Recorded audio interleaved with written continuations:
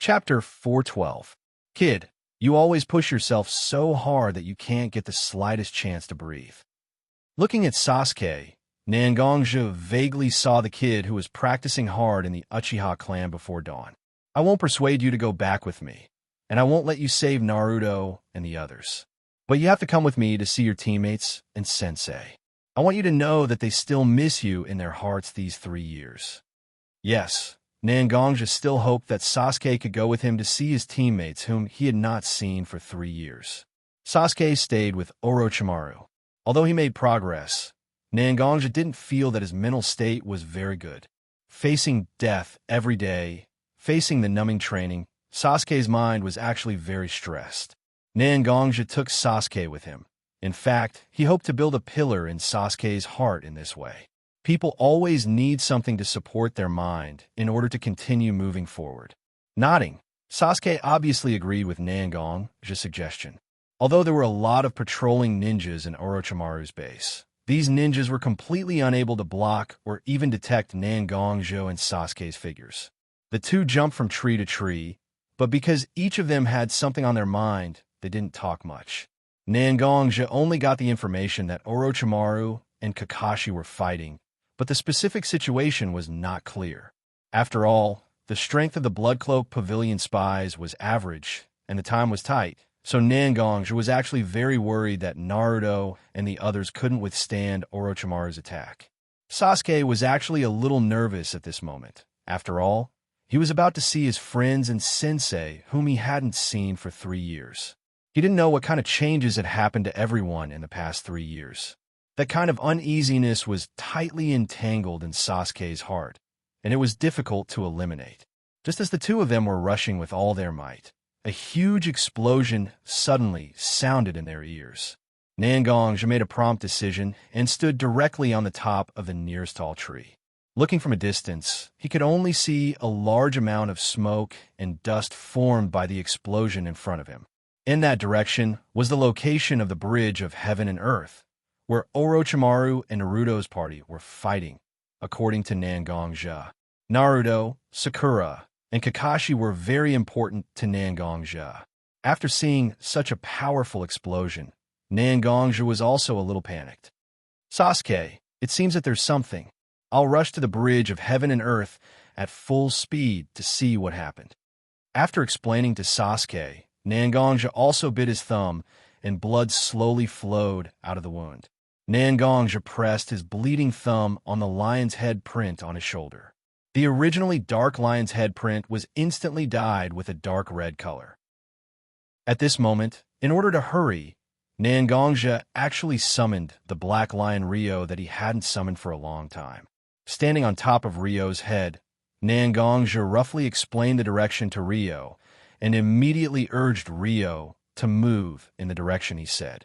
Ryo also felt the urgency in Nangongja's heart, so his body was constantly flickering with black lightning, and his huge body directly floated in the sky. Looking at the leaving Nangongja and the huge Black Lion Ryo, Sasuke's eyes flashed with golden light, and a brand new ninjutsu began to construct in Sasuke's mind. But now is not the time to study ninjutsu. Sasuke also quietly wrote down such an inspiration, and then continued to rush in the direction that Nangongja described to him.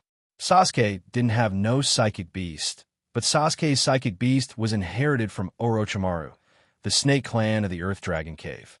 Once Sasuke summons the python to help him hurry, it's no different from directly telling Orochimaru's whereabouts. So Sasuke can only rely on his own speed to rush to the Bridge of Heaven and Earth. On the way, Sasuke happened to meet Kabuto, who was seriously injured and unconscious. But Sasuke didn't have any good intentions towards Kabuto. If it wasn't because of the urgency of time, Sasuke would have killed Kabuto with a knife. After all, every time this guy looked at his eyes, although it was hidden deeply, it revealed a little bit of malice like provocation, which really made Sasuke very unhappy. Finally, Sasuke rushed to the vicinity of the Bridge of Heaven and Earth with his own 2 legs. But when he looked carefully, there was no shadow of the bridge here. The originally flat ground has now turned into a deep pit, and Nangong's summoned Liang was pressing something on the ground with his claws at this moment. A man with a simple and honest face, wearing a wood leaf helmet on his head, was constantly forming seals in his hands, as if he was releasing some kind of ninjutsu. Orochimaru stood on the side, staring at Nangongja, who was standing on Liang, as if he was always ready to deal with Nangongja if he suddenly attacked. The ninja who was forming seals was naturally Yamato, who could use wood release, and the one who was pressed under Liang's palm was naturally Naruto, who had entered the Yambi state. If it weren't for Liang's ability to use Black Thunder, which was far more powerful than ordinary lightning, it would be more difficult to subdue Naruto. Finally, Yamato's originally closed eyes suddenly opened. The seals in his hands also stopped, and he shouted in the direction of Naruto with his palm open. Naruto-style ear technique, Koin-Jurushi. At this moment, an emerald green pendant was wrapped around Yamato's open palm. A soft but difficult-to-ignore light emitted from the pendant, and under the guidance of Yamato's own chakra, it rushed towards Naruto, who was in the Yambi state. As the light entered Naruto's body, the Nine-Tails chakra wrapped around his body also slowly faded, revealing his severely burned and blackened skin. It's actually Naruto? It's not that Sasuke didn't see Naruto in the Nine-Tails mode, but this kind of Naruto with the fourth tail was too scary. Could it be that the surrounding situation was caused by Naruto's power alone? This is simply unimaginable. For Naruto, Sasuke didn't feel any jealousy. On the contrary, when Sasuke saw Naruto's powerful burst of power, he became excited. The idea that just appeared in his mind has become more and more clear. This ninjutsu will be his trump card in the future. Chapter 413. Seeing that Naruto had returned to normal, although there were some injuries on his body, it wasn't too big of a problem. As Tsunade's disciple, Sakura, although such injuries are troublesome, they can be completely healed. Looking at Naruto's severely burned body with some dark skin, Nangongja couldn't help but look at Orochimaru, who was guarding himself below. It's been a long time, Nangong-jun. Orochimaru naturally noticed Nangongja's gaze, so he also put away his defensive movements. Orochimaru knew that if Nangongja really wanted to fight with him, he would never make eye contact with him like this. Instead, he would directly stab Orochimaru's body with his black sword. Indeed, the last time we formally met seems to have been a long time ago. Hearing Orochimaru greeting him, Minamiya also said to Orochimaru with a hint of reminiscence, "I still remember the scene where you bowed to the subordinates of those people who were about to carry out extremely dangerous missions. I didn't expect that in just a few years, the iconic hero of Wood Leaf back then would become the biggest enemy of Wood Leaf." Yes, Nangongja was actually deliberately provoking and testing Orochimaru. Nangongja actually wanted to see how much strength Orochimaru can exert now. Although Orochimaru is Sasuke's spiritual barrier, it's not a bad thing to be able to eliminate such a dangerous person in advance. Nangong-jun is narrow-minded. Hearing Nangongja's words, Orochimaru wasn't angry, but he didn't take it seriously. I believe that Nangong-jun actually understands me. After all, we all know that Wood Leaf is too narrow-minded. How could there be a dragon in a pond? When the dragon grows up, this small pond can no longer accommodate us. For Orochimaru's words, Nangongja naturally knew that it was correct. A stable environment is really good, and it makes people want to protect it desperately. This is also the reason why Wood Leaf is far more cohesive than others. And it's the reason why Wood Leaf is the leader of the 5 great ninja villages. Ordinary people are naturally the most suitable for a peaceful life, but ninjas themselves are born to kill. Once they lose the sense of crisis from the depths of their soul, it's difficult for them to become a real strong person. This is also the reason why Wood Leaf's resources and population are not lacking, and the number of Jonin doesn't form a crushing advantage compared to several other ninja villages. However, even if Nangongja understood Orochimaru's, Kakashi and Yamato were still next to him. Nangongja could only smile and didn't express his opinion. "Liang, I'll have to trouble you this time. You could go back first. After all, I still need your arse. Ignoring Orochimaru, Nangongjia began to talk to Liang. Liang herself is relying on her own strength to guard the Lion Clan's space, and the time she can come to other places is indeed limited. Liang also understood Nangongjia's meaning, so she picked up the palm she had just pressed on Naruto's body and looked at the scorch marks on the palm of her hand. Muttering something in her mouth, her figure slowly disappeared. Not long after Liang disappeared, Naruto, who had fallen unconscious on the ground, also quietly woke up. A pair of eyes with a strange look of confusion and sobriety intertwined, looked at the environment around him. Aren't we on the bridge of heaven and earth? Why did it suddenly become a big pit? And me? How did I faint? He kept asking himself one question after another, but Naruto found that he couldn't answer any of them, so he instinctively looked around, hoping to find someone who can answer his questions. Naruto's gaze drifted to Sakura, and Sakura's eyes had a look of deep distress. Naruto's gaze drifted to Kakashi, and Kakashi's eyes had a feeling of drifting. Naruto's gaze drifted to Yamato, and Yamato's originally wooden face had a strange feeling of wanting to say something, but abruptly swallowing it back. No one could tell me what happened? Naruto's eyes then looked around, and finally a familiar figure appeared in front of Naruto's eyes. Soft long hair, gentle cheeks, a long black patterned robe. Of course, what was more eye-catching was the dark and simple-looking black sword in his hand. Nangong-san, what's going on? Naruto's heart instinctively felt panic, because he suddenly woke up like this and the surroundings turned into ruins, and even people were injured. Naruto has seen this scene before. When he traveled with Jiraiya in the ninja world, this kind of situation happened once. Nangongjia didn't avoid Naruto's gaze. Instead, he walked to Naruto's side, squatted down, and pressed his hand on the shoulder of Naruto, who was lying on the ground. You did it. Obviously, it was just a few words, but it set off a huge wave in Naruto's heart. In an instant, Naruto thought of his state of being immersed in the violent aura of Nine Tails chakra. Did I lose myself? Was I affected by Nine Tails while contained in Nine Tails chakra? Looking at Naruto, Nangongjia thought that Naruto would be depressed for a long time, but then Naruto's eyes opened.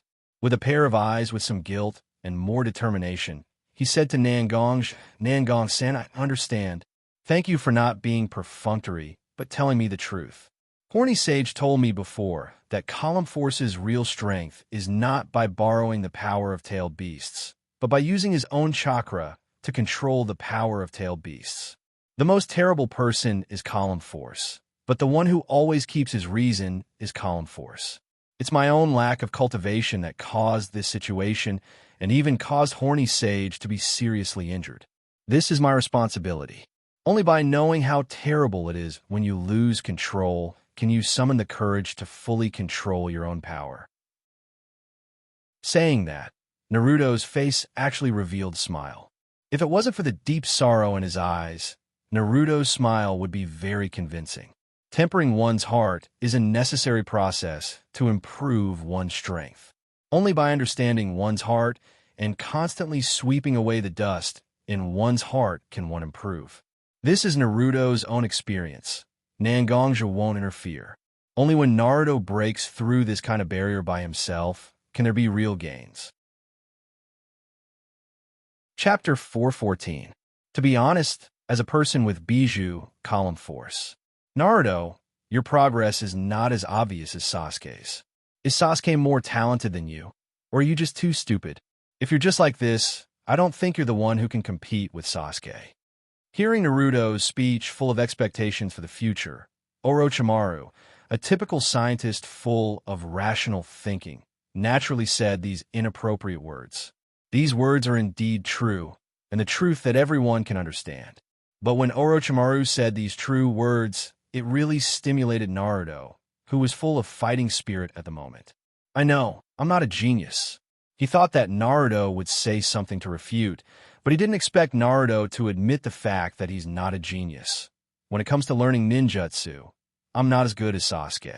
It may only take him a few days to learn a ninjutsu, but I've been practicing sanjutsu for several years. I'm not as good as Sakura in controlling chakra. She even learned Tsunade Grandma's medical ninjutsu, but I can only practice climbing trees and treading water desperately. I don't have Shikamaru's wisdom. I don't have Lee's perseverance. I can only desperately hope to keep up with my friends by using the 9 tails in my body, which I hate. I'm not comparable to them. I've never been a genius, and no one has ever said that I'm a genius. I can only try my best to catch up with these people who were originally with me.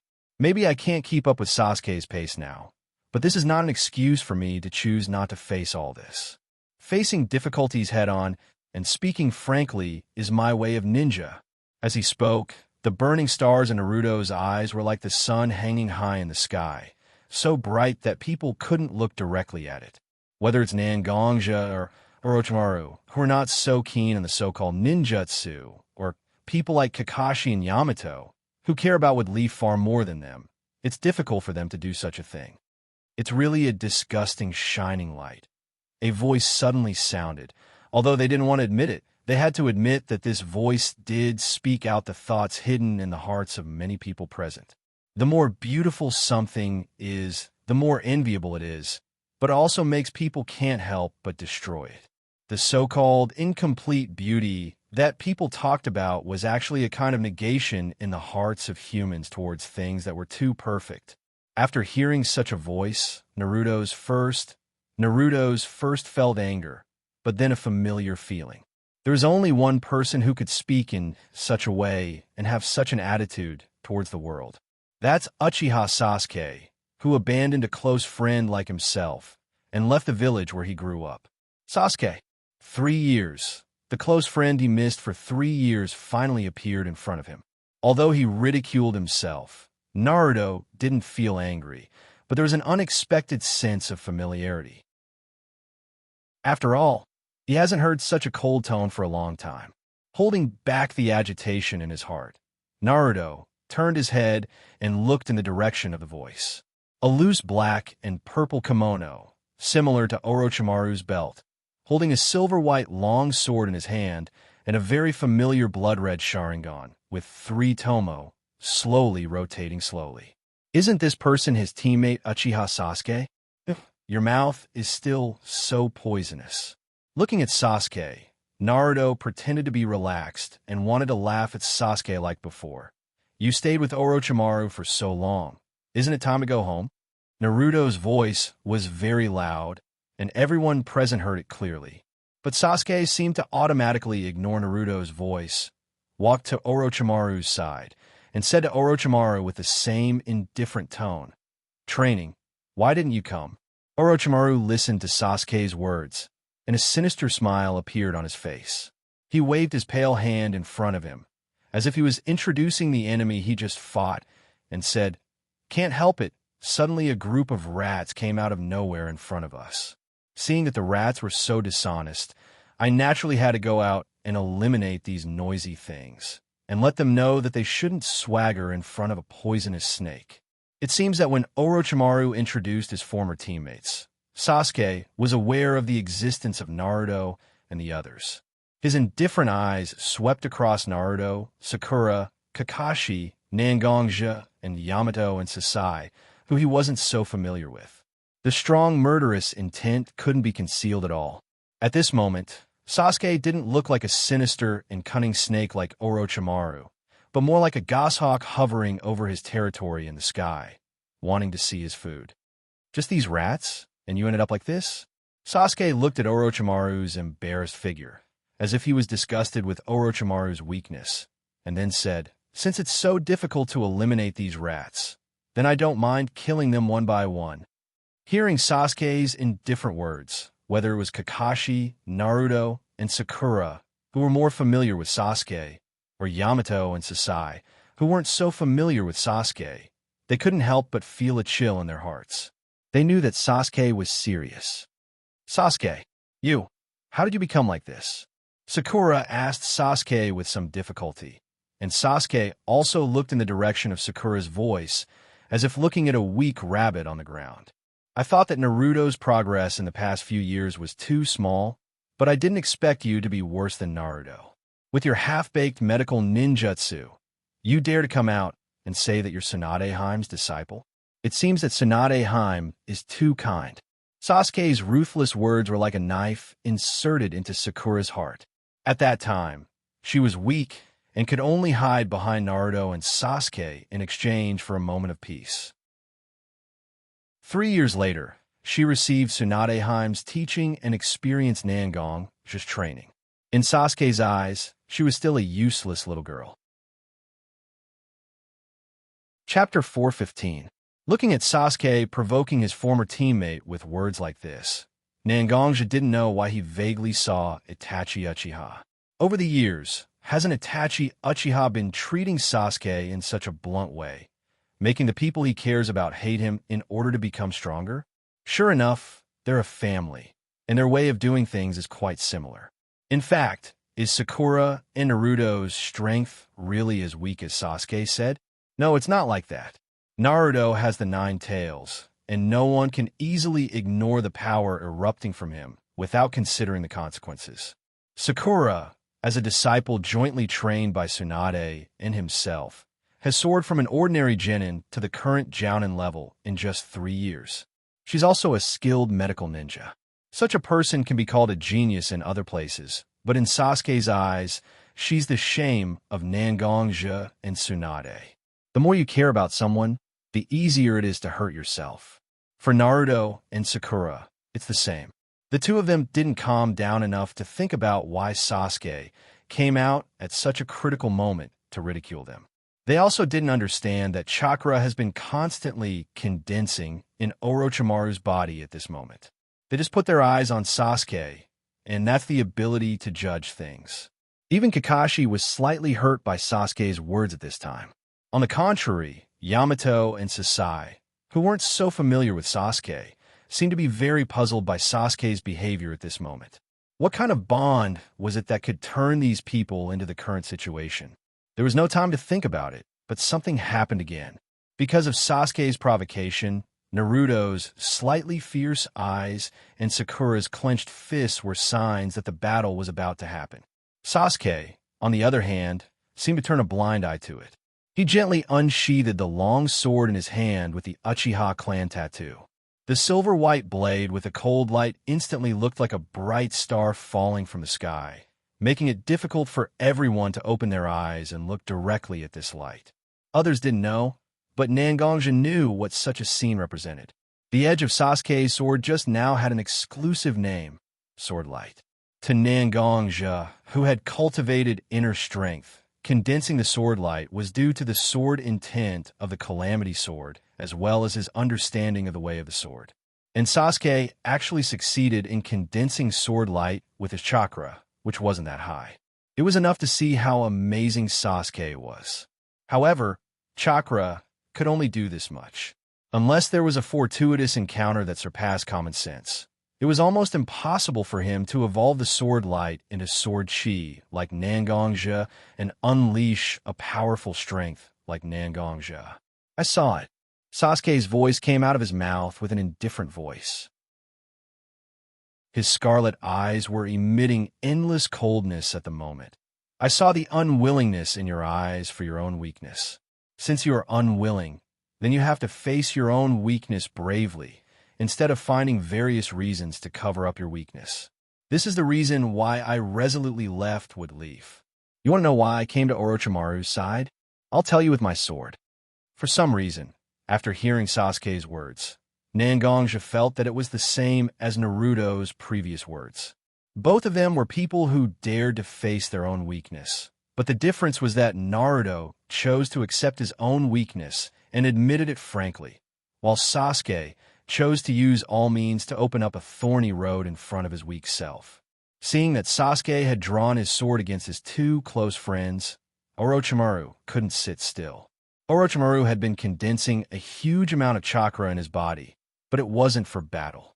After the battle with Naruto in Yambi form, although it seemed that he kept his body in a complete state through molting again and again, this kind of technique didn't cost a lot. However, this kind of forbidden technique was not without consumption.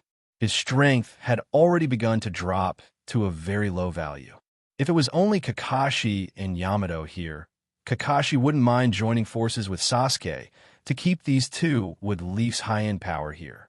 But the moment Nangongzhou appeared, such thoughts completely disappeared. After all, unlike Kakashi and Yamato, Nangongzhou was a genuine Kage-level existence. He was someone who could wrestle with him in a complete state. Sasuke. Orochimaru looked at Sasuke, who was full of fighting spirit, and didn't know whether he understood Sasuke's real intention or not, but he said to Sasuke, "It's better not to get entangled with them here. Since with Leaf can send Nangongzhou, then we can't guarantee that there won't be more powerful backup on the way. So let's withdraw for the time being." Sure enough, hearing Orochimaru's words, Sasuke's eyes flashed with a hint of understanding. Has Orochimaru really reached the point of exhaustion? The biggest reason why he didn't dare to attack Orochimaru before was because Sasuke was afraid that Orochimaru, who had endless means, was deliberately hiding his strength. But now Orochimaru actually used such a far-fetched and clumsy reason to retreat, which also proved to a certain extent that Orochimaru's combat power had fallen to a very high level at this moment. Humph! Sasuke put the long sword in his hand back into the scabbard, and the cold starlight disappeared in front of everyone's eyes. It seemed that he was dissatisfied with Orochimaru's cowardice and turned away. Seeing Sasuke's departure, Naruto wanted to step forward and say something, but he was directly stopped by Kakashi and Nangong's double serious expressions. Naruto used the power of Nine Tails before, so he was in a weakened state. At this moment, he was so anxious that his legs became soft and he fainted. Sasuke naturally heard the movement behind him, but at this moment, Sasuke absolutely couldn't show the slightest trace of his own emotions, but his hand holding the long sword became more and more powerful. Chapter 416. Sasuke. Where did Sasuke go? When the fainted Naruto slowly woke up under the dual effect of Sakura's medical ninjutsu and Nangong's internal force, the first sentence he spoke was to ask about Sasuke's whereabouts. If it wasn't for the deep friendship between Naruto and Sasuke, perhaps anyone would think that Naruto was a little too obsessed with Sasuke's existence. He's gone. Looking at Naruto, Kakashi said slowly, "He left with Orochimaru again. We didn't make him stay after all." Whether it was Kakashi or Sakura, they began to ask themselves. Sasuke, as their subordinate and teammate, didn't have the slightest bit of nostalgia for their existence. This really made Kakashi, who valued the bond between companions, and Sakura, who cared about Sasuke since childhood, feel very frustrated. I'm going to find him." Naruto heard Kakashi's words and tried to stand up with his hands on the ground. But the weakness of his body was far beyond his imagination. Naruto's body just propped up halfway and fell to the ground. Naruto's face was buried in the scorched soil on the ground. A face with scars was now covered with dust. But the most memorable thing was Naruto's eyes. The originally clear blue eyes were now full of crystal light. The tears in Naruto's eyes wrapped the dust on his face, leaving traces on his face. Naruto, who usually looked carefree, showed such a sad look at this moment. Naruto, looking at Naruto's lost look, Nangongzhou, who watched him grow up, also felt very moved. If it wasn't for the fact that he revealed Sasuke's true feelings, Naruto would be more eager to find Sasuke. Perhaps Nangongzhou has already told the truth to Naruto. But now, it's not the time for Naruto to be depressed. You should have understood Sasuke's words just now, right? The reason why he left with Leaf is that he thinks that staying in with Leaf can achieve his goals. Although this sentence is biased, it's not unreasonable to a certain extent. If you really want Sasuke to return to with Leaf willingly, it's meaningless to just blindly pester him. Naruto heard Nangongzhou's words, and the depression in his eyes began to loosen a little. "Uncle Nangong, what do you mean?" Seeing that Naruto took his words to heart, Nangongzhou also nodded, as if to affirm Naruto's inner thoughts, and said to Naruto, "Yes, if you want to make a person understand that his decision is wrong, you shouldn't blindly plead and force him. You should use facts to tell him that his decision is decisively wrong. Would Leaf can't give birth to a real strong person? Then let yourself be an existence that can break his inference. A person who lived in a village like Woodleaf, who grew up in the same era as Sasuke, even if he didn't leave Woodleaf, even if he didn't abandon Woodleaf Guardian Spirit and the Will of Fire, he could become a rare, strong person. Isn't this way much better than your crying and despondent appearance right now? Nangong has always been a teacher, father, and brother in Naruto's heart. In his childhood without a father, Nangong also occupied the role of a father in Naruto's heart to a certain extent. Although as he grew older, Naruto has slowly hidden his dependence on Nangong. Such a feeling can't be hidden without traces. On the contrary, in the face of a difficult situation, those hidden feelings of wanting to find someone to rely on will become more and more intense. Now Nangong is equivalent to providing Naruto, who lost the direction of his efforts, a seemingly bright and effective way. Why do people care so much about such a vague thing like hope? Because once there is something to rely on, then people will become extremely strong, and Naruto is the same. Now, although Naruto is still distressed by Sasuke's behavior, Naruto has begun to slowly walk out of the haze he set for himself. Kakashi looked at Nangong, who was persuading Naruto, and didn't know why he thought of his father. Did his father also use such an unusually serious tone to express his inner care like Nangong did to Naruto? The boy who was valued by his father has now grown to a point that even his father didn't expect. Uncle Nangong, don't worry. I will definitely let Sasuke know that the decision he made is not completely correct. But I also know that my strength is not enough. I will consult my father and lascivious sage after returning to the Woodleaf. Naruto, who has never been able to accept Watergate, directly called him father at this moment. Nangong didn't know why, but it must be a good thing. After all, Nangong was very happy to be able to witness the family go from being separated to the ends of the earth. Sasai, who has been standing on the side like a bystander, also looked at the way Naruto and Nangong get along. He couldn't help but think of his brother, who gave up his life so that he could live. Maybe this is family? Sasai didn't quite understand. After all, under Danzo's deliberate teaching, Sasai's emotions have become extremely weak. However, at this moment, Sai Jingjue really wanted to know if his elder brother could really survive until now. Would he be able to give him an answer when he was at a loss? Would he be able to rely on him when he was helpless? Although all of this couldn't be verified, Sasai couldn't help but give a positive answer for his brother in his heart. Although there were some gains in this operation, it could be judged as a failure.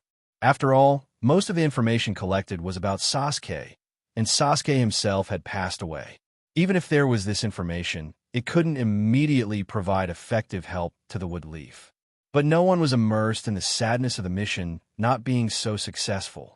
Nangong's words also entered Sakura's ears, so Sakura looked full of fighting spirit at this moment. Kakashi was immersed in his memories, Sasai was slightly envious, and Yamato's dull face didn't look like they had experienced failure at all. Instead, they seemed to have gained more. Chapter 417. After this matter, Kakashi's group of 5, as well as Nangong, returned to Woodleaf Village. Nangong didn't want to have too much contact with Watergate. After all, the two of them were only allies based on interests.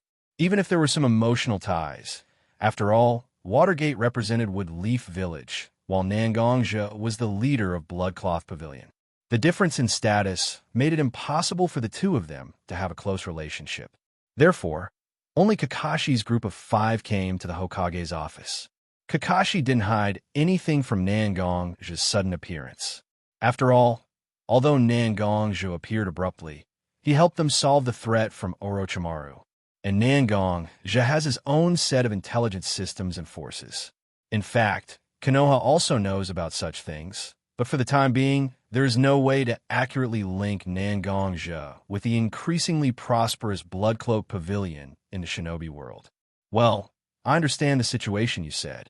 After listening to Kakashi's report, Watergate also nodded and said to Kakashi, although this operation is not a success, it can be said that there are some gains. The appearance of Orochimaru has indeed disrupted our original plan to find out more information about Orochimaru from the Akatsuki spies, but Orochimaru's appearance and all kinds of performance do have a certain value, so I have decided to consider this mission as a downgrade. The original S-level mission will be downgraded to A-level, and the mission reward will be divided according to the A-level mission.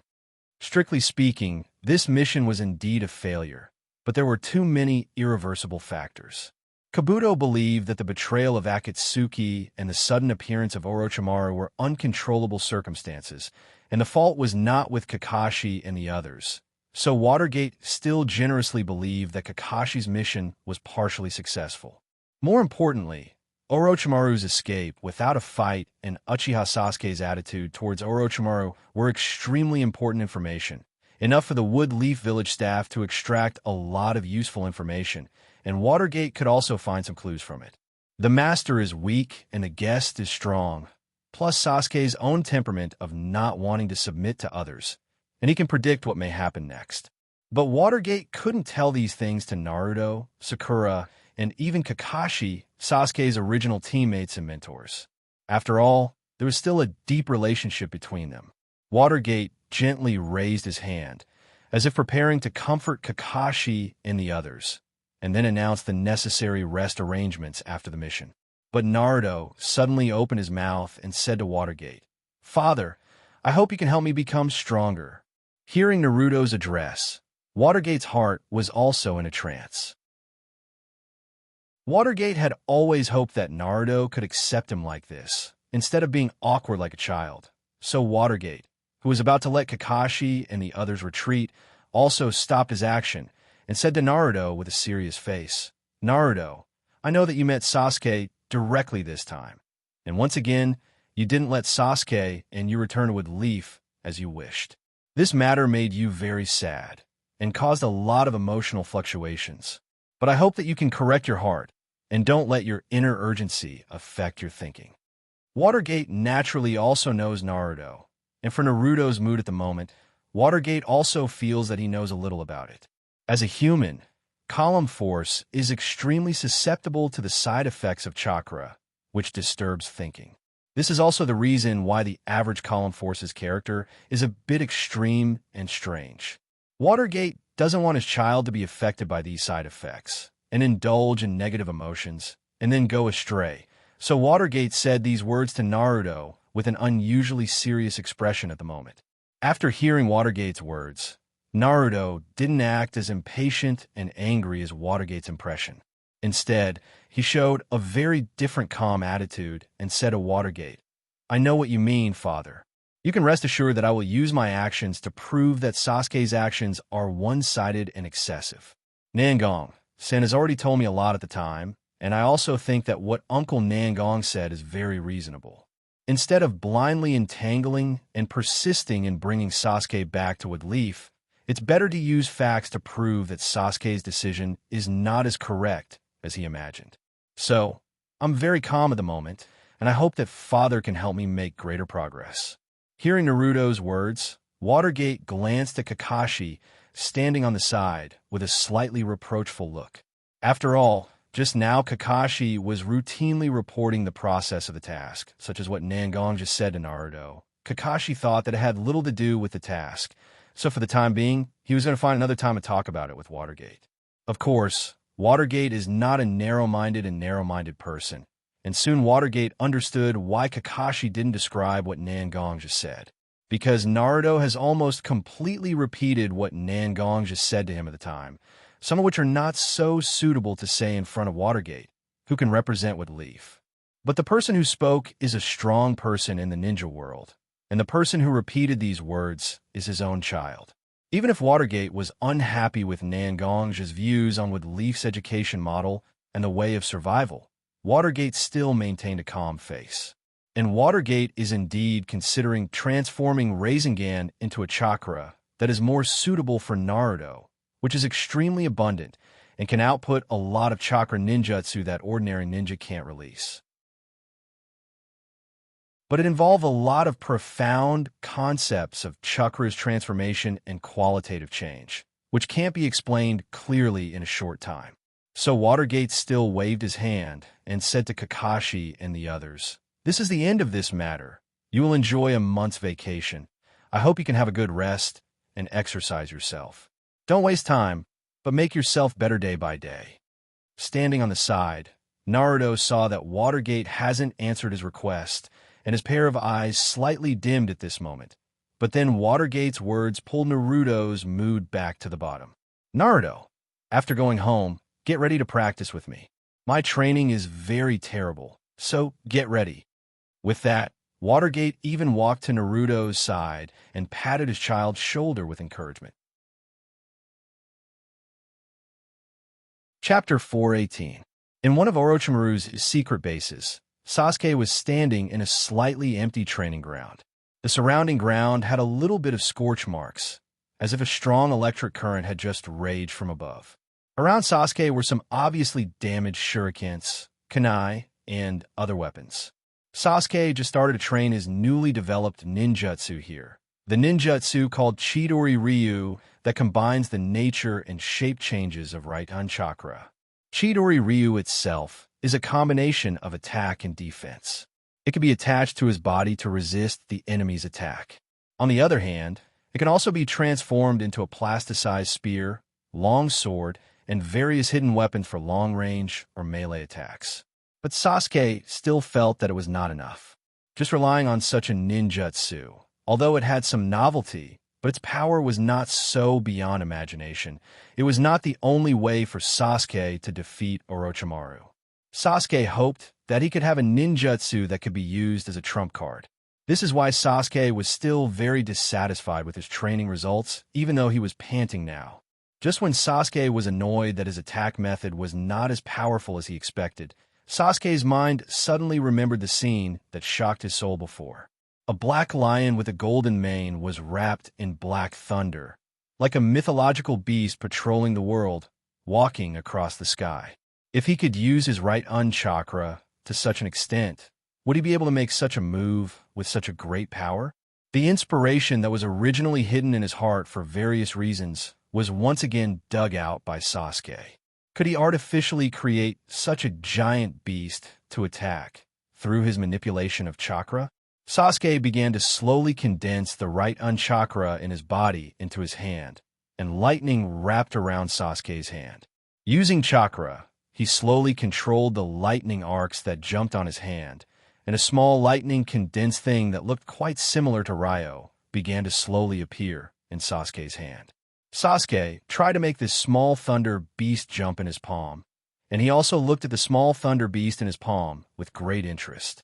However, things didn't always go so smoothly. The moment the little beast jumped up, the lightning power contained within it instantly went berserk. The little beast, which seemed to be quite lively at first, had turned into electric currents and disappeared into the air. However, there was no sign of discouragement on Sasuke's face. Instead, he became more and more excited. After all, this was only his first attempt. Being able to successfully condense Thunder Beast was already a success. As long as he can complete this ninjutsu, then he will have the capital to break away from Orochimaru's control, and he will also have the qualification to fight with his brother. For Sasuke, the temptation can be imagined. Naruto, at this moment, also left the Wood Leaf Village with Watergate and went to a small town with a waterfall a little far from the Wood Leaf Village to practice. God knows how Minato managed to push away all the troublesome things that he should have shouldered as the Hokage, and even left Konoha alone with his child.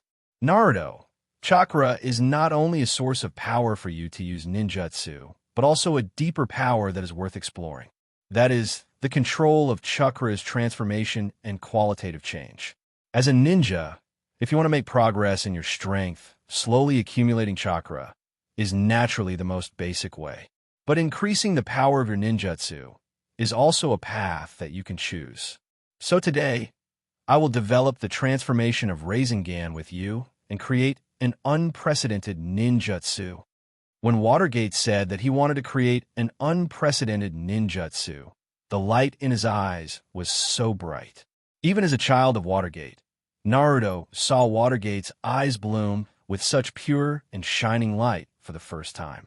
Perhaps at this moment, Watergate, who has shed his identity as Hokage, is showing his true self? After all, Watergate's talent in ninjutsu is beyond doubt. He can learn the Flying Thunder God jutsu left by Night-Aim Hokage and can create an unprecedented ninjutsu like Rasengan. How can Watergate not be a person who really loves to study ninjutsu? But when Minato was pushed to the position of Hokage, how much time would he have to study the ninjutsu that he was obsessed with? No one can understand Watergate's mood, but it's not impossible to taste it. And when Naruto saw Watergate's eyes shining at the moment, and after Watergate lost his always deliberately serious look, he didn't know why he felt that his father, who is called Yondaime Hokage, was also a pitiful person. Well, let's create an unprecedented ninjutsu together. For some reason, Naruto couldn't help but respond to Watergate.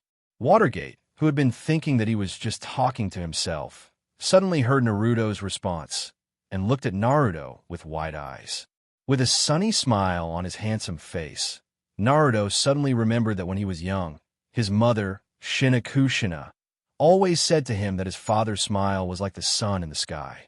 Walking with Naruto on a long path through large and small forests, a very noisy sound came into the ears of Watergate and Naruto. This is... With a little doubt, Naruto asked Watergate. Watergate just smiled and took Naruto's hand and took him through the last forest, and everything in front of him suddenly became clear. A huge waterfall appeared in front of Naruto, and the noisy and roaring sound obviously came from here. What kind of training can actually use such a huge waterfall with a span of nearly 10 meters from left to right and nearly 12 meters from top to bottom? Watergate didn't explain too much to Naruto. Instead, he picked a leaf from a bush beside him and put it in Naruto's hand. Chapter 419. Emerald Water Altar has sent an urgent report. Akatsuki is making a move again. In the courtyard of Mishiro's residence, a bloodcloth pavilion disciple wearing casual clothes suddenly appeared beside Mishiro. He half knelt in front of Mishiro and took out a sealed scroll from his hands. Lowering his head, this bloodcloth pavilion disciple respectfully said to Mishiro. After receiving the scroll and checking whether the seal was intact, Mishiro nodded and signaled the disciple to withdraw for the time being. Mishiro took the scroll and walked towards his house. Pushing open the door of the corridor, Mishiro walked into the house. Walking straight towards the kitchen, the familiar smell of cooking oil rushed into Mishiro's nose. It was noon. Nangongja was naturally in the kitchen cooking lunch for his family. Slowly walking behind Nangongja, watching Nangongja skillfully stir-frying the iron pot in his hand, Mishiro was reluctant to break this seemingly ordinary scene. In this world, although there were both male and female ninjas, there were still more strong male ninjas. Even if gender discrimination was not explicitly stated, it would always exist. As a rare, strong ninja, Nangongja was willing to put down his identity to personally buy vegetables, cook, and take care of the daily life of his family. If this matter was spread to the outside world, who knows how many people would be surprised. So although Mishiro knew that this information was very important, he was reluctant to disturb Nangongja at this moment. Placing the iron pot in his hand on the stove, Nangongja skillfully turned off the stove fire, then took a plate beside him and poured the ingredients in the iron pot into the plate. Then Nangongja seemed to be slow to notice that Mishiro was already standing behind him. With a doting expression, Nangongja softly asked Mishiro, "What's the matter? Are you hungry? The rice is ready. The food is also out of the pot. Why don't you help me call Little Linger and Ro over? We can eat now." Mishiro naturally understood Nangongja's meaning. The scroll in his hand marked with the urgent sign was very conspicuous, but Nangongja ignored it and asked him to invite Little Linger and Nangongro to eat. Naturally, he didn't intend to sacrifice the time to eat with his family to read this information. After placing the scroll in his hand on the wooden shelf, Mishiro walked to Nangongja's side and scooped out a portion of rice. A few dishes were quickly arranged by Nangongja and Mishiro and were quickly placed on the dining table. At this moment, Mishiro washed his hands in the kitchen and used a clean towel to dry his hands. He then walked to Nangong Ro and Little Linger's rooms and called them out. An ordinary lunch ended in such an ordinary atmosphere. After casually chatting with his sister and Little Linger and Nangong Ro also went to do their own things. Mashiro then placed the scroll in front of Nangongja. Nangongja casually took the scroll and broke the seal on the scroll. He also slowly injected his internal force into the scroll and opened a few hidden nodes of the self-destruct formation. This scroll marked with the urgent sign was then opened by Mashiro. After reading the words written in the scroll in his hand one by one, Nangongja's expression was still as usual, as if the content of the scroll wasn't that important. Mashiro stood beside Nangongja. Although he didn't say anything, it was obvious that he was very concerned about the information recorded in the scroll. However, Nangongja still handed the scroll marked with the urgent sign to Mashiro. It seems that there are still some problems with our inference. I thought that the Akatsuki would capture Column Force because it was too difficult and they sacrificed too many of their own members. However, I didn't expect that the Akatsuki's target this time was actually the Cloud Hidden Village's second-last Column Force Yujito Nihito. Column Force, a person who could perfectly master the power of the second-last, seemed to be captured under the joint attack of two members of the Akatsuki. This was really unexpected. However, it was nothing. After all, among the nine-tailed beasts, the strength of the Nibi and the Ichibi wasn't far apart. If the Ichibi couldn't resist, then it was only a matter of time before the Nibi was easily captured. Now, not only the Sunagakure lost their tailed beasts, but even the Cloud Hidden Village lost their tailed beasts. This situation must have awakened many people who can see the current situation clearly. So it will only become more and more difficult for the Akatsuki to capture the tailed beasts, and the sacrifices will be more and more. Even if all the nine-tailed beasts are in their arms, once all the members of the Akatsuki fall, what can they protect with such strength? In fact, Nangongja still had a certain optimistic attitude towards the Akatsuki. Although the strength of the Akatsuki is obvious to all, the lack of foundation has always been the shortcoming of the Akatsuki. Once such an organization's high-end strength falls, it can only become a beach that will eventually be submerged in the flood of ninja formed by the major ninja villages of the ninja world. Originally, looking at the unexpected behavior of the Akatsuki mentioned in the scroll that the Akatsuki unexpectedly kidnapped the Cloud Hidden Village's second last, Mashiro was a little panicked. After all, the Akatsuki's behavior was really difficult for Mashiro to understand, but Nangongja's explanation does make some sense. Although Mashiro was still worried, he was also in a state of fear. Then, should we pass this information to the Hokage? Mashiro looked at the information in his hand and tried to ask Nangongja. Passing the information to the Hokage is naturally like driving the tiger to swallow the wolf, and let Watergate, the Wood-Leaf Hokage who has a deep hatred for the Akatsuki, collide with the Akatsuki. Such a strategy is an obvious one, and Watergate has no choice but to collide with it.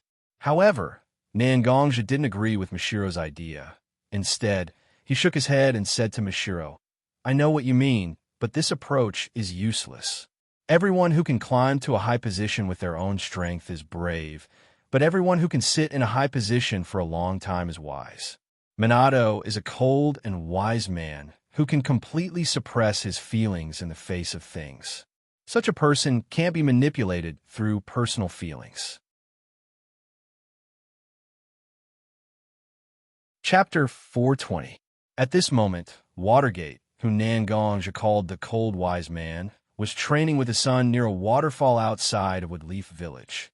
Under Watergate's guidance of using the shadow clone technique, Naruto became more and more familiar with the nature of chakra. After cutting the leaves and using the wind derived from chakra to temporarily stop the flow of the waterfall, even Naruto, who didn't control chakra that well, could clearly feel his progress. Standing on the side, Minato, who had been paying attention to Naruto's progress with some joy on his face, suddenly froze. Taking a few steps forward, Kuroto condensed his chakra at his throat, and in this way, amplified his voice. The sound of the water gate was even louder than the roar of the falling waterfall. "Naruto, let's temporarily stop training." Hearing Watergate's voice, Naruto also reacted. Under the waterfall, a row of naked Naruto clones formed hand seals in unison. Standing in the middle, Naruto's main body, the shadow clones all disappeared and turned into a pile of smoke. When using the shadow clone technique, the fatigue and memories of the shadow clone would return to the main body. Usually, after training, Naruto would uncontrollably fall asleep, and then he would quickly recover under the influence of the Nine Tails chakra in his body. This training didn't last long, so even if he endured the fatigue of his shadow clone technique, Naruto could still withstand the impact. Shaking his head slightly, Naruto expelled the water droplets on his hair and the dizziness in his mind. He slowly walked to Watergate's side. "Dad, what's wrong? Did something go wrong during the training?"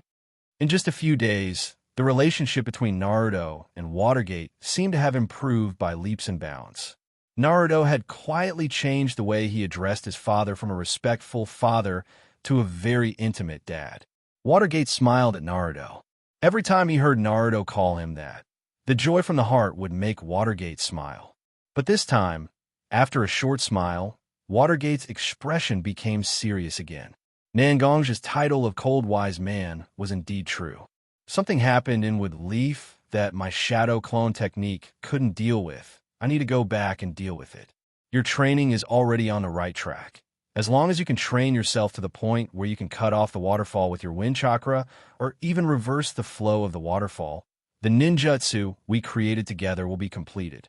Come on, Dad believes that you can do it." He put his hand on Naruto's shoulder, as if he was trying his best to make up for the regret of not being able to see Naruto's progress. As a son, Naruto naturally hopes that his father can see his every progress. But Watergate is not only his father, he is also the Hokage of Wood Leaf. Usually, he can only see the side of Watergate as Hokage. These days, he can see the side of Watergate as a father, which makes Naruto very happy. Resisting the reluctance in his heart, Naruto nodded to Watergate and said, "I know. It's okay. Dad, you're not only my father, but also the Hokage that every villager in Wood Leaf Village looks up to. It was normal to do one's duty well. I, at the beginning, now, and in the future, will always have Hokage as my goal. I also want to be Hokage. What can make a father happier than his own child wanting to be like him?" Watergate looked at Naruto, standing in front of him, and fiercely hugged his child in his arms. With indescribable relief, he said to Naruto, "Then continue to work hard. I believe that my Naruto will become an excellent Hokage." Looking up, Naruto looked at Watergate's face and nodded. He nodded very seriously. Watergate also nodded to Naruto with a face full of relief, and his figure suddenly disappeared, apparently using the Flying Thunder God jutsu to leave. Looking at the empty arms of his father, Naruto hugged the air as if his father was still hugging him. Then, with a serious and firm face, he walked towards the huge waterfall again. In the Hokage's office, Watergate's figure suddenly appeared in his seat. The Hokage's office was full of people at the moment, with Leaf Chief of Staff Narashikaku, Team 10 Instructor Yuan Feisuma, and his subordinates were all standing in the Hokage's office, and the most eye-catching one was a monk who had shed his worries. This monk was the abbot of the Fire Temple, and along with Yuan Feisuma, he was a member of the 12 Guardian Ninjas. But this abbot, who should be in the Fire Temple at this moment, seemed to be standing in the Hokage's office with a serious injury. So, you can already determine that the ninjas who attacked the Fire Temple were the official members of the Akatsuki. Watergate apparently got the necessary information from the memory of his shadow clone. In order to confirm the accuracy of the information, Watergate once again asked Narashikaku.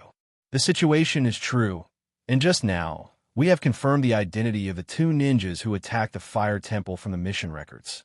One of them was the traitor Kakazu of the Waterfall Village who escaped from the hands of the first Hokage Senju Takuma, who was known as the god of shinobi, and the other one was the traitor ninja of the Hot Spring Village, Nangongja, who fought against our Wood Leaf ninja, Haiden." Hearing Shikaku's words, Watergate's eyes were also very serious. Few people can accurately judge the strength of Senju Takuma, But Senju Takuma can be called a god. Naturally, he has the strength to match such a title. As for Nangong's strength, it was needless to say. Back then, he had not fully matured yet, but he was already able to take on the nine-tailed beast head-on. Over the years, Nangong's strength had been increasing rapidly, and it was already an unimaginable mystery.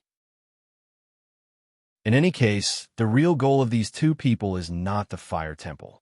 The Fire Temple is just an existence they destroyed in exchange for a commission. Their real goal is with Leaf Village. With a little pain, Narashikaku said to everyone present. Chapter 421. When talking about the scene of that day, Chiriku could still remember the despair of many disciples of the Fire Temple at that time. What kind of ninjas were those two? Their attack wasn't so earth-shattering, and as the head of the Fire Temple, Chiriku could be said to be a knowledgeable person. It's not that Chiriku hasn't seen existences more powerful than Kakuzu and Haiden, but Kakuzu and Haiden's fighting style really made everyone's heart palpitate. As the saying goes, the weak are afraid of the strong are afraid of the tyrannical, and the tyrannical are afraid of those who don't care about their lives. The battle between Kakuzu and Haiden can be said to be a battle where they didn't care about their lives to the extreme. Even if they were hit, they would still make a shallow cut on their opponent's body. If it was an ordinary ninja who didn't care about their lives, the Fire Temple could completely rely on its many disciples to kill such a character. But Kakuzu and Haiden didn't seem to have the slightest relationship with death. Even if their hands and feet were cut off, even if their hearts were pierced, these two guys were still alive and kicking, carrying out a bloody massacre in the Fire Temple. Recalling the scene at that time, the more Chirika thought about it, the more he felt that he was able to smoothly escape from the Fire Temple, not only because the disciples of the Fire Temple risked their lives to protect him, but also because Kakuzu and Haiden deliberately let him go to the Woodleaf Village. Given how arrogantly the two of them discussed their battle plans and goals in front of him, it wasn't like these two lunatics wouldn't do such a thing. When the two people of Akatsuki organization were in the Fire Temple, they seemed to be showing off their battle plan to me. I don't know whether they are deliberately deceiving us, but I think it's necessary to remind you. Akatsuki's goal is the Nine Tails and the Wood Leaf Village. Please be prepared. Don't let these two bastards succeed. The tragedy of the Fire Temple was still vivid in his mind. Although Chiriku believed that the strength of the Wood Leaf Village must be higher than the Fire Temple, but the combination of Kakuzu and Haiden was too strange and terrible.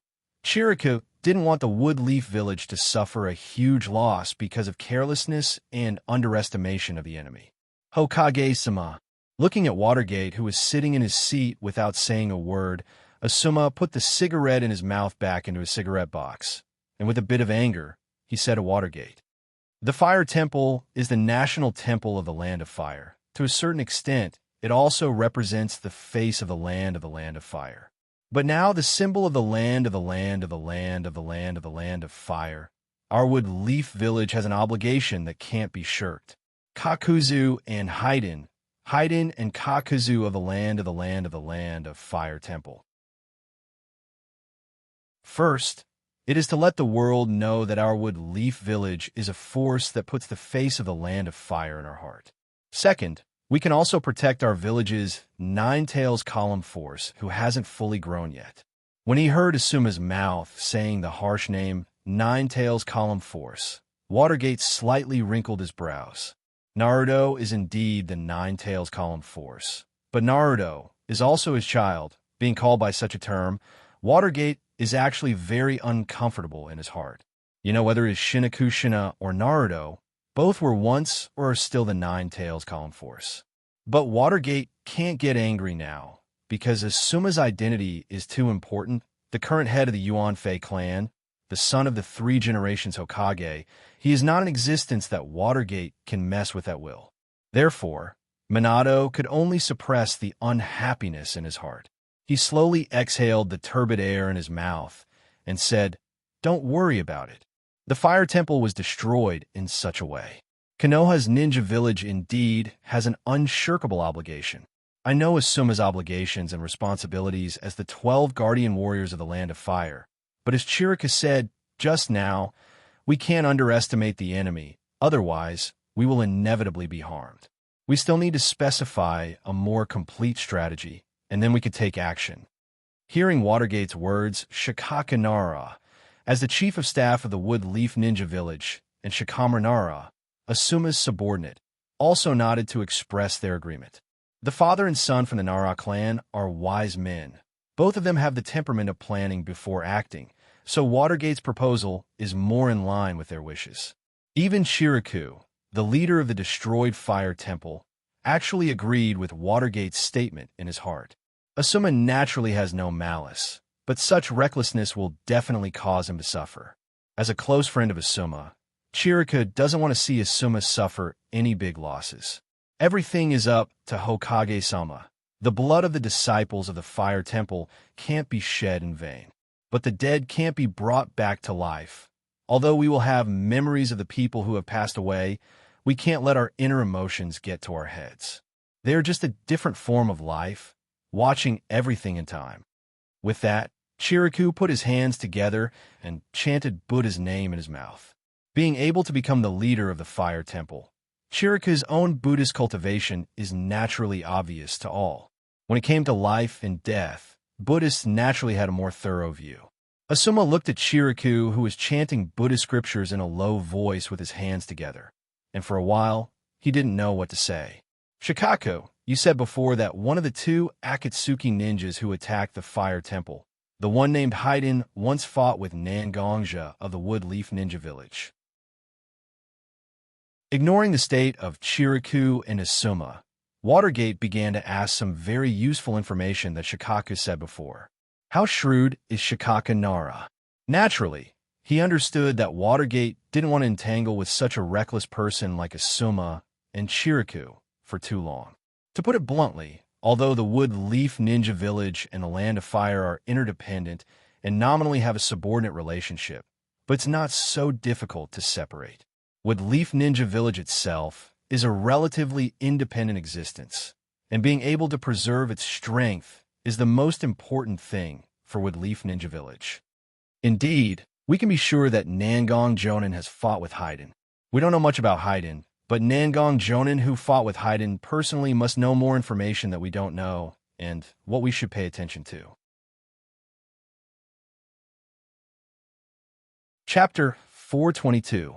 In fact, it wasn't just Nangongja who didn't want to have too many entanglements with Watergate. Watergate himself didn't want to have too many entanglements with Nangongja. The relationship between the two was like this. Every time he asked the other party to help him, he had to pay a certain price. This way of getting along with each other was destined to make Nangongja think that Watergate and Nangongja have no possibility of cooperation. Just when Watergate was still thinking about whether to pay a certain price to get some information about Haiden from Nangongja, or even directly ask Haiden and his Suma squad to eliminate Haiden and Kakazu, a knock on the door sounded. Hokage-sama, Nangong Shinobi requests to see you. The voice of the ninja guarding the Hokage office building sounded, and Minato was also surprised to hear the news of Nangongja's arrival. To be honest, for Watergate, this wasn't good news because Watergate didn't believe that Nangongja came here just to say hello. There must be something. Nangongja rarely came to the Hokage's office to look for him. Invite Nangong Shinobi in. Watergate didn't hesitate and directly said to the door. After a while, the door was opened, Nangongja stood at the door, and the guard respectfully invited Nangongja into the Hokage's office. Nangongja didn't have any pretentious posture, and directly strode into the Hokage's office. Although the Hokage's office was full of people, Nangongja looked around and found that there was only one unfamiliar face. So he looked at Watergate with a bit of a questioning look, as if to ask Watergate whether he should say what he wanted to say to Watergate or wait for a while. What's the matter? Just say it. Shikaka Nara is the chief of staff of the Wood Leaf Ninja Village. Asuma is the son of the 3 generations Hokage and the current head of the Yuan Fei clan, and the new Pig Shikaka trio are the hardcore supporters of the Hokage clan, and Hikari is the head of the Fire Temple. Watergate has the due trust and respect of these people, so Watergate doesn't mind what Nangongja said here. There's a certain tacit understanding between Watergate and Nangongzhi. I have received an urgent report that Column Force of the Cloud Village was kidnapped not long ago, and her whereabouts is unknown. Through some on-site investigations, a black chakra product similar to silk threads was found. After some judgment, it should be a secret technique called Earth's Grudge. In a ninja world, the only person who can use this secret jutsu is Kakuzu, who betrayed the Waterfall Village decades ago. Listening to Nangongzhi's words, everyone in the Hokage's office at this moment changed their expressions. Haiden and Kakuzu actually attacked the Land of Lightning before attacking the Land of Fire, and even directly kidnapped the Cloud Village's Nibi Column Force. Watergate and Shikakanara are very clear about what happened to Column Force when he fell into the hands of the Akatsuki. Previously, Watergate also gave Nangongzhi's analysis of the Akatsuki's actions to Shikakanara. After Shikakanara's analysis, he also felt that the speculation given by Nangongzhi was completely reasonable, but he didn't expect that the Akatsuki would attack Column Force, who was under the protection of the ninja village. However, Watergate, who has been in a high position for many years, quickly adjusted his state of mind. As a person in a high position, he doesn't allow himself to reveal his true thoughts to anyone. So at this moment, Watergate looked at Nangongzhi calmly and said to Nangongzhi, "We can confirm that the partner of this defected ninja named Kakuzu is a ninja named Haiden, who you defeated before." The National Temple of the Land of Fire was directly destroyed by Haiden and Kakuzu before. Master Kuroku also tried his best to come to the Wood Leaf and inform us that these two people are moving in the direction of the Wood Leaf Ninja Village. I originally wanted to ask you to come over and learn about Haiden's information, but I didn't expect you to come and tell me such news. When talking to Mashiro before, Nangongzhi was ready to keep such information in his hands and not give it to Watergate. After all, the person who was captured is Column Force from the Cloud Village, and such a thing is still too far away from the Wood Leaf, so he didn't feel any sense of urgency. But not long ago, Nangongzhi received news about Master Kuroku entering the Wood Leaf Ninja Village. After some investigation, Nangongzhi naturally learned about the accident that happened in the Fire Temple. Although it was a little delayed, Nangongzhi's idea of pouring a little more oil on Watergate's fire. As a person who has been with Naruto for a long time, Nangongzhi naturally knows that once Watergate can put away all his distracting thoughts and get along with his child for a while, the relationship between Watergate and Naruto will definitely warm up rapidly. As Column Force, Naruto is naturally threatened by the Akatsuki. When he heard the news that the members of the Akatsuki attacked the Fire Temple and headed towards the Wood Leaf Ninja Village, plus the news that the Cloud Village's Nibi Column Force was captured, Nangongzhi was quite excited to see how Watergate, who was regarded as a father rather than a ninja, would behave. Although Watergate at this moment seems to be deliberately showing his calmness, Nangongzhi has clearly noticed that Watergate's breathing has become a little rapid, and his originally clear eyes have quietly spread a few strands of red blood, not to mention the accelerated heartbeat and accelerated blood circulation. Being able to break Watergate's almost calm state of mind and make him show such an interesting side in front of him, Nangongzhi's hidden bad taste in his heart seems to have been inexplicably satisfied for a while. But this kind of mood is still good for him. He still can't show it, so Nangongzhi also began to tell Watergate some of his judgments about Haiden's ability. Hearing Nangongzhi's words about Haiden's slightly bizarre ability from the Jotsuki Society, Shikaku and Shikamaru's eyebrows slowly frowned together. These two people with superior intelligence have begun to secretly analyze the strengths and weaknesses of Haiden's ability, and may even have begun to formulate a battle plan. Nangongzhi didn't intend to fight with Haiden and Kakuzu together with a Suma. After all, such a thing doesn't need to send a ninja with such strength. Although Kakuzu and Haiden's abilities are strange, they also have their own shortcomings. As long as they seize the opportunity, defeating these two people is not a difficult goal to achieve. Chapter 423. After Nangongzhi finished telling all the information he knew to Watergate, he didn't stay any longer and directly left the Hokage's office. Watergate, who thought that he would have to pay some price, saw Nangongja leave so quickly. He didn't react for a while.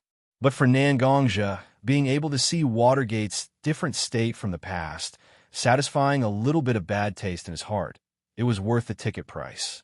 Turning every piece of information and every conversation into a business deal again and again. For Nangongja, it's actually not interesting, right? After leaving the Hokage's office, Nangongja slowly walked on the street of Woodleaf Ninja Village. Looking at the people coming and going, these people were in a hurry to live their lives. But no matter how tired they were, everyone seemed to be full of hope and expectations for the future. Nangongja couldn't help but feel that such a peaceful scene was really unbearable to destroy. Maybe this is the reason why Woodleaf Ninja Village's Hokage came one after another, for the sake of Woodleaf's future, one after another. Originally, Nangongja wanted to slowly recall the scene of Watergate's gaffe on the way home. But in such an environment, his complex mood, which was originally satisfied by his bad taste, slowly settled down.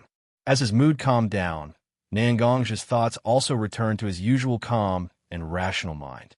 The information he got about Kakuzu, Haiden, and the attacked Fire Temple also reappeared in Nangongja's mind and was carefully analyzed by Nangongja. As his footsteps became slower and slower, Nangongja's eyebrows also slowly wrinkled together. Something is wrong. Obviously, things are so clear, but why does Nangongja still feel that something is wrong? Nangongja can't say that he knows Haiden very well, but after meeting and fighting so many times, Nangongja knows that Haiden is actually a madman who is completely immersed in the evil belief of Jadeism. All his actions are done as he pleases, or it can be said that he does it to promote Jadeism. So, can it be said that the two-people group, Kakuzu and Haiden, are actually mainly relying on Kakuzu to guide the direction? Otherwise, with just Haiden alone, not to mention completing the task given by the Akatsuki, it's estimated that he would be nowhere to be found after leaving the Akatsuki's door. In this case, what kind of person is Kakuzu, who is responsible for the direction of the two group? Although Kakuzu has been doing things carefully for so many years, his temperament has been recorded in the ninja's world. This was a person who could be considered steady and good at thinking, but was easily immersed in killing. Would such a person purposely let Di Lu go and even reveal his own plan of action? The more he thought about it, the more Nangongja felt that something is wrong. Whether it's Chiriku escaping from the hands of Haiden and Kakuzu, or the Akatsuki's rapid speed to capture the cloud-hidden village's Nibi made Nangongja feel that everything is full of planning. Speeding up his pace, Nangongja quickly walked in the direction of his home. Nangongja felt that he needs to contact the disciples of Clearwater Altar as much as possible to verify his conjecture. In the huge courtyard belonging to the patriarch of the Yuan Fei clan, Asuma was holding his flying swallow and gently wiping it in his hand. It seems that when wiping his weapon, his heart can be temporarily calm. Chiriku, who escaped from the Fire Temple, was also brought back to his home by Asuma. After all, Chiriku can be said to have no one to rely on in the Woodleaf village. As a close friend of Chiriku, Asuma was also very generous to bring Chiriku to his home for the time being. When everything is ready, Asuma, Chiriku, and the new pig deer butterfly team will set off together to stop the attack of Haiden and Kakuzu. Kurenai, who is already married to Asuma, was also sitting in the living room at this moment to entertain Chiriku. The two seemed to be chatting casually. Gradually, Kurenai's eyes also had a slight smile, and one of her hands gently stroked her lower abdomen. After wiping his weapon, Asuma also put away his flying swallow and walked to the living room of his home. Seeing Kurenai and Di Lu chatting happily, Asuma quietly sat down beside Kurenai. He took out a cigarette from his cigarette box and was about to light it up when he said to Kurenai, "Don't worry. What are you talking about? Why are you so happy?" Seeing that Asuma was about to smoke, Kurenai, who was already a little disgusted, directly snatched the cigarette from Asuma's hand and looked at Asuma with an unhappy face. Although Kurenai doesn't like him to smoke, she won't directly take his cigarette from him. This time, she actually took his cigarette away in front of his friend, which made Asuma a little confused. Chiriku, who was sitting on the side, also looked at the action between Asuma and Kurenai with a smile on his face. The originally sad expression in his eyes was now somewhat diluted by an inexplicable joy. Chiriku opened his mouth and said to Asuma, "Asuma, you really shouldn't smoke at home. It's better if you quit smoking. This is not only good for yourself, but also good for Kurenai and the other little life." Hearing his friend's words, Asuma couldn't react for a while. Chiriku, look at you. How many times have I told you I'm not a monk? I don't understand the meaning in your words. Wait, little life. Asuma, who was just about to ridicule his friend, instantly stopped the words in his mouth. He stared at his wife sitting next to him with a pair of bull-like eyes. Kurenai was also amused by Asuma's appearance. She gently stretched out her slender palm and patted her husband's forehead, then said to Asuma, "I told you before that I didn't feel very comfortable. Did you forget? You also said that you would take me to Kiba Hospital for a checkup in a few days. But you are indeed a little busy these few days." When I was chatting with Master Chiriku just now, Master Chiriku said that he is also quite good at medical skills, so he helped me feel my pulse. The result was that it's a pregnancy pulse. In the end, even the usually valiant Kurenai's face was covered with a layer of blush. After listening to Kurenai's words, Asuma also stayed in place. His eyes were covered with a layer of mist at some point. "Father, did you see this? I'm also going to become a father. How nice would it be if you could see this scene? How nice would it be if you could personally hug my child, your grandson?" Chapter 424. Father, I'm going on a mission. In front of the Wood Leaf's memorial tablet, Asuma's hand slowly stroked the place where his father's name was engraved. Then he put a bouquet of flowers in his hand on the ground. This bouquet of flowers was specially picked by Asuma after asking his disciple, Ino Yamanaka, who runs a flower shop. This bouquet of flowers looks a bit ordinary, even a bit like weeds growing on the side of the road. However, the dark green leaves seem to be full of vitality against the pale yellow petals. This bouquet of flowers is called Ting. Ino said that this bouquet of flowers is used to dedicate to brave martyrs. It is the most suitable flower to represent destruction and hope. My father, the 3 generations of Wood Leaf Hokage, aren't they martyrs for my own hopes and ideals? I finally continue my bloodline, and let the Yuan Fei clan have a successor. Isn't it also the most suitable gift for martyrs? In the beginning, I complained again and again that you weren't a qualified father, because you dedicated most of your life to Woodleaf Village. For Woodleaf, how much has our clan sacrificed? My elder brother, my mother, and you. But when I learned that I have a child, I suddenly understood why you can sacrifice your life for Woodleaf without hesitation. Not only because you are Woodleaf Ninja, but also because our home is in Woodleaf. Our sacrifice is actually just to protect our home. From his arms, Asuma skillfully took out his cigarette box. Just as he took out a cigarette from it, the corner of his mouth slowly raised. With a bit of a bitter smile and joy, he looked at the memorial tablet as if he was talking to his father. You and I are the same. We can't live without cigarettes, but now for my child, I actually subconsciously began to refuse to smoke. In the beginning, did you also forcibly resist the urge to smoke just to see me and my elder brother safely born? With that, Asuma also slowly sat in front of the memorial tablet, then took out a cigarette from his cigarette box. After hanging both cigarettes in his mouth, he took out one of them and gently placed it on the stone steps in front of the memorial tablet. Like a whisper, Asuma's voice was a little low and trembling as he said, "Today, Mom and Kurenai are not here. You and I can finally smoke and chat casually. No one cares. Although you usually prefer to use your somewhat old pipe. But today, let's change the taste. After all, your pipe was placed in the Hokage's office as a souvenir by Yondaime." After whispering, Asuma didn't speak again, and the surroundings fell into silence again. How long can a cigarette? In a short while, a cigarette has already burned out. Asuma also used his somewhat rough big hand to wipe his face. Then after standing up, he walked straight in the direction of the village's gate. Asuma's voice seemed to be lingering in the wind. I will definitely come back and watch my child grow up. I've already made up my mind. No matter whether the child is a boy or a girl, his name will be Future, because the place where he grew up and lived was the place where his grandfather, uncle, father, and many more people poured their own blood to create an irreplaceable future. In Nangongji's house, looking at the scroll in front of him, Nangongji's face was gloomy. Sure enough, in fact, Kakuzu and Haiden are actually chess pieces used by the Akatsuki to attract firepower. They so blatantly let Haiden, the leader of the Fire Temple, go to Woodleaf to ask for help. Due to his identity and the thought of protecting Column Force, Woodleaf definitely couldn't refuse to go forward to stop Haiden and Kakuzu. Haiden and Kakuzu are indeed the best candidates to attract firepower. The two of them, who can't be killed, have already attracted Woodleaf's attention after destroying the Fire Temple. Out of his own bad taste, he went to provoke Watergate with a matter of second last and Column Force's arrest.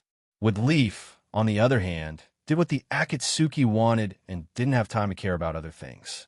During this period of time, the Akatsuki had already found the traces of the Sanbai and directly captured it. And according to the information of the Blood Cloak Pavilion, the ones who took action were Deidara and an unknown ninja with a spiral mask who replaced Sasori.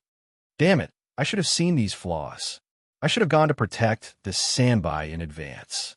Slamming the scroll in his hand on the ground, Nangongji's face showed a rare trace of annoyance and anger. Nangongji was attracted by the Sanbai and lost his previous sensitive judgment, which naturally made Nangongji very annoyed. However, the real reason that made Nangongji unable to calm down was the words that Sanbai had said to him when he rescued previously, asking him to leave the ninja world and go to the Lion Clan's different space to lurk. The three last sounded as if everything had been predestined a long time ago. These words have always been a knot in Nangongji's heart. It was as if the whole world was following a fixed script, no matter how hard he tried, to change everything. It was just in vain. Such a sense of powerlessness made Nangongji angry and made Nangongji unable to accept it. You must keep a close eye on the Akatsuki. I don't believe that everything is predestined. Isn't it the pursuit of the cultivators of my generation to conquer the heavens? If this world really has such an inviolable rule, then I will use the sword in my hand to cut a path. This is the path of me, and also the path of Banishment Senior. After saying these words, Nangongji instantly felt a different kind of pressure descending on his head. That kind of irresistible sense of oppression lingered on Nangongji's body for a long time, as if his body was entangled with layers of shackles. But when Nangongji's idea of going against the heavens was deliberately hidden by Nangongji, that sense of restraint quietly disappeared. Is there really an inviolable rule in this world? Nangongji didn't know at first, but at this moment, Nangongji had some guesses in his heart. Why did Senior Banishment Senior die for no reason when his strength is clearly far superior to mine? What kind of person can defeat and even kill Senior Banishment who is completely beyond the so-called Kage level? The answer is no, Yen, and you. Chapter 425. Asuma, Chiriku, and Shikata were jumping forward in the forest outside the range of the Woodleaf. When the Woodleaf, Umbu, determined the range of Haiden and Kakuzu's activities, Watergate immediately handed the relevant information to Asuma. As a survivor of the Fire Temple, Chiriku should stay in the Woodleaf Ninja Village and wait for Asuma to complete the mission, but even Chiriku couldn't calm down for a long time after hearing the news. Watergate had no choice but to let Chiriku and Asuma come together to perform the mission. Before leaving, Watergate also told Asuma that even if the mission fails, he must ensure Chiriku's safety. After all, Chiriku is not a ninja under the Woodleaf, but the current abbot of the Fire Temple. Sensei, we have obtained accurate information about Kakuzu and Haiden, but they don't know much about us. This is our advantage. We should make full use of this condition and become the key to our victory. Shikamaru, who was wearing a vest representing the identity of a Chunin, increased his speed to the side of his instructor, Asuma, and said to Asuma, although his face still looked immature, the light of wisdom that bloomed in his clear eyes was so clear that it could be seen clearly. In the past few years, Shikamaru had also become more and more intelligent. The child who had always been crushed by him in chess had become a seasoned chess player. There were even many times when he would suddenly make a dangerous move that was difficult for him to solve. Asuma is also very clear about Shikamaru's words, so Asuma nodded and said to Shikamaru, indeed, fighting is a matter of playing to your strengths and avoiding your weaknesses. Play all the advantages that can be played and avoid all the disadvantages that hinder you. I know, with your character, I know you must have made a lot of plans. But I want to tell you that a plan is always just a plan. In the battle, everything is fleeting. We can't be sure whether we ignore or don't know any important information. At this time, what we need to do is to move forward bravely. As Shikamaru's instructor, Asuma knows Shikamaru very well. Although Shikamaru looked humble most of the time, the pride in his heart was hard to eliminate. This was a flaw in Shikamaru's plan. Even Shikamaru himself understood this. But knowing didn't mean that he could correct himself. Perhaps Shikamaru needed to experience a heart-wrenching pain because of his arrogance before he could truly change. Seeing Asuma teaching his disciple, even Chiku found it hard to get a word in edgewise. Choji and Ino, on the other hand, hid far away as if they were afraid of Asuma nagging at them. After Asuma's awkward silence, they could only fall into silence and continue on their way. Finally, Asuma's group of 5 arrived at the location of Kakuzu and Haiden. Haiden and Kakuzu didn't seem to have any intention of hiding. They just stood on a very conspicuous hill. They looked a little tired as they sat on the ground and leaned gently on the tree behind them. Seeing the arrival of Asuma's group, they didn't look surprised at all. On the contrary, they seemed to have known the arrival of Asuma's group. Seeing Chiku among Asuma's group, Haiden, who was leaning on the tree, said to Kakuzu as if he saw something new, "Hey, this person is really strange. We clearly let him go on purpose, but in the end, he still followed us here. Could it be that after the battle, this bald donkey has realized the strength of Lord Evil G Sama and wants Master Haiden to personally take him into the arms of Lord Evil G Sama?" Listening to Haiden's nagging beside him, Kakuzu seemed to be used to Haiden's nagging temperament. Ignoring Haiden, Kakuzu stood up from his sitting position and looked at Asuma's group with interest. Yuan Fei, Asuma, Chiku, and a new pig Shikadai trio, not bad, not bad. Originally, when I let Chiku go last time, I felt that it was a pity. After all, Chiku has a high reward. I didn't expect that Chiku and Asuma would come this time. At the same time, there are 3 more. Kakuzu stared at the group of 5 standing in front of him. That kind of fanatical gaze made people's hair stand on end. In addition to Kakuzu's words and some information about Kakuzu, Asuma and the others knew that Kakuzu didn't put them in his heart at all. To Kakuzu, they were just a full wallet waiting for him to harvest. Di Lu, who had always been good-tempered, had his eyes wide open at this moment. A rare anger shrouded his heart. Buddha taught his disciple to forgive others, but Buddha also had a fierce gaze.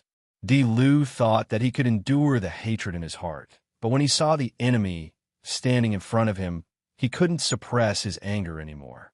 "Welcome, Thousand Hands Kill." He used chakra to condense the appearance of Thousand Hands Guanyin behind him, but in an instant, the kind Thousand Hands Guanyin turned into an angry King Kong. The palm stretched out from King Kong's body and fiercely slapped towards Haiden's direction with great power, wanting to crush Haiden into a meat paste. Haiden looked at the huge palms that were attacking him, but he didn't dodge. He looked straight at the huge palms with clear lines on them. There was no trace of fear in his eyes. Kakuzu, who had been standing on the side, also made his move. A mask representing the 5 attributes of wind, fire, and earth split from Kakuzu's body. One ninjutsu after another quickly condensed in the mask and then quickly released. Earth release, earth flow wall. Wind release, pressure. Fire release, first cut. A wall of mud, mixed with chakra, emerged from the ground. Although it didn't directly resist the huge palms of King Kong, the original momentum of the palms was delayed for a moment. Pressure and first cut were mixed together, forming the power of a mixed ninjutsu. A large flame rushed towards the direction of King Kong and Chiku. Chapter 426. Chiriku's Welcome. Thousand Hands Kill has two forms. One is Thousand Hands Guanyin, the other is Angry King Kong. These two forms have their own advantages and disadvantages. Thousand Hands Guanyin focuses on defense, while Angry King Kong focuses on offense. Right now, the Dharma idol on Dilu's body was the Glaring Vajra. Although it had a powerful attack power, it had also lost its original defensive power. Looking at the powerful ninjutsu that was mixed together by Kakuzu and Kakuzu, Chiriku could only withdraw his King Kong Dharma idol and leave a range of Kakuzu's mixed ninjutsu. Shikamaru, who has been standing behind Asuma, looked at Chiriku escaping in embarrassment, and his eyebrows slowly wrinkled. They had a plan before coming here. Kakuzu and Haidin's undying ability is very troublesome. They need to use special methods to defeat these undying existences. But when Chiriku saw Haidin and Kakuzu, he lost control of his emotions and directly condensed his form to attack them. Although Shikamaru can understand it, he can't accept it. This kind of deviation from the plan is very displeasing to Shikamaru. Asuma naturally noticed Shikamaru's state, but now is not the time to educate his subordinates.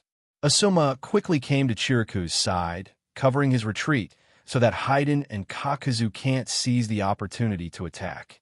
Chiriku naturally understood that he had lost his composure and ruined the plan.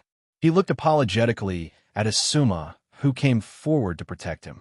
He also quickly retreated to the side of Shikamaru and Shikamaru's new trio. "Are you ready? We will act according to the plan." Shikamaru looked at Chiriku and said seriously. After all, he is young and impetuous. When he spoke, he didn't have the slyness of someone who has been in Jianghu for many years. Chiriku directly saw the suppressed annoyance in his eyes. But first, Chiriku is indeed wrong. Second, Chiriku was born to learn Buddhism. If he didn't encounter the enemy who destroyed his life, he could still control his mentality perfectly. Chiriku nodded, apparently agreeing with Shikamaru's words. He also adjusted his mentality and began to prepare to fight Kakuzu and Haidin with the new Ino Shikacho trio and Asuma. Ino rushed in Asuma's direction, and the two of them, one master and one disciple, rushed in the direction of Haidin. Chiriku, Shikamaru, and Choji rushed towards Kakuzu. "Welcome, Thousand Hands Kill, Fire Escape, Incinerate." Chiriku and Asuma used their signature ninjutsu at the same time, attacking Haidin and Kakuzu respectively. The chakra mass that just released the ninjutsu seemed to be condensing chakra to prepare for the next wave of attack. So Kakuzu was very sensible to avoid Kuroku's attack. As for Fei Duan, although he had an immortal body, he could still feel pain. In order to avoid being burned all over his body, Fei Duan also jumped away to avoid Asuma's attack. In an instant, it was divided into two parts. Fei Duan himself was actually very troublesome because of his undying ability, but without his undying ability, Fei Duan's strength was actually very ordinary. As a follower of Evil God, in addition to that strange curse technique, Fei Duan could only use his skillful but not that brilliant taijutsu. On the other hand, Asuma himself was very good at fire release, wind release, and taijutsu. A pair of flying swallow blades that could connect to chakra was very difficult to defend against.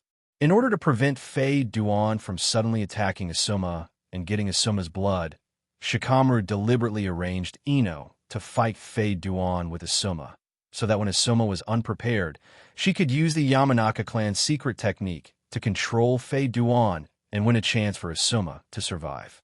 Kakuzu himself had 5 chakra hearts of different attributes, and together with the masks, he was like a chakra cannon. Naturally, he needed someone with high HP and high defense to be in the front line, and then find an opportunity for the DPS to display their power. Chiriku, who had the Thousand Hands kill, was able to display an extremely strong defense when he released the Thousand Hands Guanyin, which was enough to block Kakuzu's ninjutsu.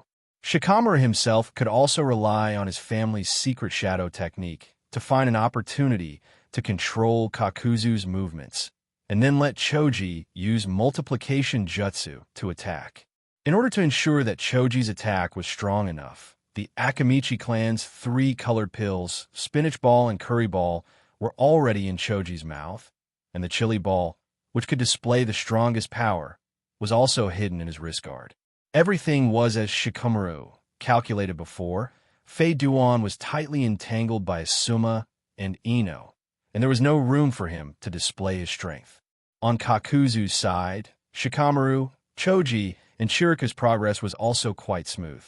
This time, after Di Lu calmed himself down, he was able to display his strength in a stable manner. The Guanyin Dharma behind him firmly blocked every attack from Kakuzu. Whether it was the thorns, flames, storms, lightning, or water, they were all firmly blocked by the Guanyin Dharma. The mask released by Kakuzu itself needed some time to replenish after exhausting the chakra. Seeing that the chakra contained in the mask was about to be depleted, Kakuzu's mentality slightly fluctuated. The frequency of ninjutsu attacks increased significantly, and Shikamaru, who has been staring at Kakuzu, naturally noticed Kakuzu's state at this moment. Forming a hand seal, a thin black silk-like shadow rushed in the direction of Kakuzu. Seeing that his shadow had touched Kakuzu's shadow, Shikamaru's face showed a victorious smile. Shadow imitation jutsu. The moment Shikamaru's chakra surged and launched the ninjutsu, Kakuzu's body became stiff. Choji now, seeing that Kakuzu was under his control, Shikamaru immediately reminded Choji to attack. He instantly swallowed the spinach ball and curry ball in his mouth, and a terrifying chakra emerged from Choji's body. Super multiplication jutsu. With the powerful chakra erupting from his body, Choji directly broke through his limit. His body expanded dozens of times in an instant, standing on the ground like a small mountain. His huge fist was raised high, and it was about to hit Kakuzu.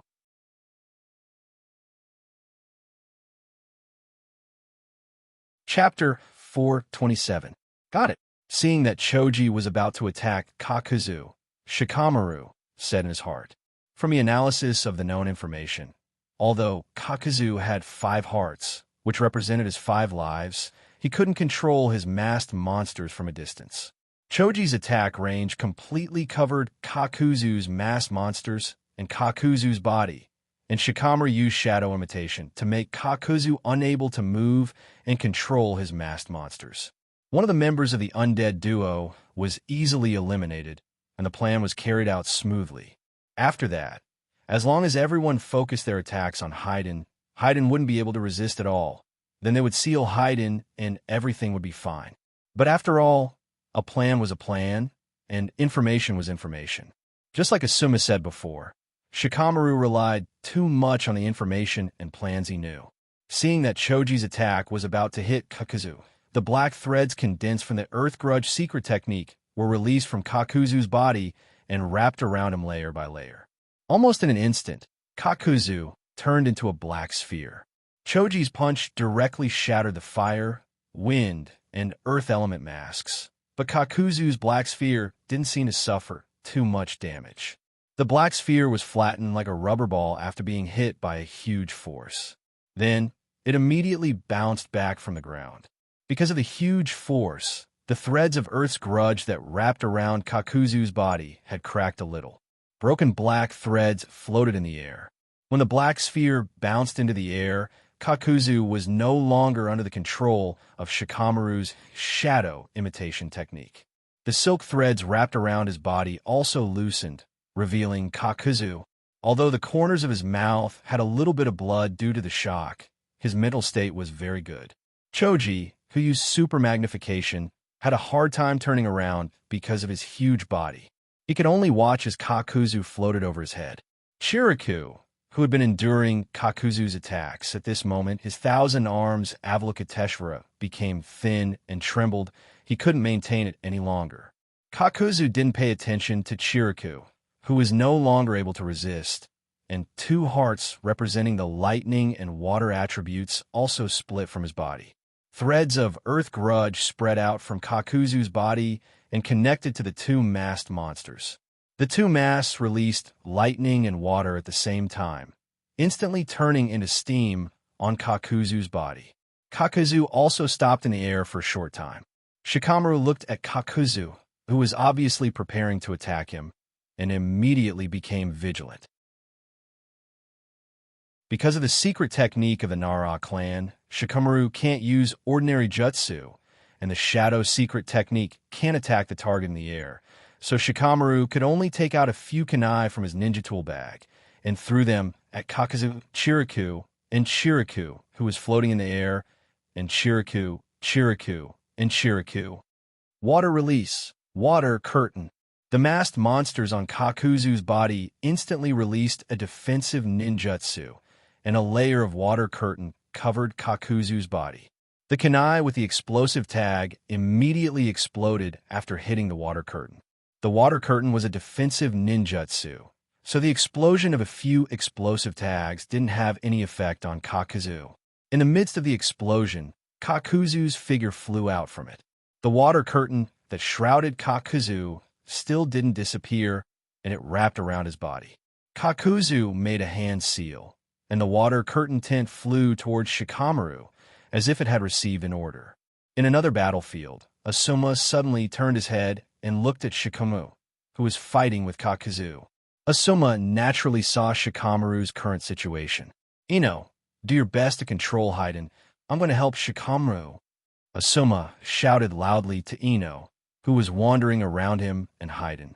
He wanted Ino to help him entangle Haiden and then help Shikamaru. Naturally, Haiden didn't want Asuma, who had been fighting with him, to leave. He waved the bloody march scythe in his hand, wanting to attack Asuma. However, Ino quickly understood her teacher's intention and made a hand seal towards Haiden. Ninjutsu, mind rotation technique.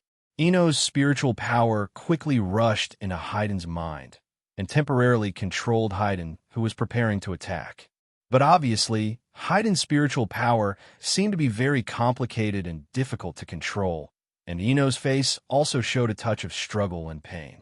On the other side, Shikamaru has been wrapped in the water curtain, and the lightning mask near Kakuzu's shoulder also finished condensing ninjutsu. Lightning release, false darkness. A lightning spear condensed by chakra was spat out from the mask. Looking at the lightning spear rushing towards him, Shikamaru's originally wise mind has now become blank. Am I really going to die here? Shikamaru couldn't help but have such an idea in his heart. Originally, Shikamaru has always heard that people will use a very short time to review their life before they die. Shikamaru originally felt disdainful about this, because Shikamaru thought that he would not leave any regret in his life, and his death should be a peaceful departure. But now that he is about to die, Shikamaru also began to recall his short life, ironically. The ignorance of childhood, the high-spirited spirit after becoming a ninja, and the inner pride when he became a Chunin flashed through Shikamaru's mind one by one. But in the end, Shikamaru began to think about something that has nothing to do with his life.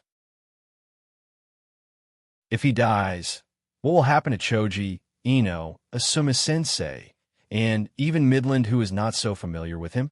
Because of his excessive arrogance and self-confidence, these people would fall into a dangerous situation. All of this is because of him. If it's just his own death, Shikamaru may feel that it's a pity, but he doesn't regret it. After all, it's his own mistake, and he can't blame others. But because of his own mistake, other people's lives are involved. Such a thing is what Shikamaru can't bear. Regret. Endless regret began to shroud Shikamaru's heart, as if he fell into a dark, bottomless abyss. But Shikamaru found himself so powerless, he could only close his eyes and wait for his death.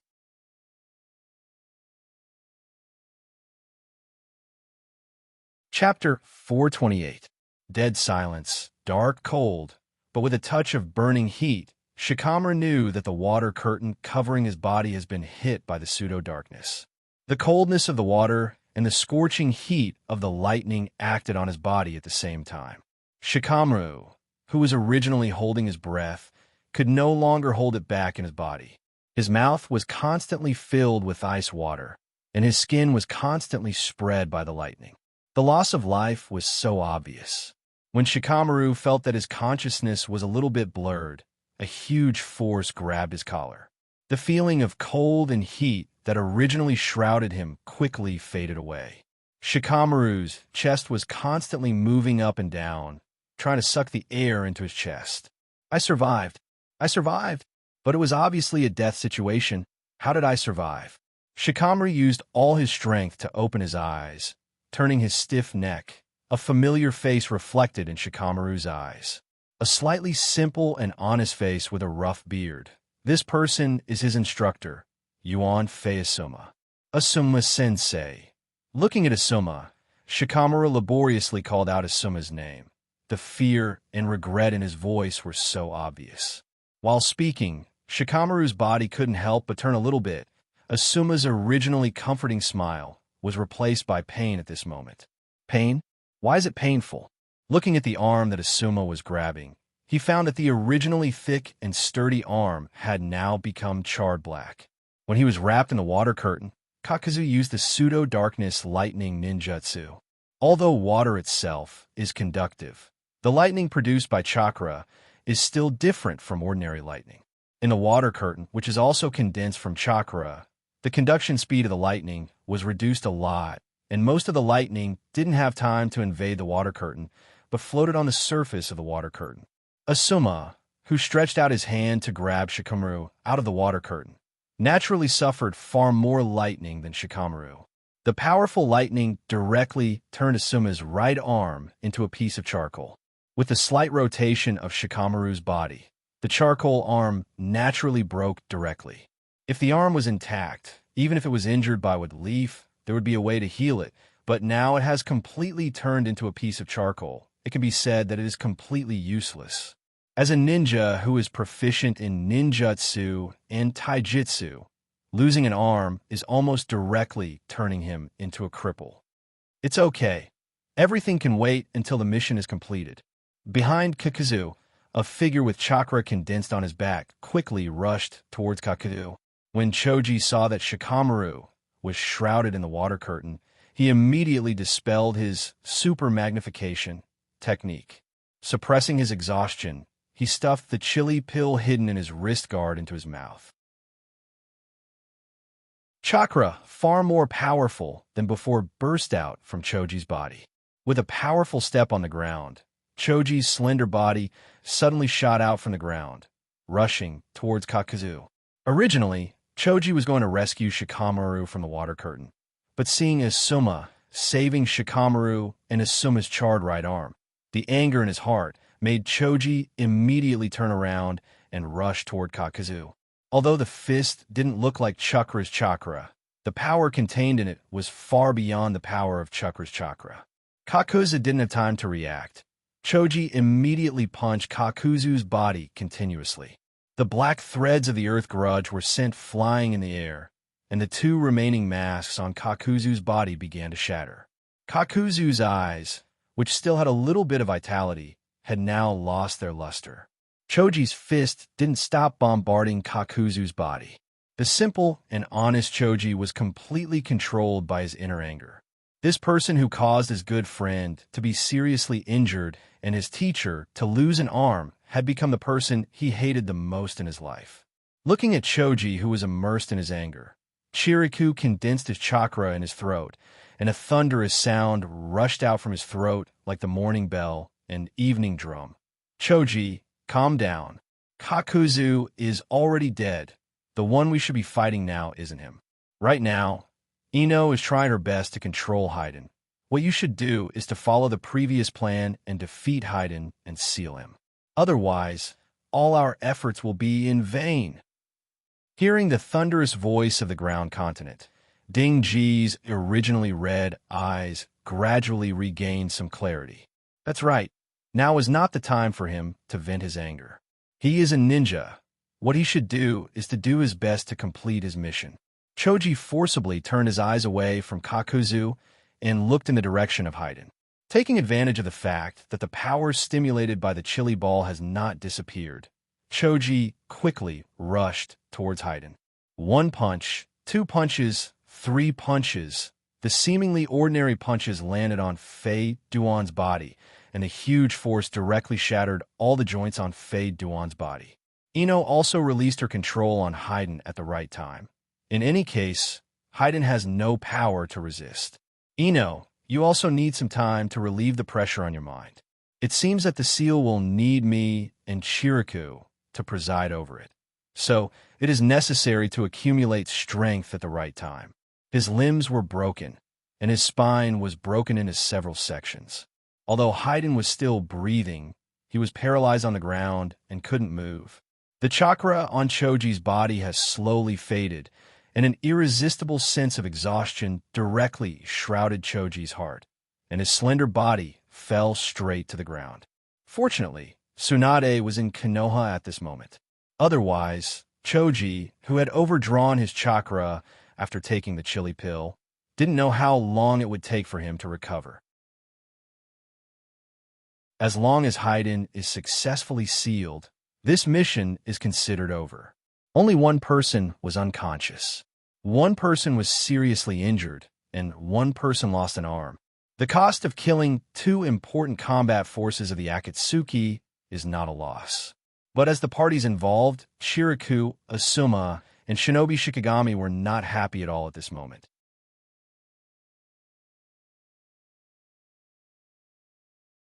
Chapter 429. Chi. The sound of a sharp weapon cutting flesh was so clear, and the arms of the people in front of him had been cut off under the sword. Blood was constantly flowing from the broken wounds, splashing into the sky. The huge amount of blood was so obvious, but such a little blood only added a little bit to the strong smell of blood around him. Sasuke looked around him and suddenly found that no one was standing on the ground. One by one, the masked figures fell to the ground. At a rough glance, there were hundreds of them. It was hard to imagine what kind of battle Sasuke had experienced to create such a battlefield. The ground was slowly covered with the broken limbs of these ninjas, but surprisingly, no one lost their lives. Everyone fell to the ground, wailing and crying in pain. Sasuke's white coat still looked very clean, but Sasuke glanced at a corner of the lower left hem of his clothes with a little disgust. A drop of blood, the size of an ink spot, dyed dark red by blood, was embellished on the white coat. The red that represented life, and the white without any impurities, looked strangely beautiful. It was like a piece of bright red plum blossoms suddenly fell on a pure white, snow-covered land. It was obviously beautiful, but Sasuke seemed to be very disgusted that his clothes were contaminated by the enemy's blood. He directly took off the white coat he was wearing from his body and threw the embroidered, pure white, and apparently very high-end white coat on the ground as if he was throwing away garbage. The blood that had been constantly flowing on the ground had now gathered into a pool of blood on the ground. The white coat was also coincidentally thrown directly into the pool of blood. The blood quickly soaked the white coat, turning it dark red, and the dark lines on the bloody coat became more and more obvious. "So you were so soft-hearted?" A gloomy and hoarse voice sounded not far behind Sasuke. Looking at Sasuke, standing on the ground wearing only a sleeveless shirt, and said with a slight mockery and sigh. Sasuke glanced back at Orochimaru, who was standing behind him, and said in a cold voice, "The obstacles you set for me this time are really low." He purposely leaked information about me and lured the forces that wanted to eliminate me to attack me. But what difference did it make whether they were killed or not? If I kill them, I'll just be wasting my energy. If I don't kill them, I'll be able to let their masters know that I'm not someone they can easily bully. Or let someone stronger come and fight me. Otherwise, wouldn't it be better to give up this plan early? Orochimaru stuck out his long tongue from his mouth, waving it in the air like a python flicking its tongue. Looking at the slowly rotating Sharingan in Sasuke's eyes, the more Orochimaru looked, the more his heart itched. His body had already reached its limit. During this period of time, the medicine he used had changed from the original level 4 medicine to level 7 medicine. Moreover, his body's resistance to the medicine was also constantly increasing. As long as he finds an opportunity, he can take Sasuke's body into his own hands. The long-awaited Sharingan, the humiliation of being humiliated by Itachi Uchiha, who is also a member of Akatsuki, can be solved one by one. Thinking of this, Orochimaru's mood couldn't help but get excited. I'm very pleased that you can think like this. I hope you really think like this, and it's the ruthlessness in your heart that makes you do this, not the remaining weakness. Sasuke gently waved the long sword in his hand, and the blood wrapped around the silver-white blade left the blade under the action of inertia. Sasuke casually put the long sword in his hand back into the scabbard behind him, and looked at Orochimaru with a cold look. In the face of a ruthless target, I will naturally not hesitate to show my ruthless side. You don't need to be noisy here. For Sasuke's disrespectful attitude, Orochimaru just smiled casually. In Orochimaru's eyes, although Sasuke was excellent as his research material, Sasuke could only be his research material. After all, this body is his own, and this indifferent soul would also be devoured by him. So, this is just a temporary offense. What's there to mind? In silence, the two returned to Orochimaru's base near the battlefield. Without saying anything, Sasuke directly separated from Orochimaru and returned to his room.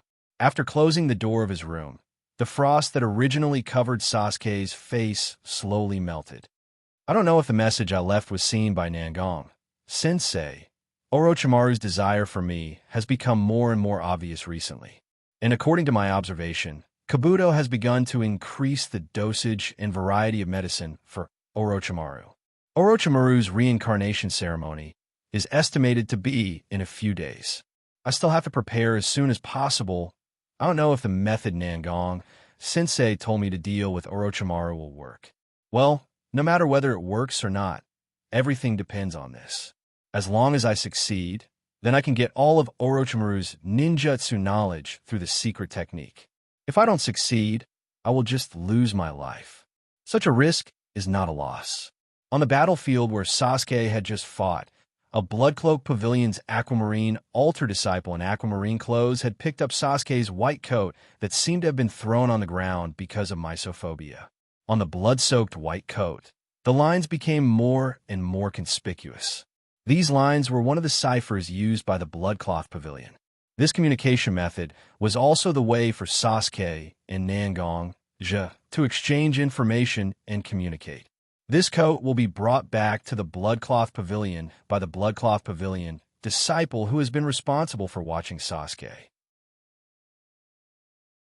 After it is cracked by professionals, it will be directly handed over to Nangong Jia. Orochimaru is also an existence that Nangong Jia is afraid of, not only because of his madness, but also because of his research ability that is beyond the reach of ordinary people. Such a freak who is not controlled by anyone, is a huge threat. As long as there is a chance, Nangong Jia doesn't mind taking Orochimaru's life.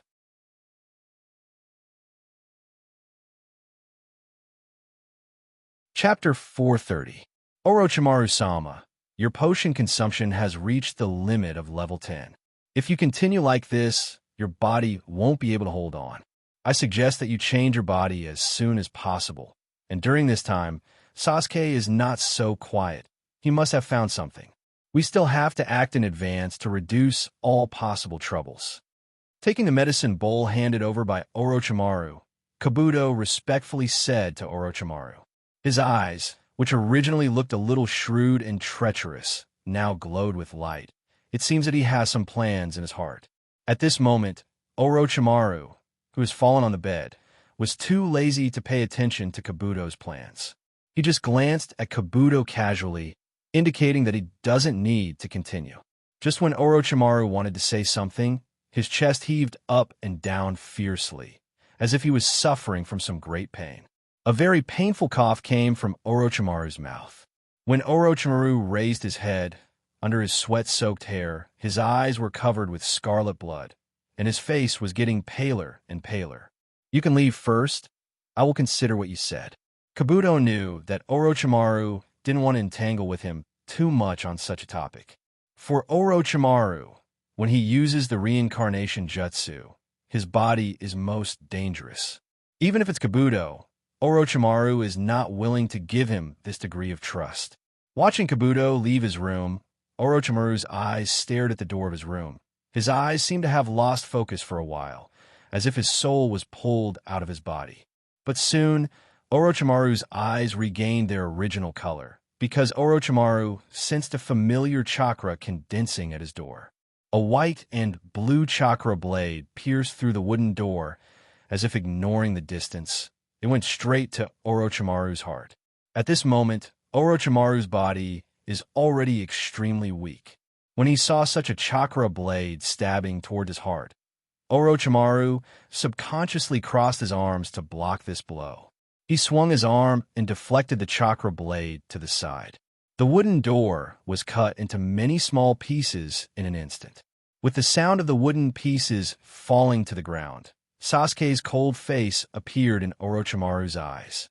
Sasuke's left hand held the sword-shaped chakra blade shaped by Chidori chakra, and his right hand held the silver longsword that he had always loved. Cough! Orochimaru suddenly coughed a few times. He wanted to wipe the blood from the corner of his mouth with his hand, but he found that his hand were pierced by the chakra blade in Sasuke's hand. "I thought you would come earlier, but I didn't expect you to come only now." Sasuke and Orochimaru have been together for so long, and they have a proper understanding of each other. Sasuke knows Orochimaru's ambition for his body, and Orochimaru also knows that Sasuke will never be willing to be captured. Therefore, this battle is actually expected by both sides, and there's nothing to be surprised about. What's the difference between earlier and later? Anyway, no matter what, you can't change the fact that I am getting stronger and you're getting weaker and weaker. Remember a few days ago, you said that I am not ruthless enough? Now that I have emptied your value, it's time to deal with you and do what I should do. Sasuke slowly walked in the direction of Orochimaru, and he became more talkative than usual. "You covet the blood flowing in my body and regard me as your own experimental material and reincarnation material. Have you ever thought that all of your plans might be in danger of failure? People like you, to be honest, are the people I hate the most, you know?" Looking at Sasuke's face becoming more and more ferocious, Orochimaru looked at Sasuke and laughed. "It's really interesting. So you have always cared about such things? You are really naive and childish, always indulging in the actions of others. If I were like you, I wouldn't have been driven out of Wood Leaf Ninja Village by my master because of human experiments. Sasuke, you said that you emptied me of everything? To a certain extent, you did gain some of my knowledge and insight, but you still haven't learned the most important characteristic of me, that is, to stick to your own ideas and move forward. Shackled by one's own tragic past, entangled by meaningless contempt. How can someone like you defeat your brother, Uchiha Itachi?" Orochimaru's words haven't finished, but the three Tomo in Sasuke's eyes turned quickly. "Who allowed you to say this name?" Chakra in Sasuke's body surged quickly, and the lightning that had been solidified rushed into Orochimaru's body along the direction of Chidori. While paralyzing Orochimaru's body, it also constantly destroyed Orochimaru's internal organs. Black blood continued to spit out from Orochimaru's mouth, and Orochimaru's body smelled like barbecue. With a flash of determination in his eyes, Orochimaru's mouth suddenly opened, and a huge white shadow flashed. Orochimaru's body was like a snake after shedding its skin, lying on the bed softly. "So this is your true body." Sasuke slowly turned his head, and the Chidori Egi in his hand was also touched by Sasuke. "It's really ugly." With a little disgust, Sasuke looked at the strange, white snake in front of him. The scales on the snake's body were actually made up of white pythons that were as thick as a person's wrist. The pythons were constantly writhing, causing people to involuntarily feel a sense of disgust in their hearts. The most disgusting part was the head of this big snake. The features of a human face and a snake face and the fluffy and hard black hair were full of a creepy feeling. This was Orochimaru's body, using the immortal reincarnation method, white phosphorus Orochi. At this moment, Orochimaru was obviously ready to seize Sasuke's body and let himself have the coveted Sharingan.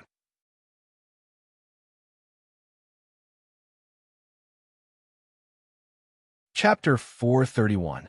So this is your true body. Looking at Orochimaru, although Sasuke had a feeling of disgust in his eyes, he wasn't surprised. Orochimaru's immortal reincarnation is a ninjutsu beyond ordinary people's knowledge.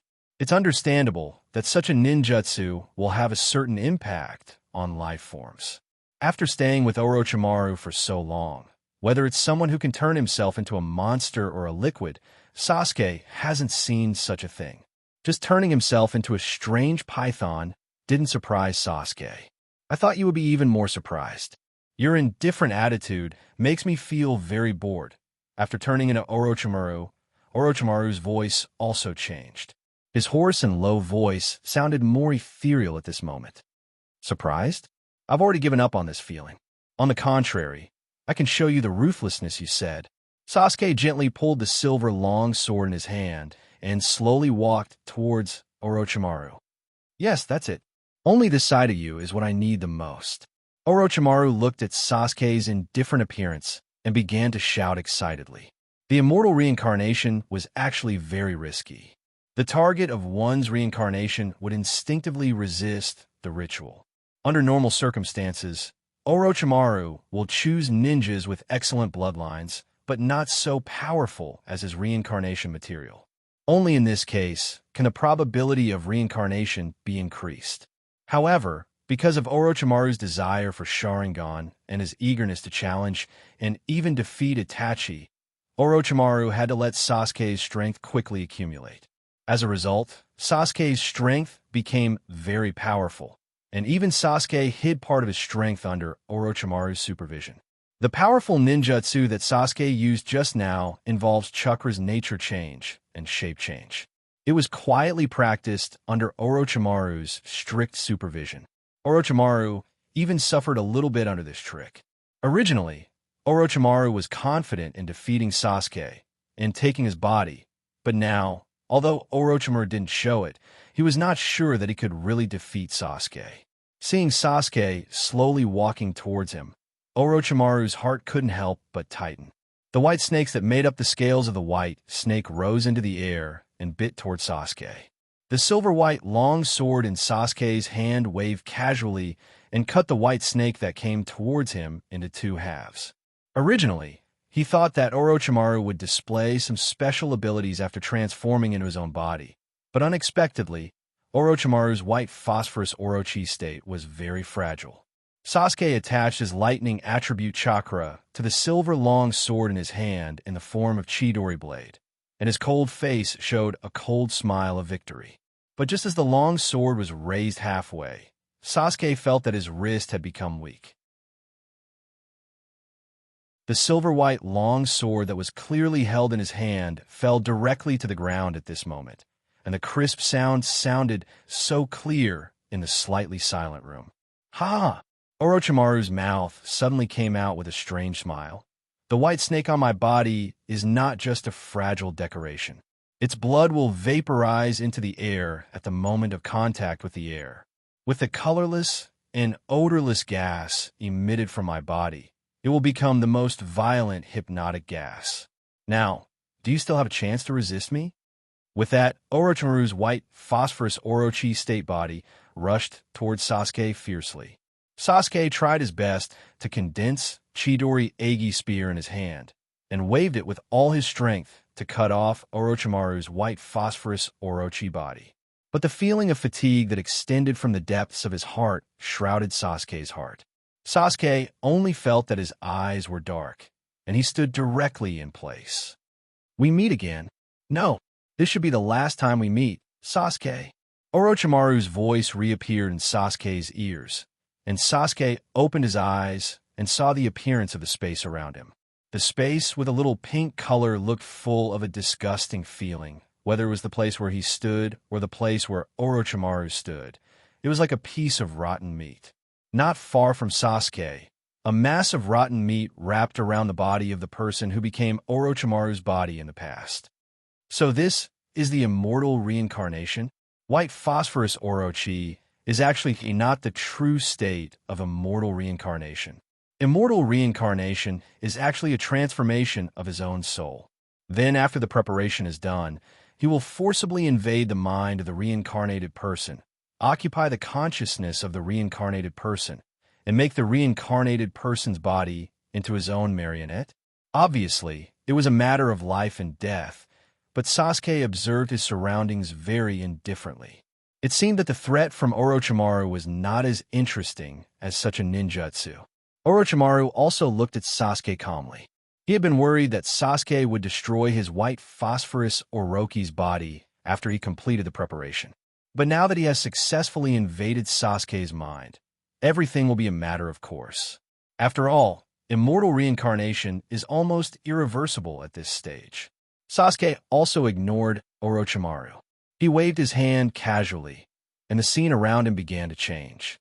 The originally disgusting pink space has now turned into a forest scene, and on the stone steps in the forest, Orochimaru, wearing Akatsuki's uniform, and Itachi Uchiha, who Sasuke was thinking about, were looking at each other. There was no sound in the conversation between the two, but Sasuke roughly knew what they were talking about through their lips. Immortal reincarnation was to close all the protection of one's soul and enter the consciousness of the reincarnated person naked. Orochimaru didn't find it strange that Sasuke could see a part of his memory without guarding it. In fact, Orochimaru also recalled the time when he was tightly controlled by Itachi's jutsu, shackle jutsu, and had no room to resist at all when Itachi told him that he was powerless in front of the Sharingan. All this humiliation will end after he obtains Uchiha Sasuke's Sharingan and the complete Uchiha bloodline.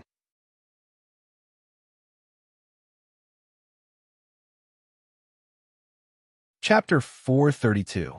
Orochimaru, I always thought you were a smart person, but now it seems that you're still not smart enough. Looking at Orochimaru's excited face, Sasuke's cold face stared closely at Orochimaru's eyes. Although there was no sarcastic smile, Orochimaru still saw the disdain in Sasuke's eyes. It was the same look that Itachi had used to look at him with. Magical Jinjutsu, shackle technique. The exact same ninjutsu was cast by Sasuke through his Sharingan, and huge metal wedges were inserted straight into Orochimaru's body. That familiar feeling made Orochimaru's mood become particularly irritable. Am I going to fail again under the power of Sharingan? At the beginning, he failed at the hands of Itachi Uchiha, who already had Manjikyu Sharingan. Now he's going to experience failure again in the hands of Sasuke, who only has 3 Tomo Sharingan. No, definitely not. Orochimaru manipulated the rotten flesh all over the space to cover Sasuke's body. Obviously, the rotten flesh was constantly eroding Sasuke's consciousness, but Sasuke's expression was still so indifferent, as if he wasn't the one who was about to be invaded.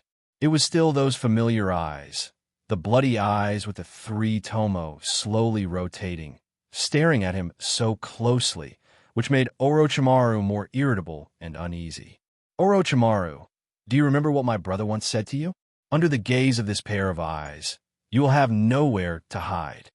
The familiar words came out of Sasuke's mouth again, and the rotten flesh wrapped around Sasuke's body faded like a tide at this moment. Instead, Orochimaru's body began to be covered by the rotten flesh, and Orochimaru's eyes couldn't help but panic. In this spiritual space, his real spiritual body was destroyed here.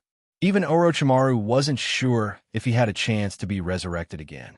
When Orochimaru wanted to say something to Sasuke, the rotten flesh kept pouring into Orochimaru's mouth. Behind Sasuke, the rotten flesh seemed to have completely obeyed Sasuke's command, and a huge rotten snake had condensed there, staring at Orochimaru. Outside the door of Orochimaru's room, Kabuto stared blankly at Sasuke's body that had been broken into 2 parts on the ground. Kabuto knew that the reincarnation ceremony had begun. But Kabuto's heart was still faintly worried, because he was one of the people who had been watching Sasuke. Compared to Orochimaru, who was very confident in himself, or Orochimaru, who never showed his lack of confidence side, Kabuto was undoubtedly more concerned about Sasuke's changes.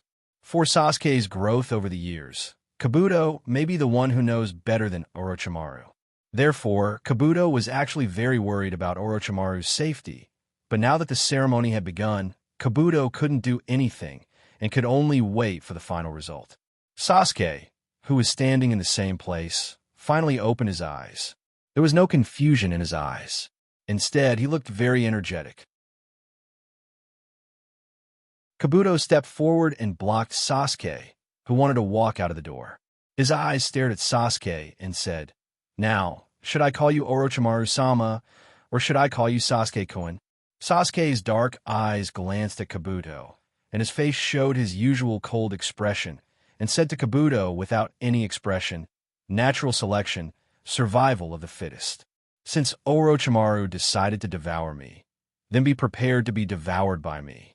This world, from now on, there will be no such person as Orochimaru. There will only be me, who inherited all his knowledge, Uchiha Sasuke." Listening to Sasuke's words, Kabuto's hand slowly reached for the ninja tool bag behind him. But when his hand reached out, Kabuto put his hand in front of his body again. Kabuto knew that there was no way to fight against the grown Uchiha Sasuke with only the insignificant fighting skills and medical ninjutsu he had mastered. So he could only slowly move aside and let Sasuke walk past him. Sasuke walked out of the base step by step. The base chosen by Orochimaru was naturally a very remote place. So, when Sasuke walked out of the base, there was no one around. Just as Sasuke was about to continue walking into the depths of the forest, Sasuke suddenly pulled out the silver-white, long sword behind him and looked at the depths of the forest with vigilance. 3-Tomo Sharingan had already appeared in Sasuke's eyes, but even the 3-Tomo Sharingan didn't see anything strange in the forest. But Sasuke's heart really felt that someone was hiding in the forest. This almost animal-like intuition has saved Sasuke many times, so Sasuke decided to believe in his own judgment. "Don't be nervous, it's me." Like a reflection in a deep pool, a figure suddenly emerged in the dark forest. This figure slowly walked toward Sasuke, and his figure became more and more obvious. She was wearing a black outer robe, and there were patterns outlined by red silk threads at the edges. Her soft long hair was draped over her shoulders. "Previously, you contacted the disciples of the Blood Robe Pavilion through the Blood Cloak.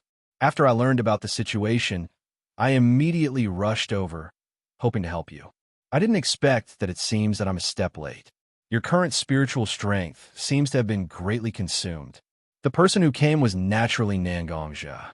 The message that was previously passed to the Blood Robe Pavilion had already reached Xianxia's hands.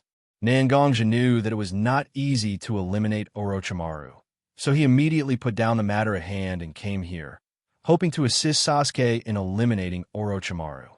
When Xianxia arrived outside the base, he found that Sasuke had already come out from inside. Xianxia didn't doubt that Sasuke was not the real Sasuke. So Xianxia released a faint hostility to be noticed by Sasuke. However, the posture when preparing for battle, the subtle movements on the body can't be done just by imitation. So Xianxia, who found that Sasuke's state was not so normal, immediately greeted him.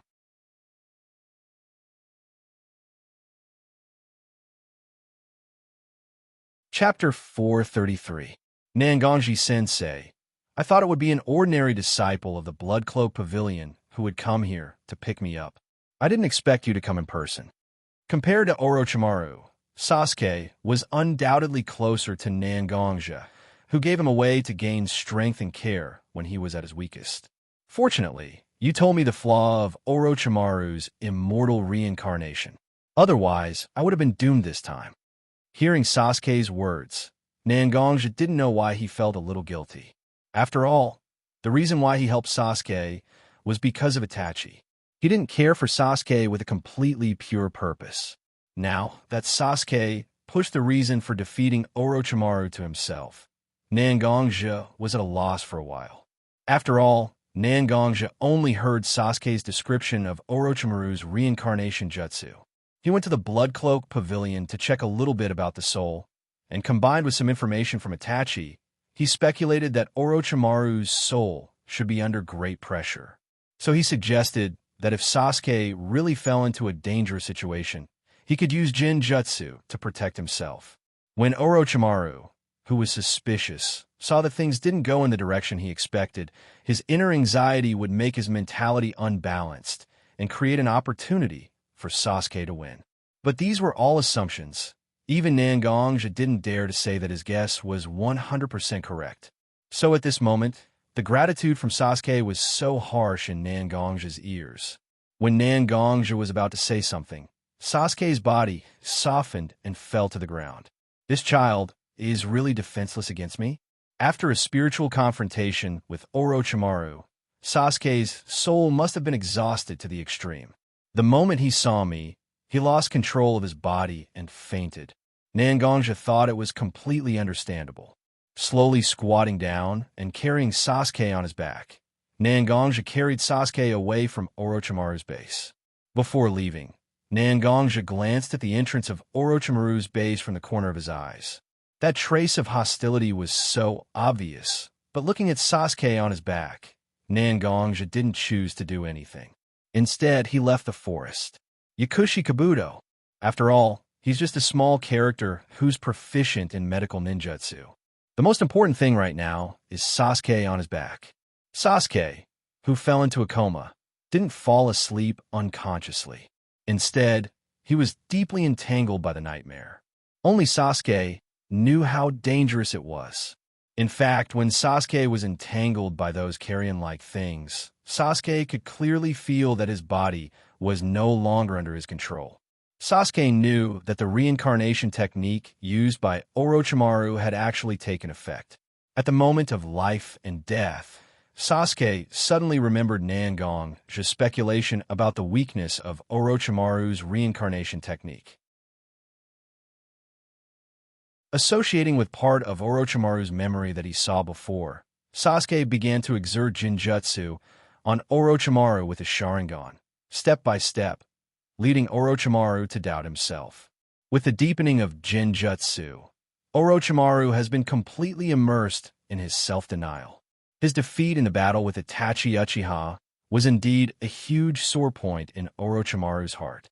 Orochimaru, who was immersed in Jinjutsu, gradually found it difficult to maintain immortal reincarnation, and Sasuke also organized his spiritual strength at this moment to counterattack. After all, immortal reincarnation is a ritual based on the soul or spiritual strength. Since it's a ritual, it's naturally possible to usurp the dominance. Sasuke directly usurped the dominance of immortal reincarnation and became the controller of immortal reincarnation through the accumulation of spiritual strength after opening his Sharingan. Sasuke sealed Orochimaru's useless memories through the power of immortal reincarnation, and left the knowledge that he thought was useful to him in his spiritual space to slowly absorb. After completing this series of operations, Sasuke actually found it difficult to support his body. But after opening his eyes, he saw Kabuto standing at the door. Sasuke also thought that he couldn't show weakness in front of Kabuto. Otherwise, how could Kabuto, who was as poisonous as Orochimaru, let him leave safely? So, Sasuke walked out of Orochimaru's base. Even if he had noticed that Kabuto was behind him, Sasuke didn't mention any plans to eliminate Kabuto.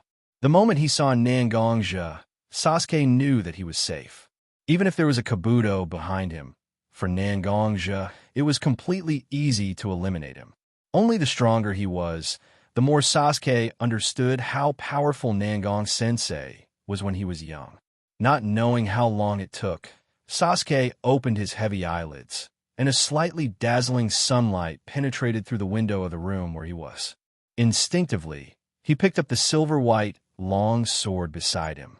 After looking around vigilantly, Sasuke recalled the fact that he met Nangongja after leaving the base, and then fell asleep. Listening to the sound of the wind and the faint sound of birds and insects, Sasuke's heart, which had been tense for 3 years, finally quietly relaxed. For the first time in a long time, he didn't have to worry about whether he would be assassinated or poisoned. Such a relaxed day made Sasuke feel a long-lost peace. Lying back on the rough wooden bed he just slept on, Sasuke didn't close his eyes to rest. Instead, he opened his eyes and looked at the ceiling in front of him. Nearly 3 years of highly stressful life, Sasuke didn't have a chance to relax at all. Every day, he would think about how to make himself stronger, and every day, he would think about how to survive. When all the threats were gone, Sasuke's heart became unexpectedly empty at this moment. What else do I care about?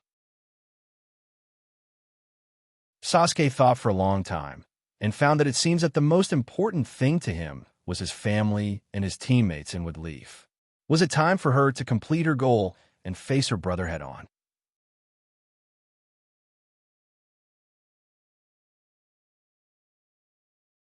Chapter 434. Faintly, Sasuke felt that his forehead was gently stroked by someone. It seems that because of the environment, Sasuke unknowingly fell into a dream again on this rough wooden bed. Feeling the soft warmth coming from his forehead, Sasuke couldn't help but whisper in his mouth, "Mom, I miss you so much."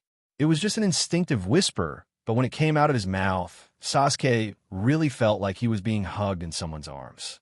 This feeling was so familiar. Although it wasn't as wide as he remembered, the warm touch was the same. Sasuke wanted to open his eyes, but he was afraid that everything he felt now was his illusion. Slightly trembling eyelids and constantly trembling eyelashes, it was enough to see how Sasuke's heart was at the moment. "Child, it's okay. It's all over now. Open your eyes. Mommy is by your side." Uchiha Mikoto's voice appeared in Sasuke's ears. Is all this real? Whether it was the initial touch on the forehead or the subsequent hug, it was all because of such a familiar voice. The moment Sasuke heard the voice, he opened his eyes.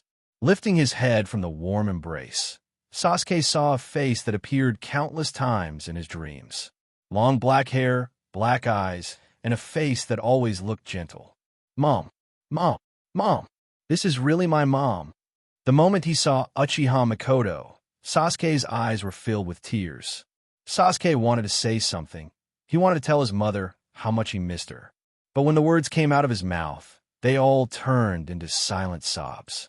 Seeing her child's appearance, Mikoto's heart also fiercely clenched. After so many years, how many things have her child experienced? Mikoto occasionally got some news from Xianxia, Nangonro, and Mashiro. Living alone in Woodleaf with no one to take care of him. In order to become stronger, he ran to Orochimaru. When she heard such news, Mikoto didn't know how many nights she hid in bed and cried secretly. Even several times, Mikoto begged Nangong to let her go back to Woodleaf to see her child. Seeing Sasuke's lonely appearance, if Mikoto didn't know the consequences of her appearance, she might have already stayed by Sasuke's side to take care of him. Every time Mikoto had the chance to see her child, she would always hold back her tears and clean up the room that was a bit messy due to living alone. Many times, when Sasuke was still living in Woodleaf, he was surprised to find that his room was a lot tidier in the morning, but he couldn't find the reason. It was because Mikoto went back to see her child. After sobbing for a while, Sasuke forced himself to calm down. "I saw with my own eyes that my parents were killed by my brother, Uchiha Itachi, so why is my mother able to appear in front of me?" "Mom, you weren't killed by my brother?" Hearing Sasuke's question, Mikoto's eyes couldn't help but flash a trace of sadness. It wasn't the kind of sadness because she was betrayed by her own family, but the same kind of heartache as she looked at Sasuke. "Your brother..." Mikoto just wanted to tell Sasuke the truth of the matter, but her eyes failed to live up to her expectations and tears flowed out, and they couldn't stop for a long time. Sasuke looked at his mother's appearance, but he didn't want to ask his mother the truth and hurt her heart. The door of Sasuke's room was slowly pushed open, and Nangonja and Uchiha Fugaku slowly walked into the room together. Seeing his wife crying, Fugaku didn't ignore his wife's crying like Sasuke remembered and kept a cold face. Instead, with a face full of care, he gently hugged Mikoto and whispered as if he was comforting his wife. Nangongja looked at the state of Mikoto and Fugaku, and naturally knew that he could only tell Sasuke these things. So he slowly sat on the edge of Sasuke's bed, and with a little nostalgia and admiration in his eyes, he said to Sasuke, "I know, you must want to know the truth about that bloody night." Sasuke's eyes firmly stared at Nangongja's face. Although he didn't speak, Nangongja understood that Sasuke really wanted him to know the truth. "Sasuke, in your eyes, what kind of image is the Uchiha clan? Are they amiable neighbors or simple and honest clansmen? The truth I'm telling you now will overturn everything you know about your childhood. That's because the Uchiha clan is not as kind and amiable as you think." Looking at Sasuke's face, Nangongja said seriously. And Sasuke naturally felt Nangongja's sincerity, and his whole body couldn't help but tense up. "You should know, at the beginning of Wood Leaf Village, the two pillars that supported Wood Leaf Village were the Uchiha clan and the Senju clan. When you were born, the Senju clan was gradually declining, so the Uchiha clan became the only clan left in Wood Leaf. This transcendent status not only brought the Uchiha clan a very high status, but it also brought the Uchiha clan an inestimable ambition, because almost no one in Wood Leaf can fight against the power of the Uchiha clan. The people who stand at the second place will always unconsciously look up to the first place. And for the Uchiha clan, who is almost under one and above thousands of people in Wood Leaf, they also put their eyes on the top of Wood Leaf, the position of Hokage." Listening to Nangongja's words, Sasuke's eyes flashed with a trace of agreement. Just like when he was with Orochimaru, Kabuto always looked for trouble with him. Uchiha clan, perhaps at that time, had the same mentality as Kabuto.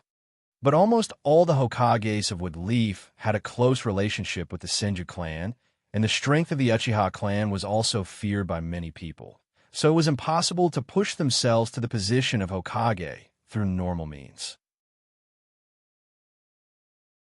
So at that time, the head of the Uchiha clan, your father, Uchiha Fugaku, proposed a dangerous plan to push the Uchiha clan to the top, a coup d'etat.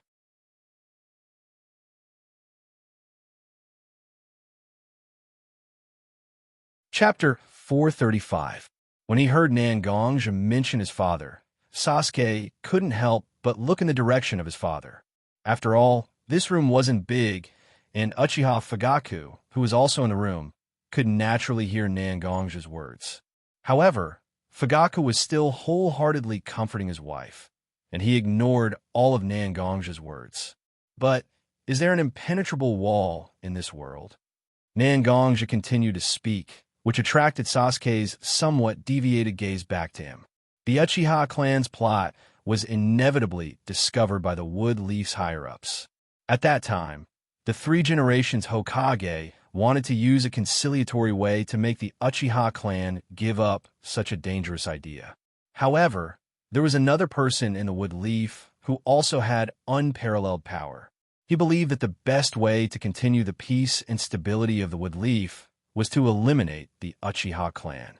This person was the leader of the original root, who has now been expelled from the Wood Leaf, Shimura Danzo. Although the fact that Shimura Danzo was expelled from the Wood Leaf by Nangongja and Watergate wasn't covered up, this kind of cover-up could only deceive those who didn't have any power. Sasuke, who stayed by Orochimaru's side, naturally came into contact with some information about this matter. Originally, Sasuke didn't care much about Danzo, who had nothing to do with him, but now he didn't expect Nangongja to mention Shimura Danzo again. You should know that Root is also a part of the Umbu, and it's not an exaggeration to call it the Umbu of the Umbu. At that time, your older brother was a member of the Umbu.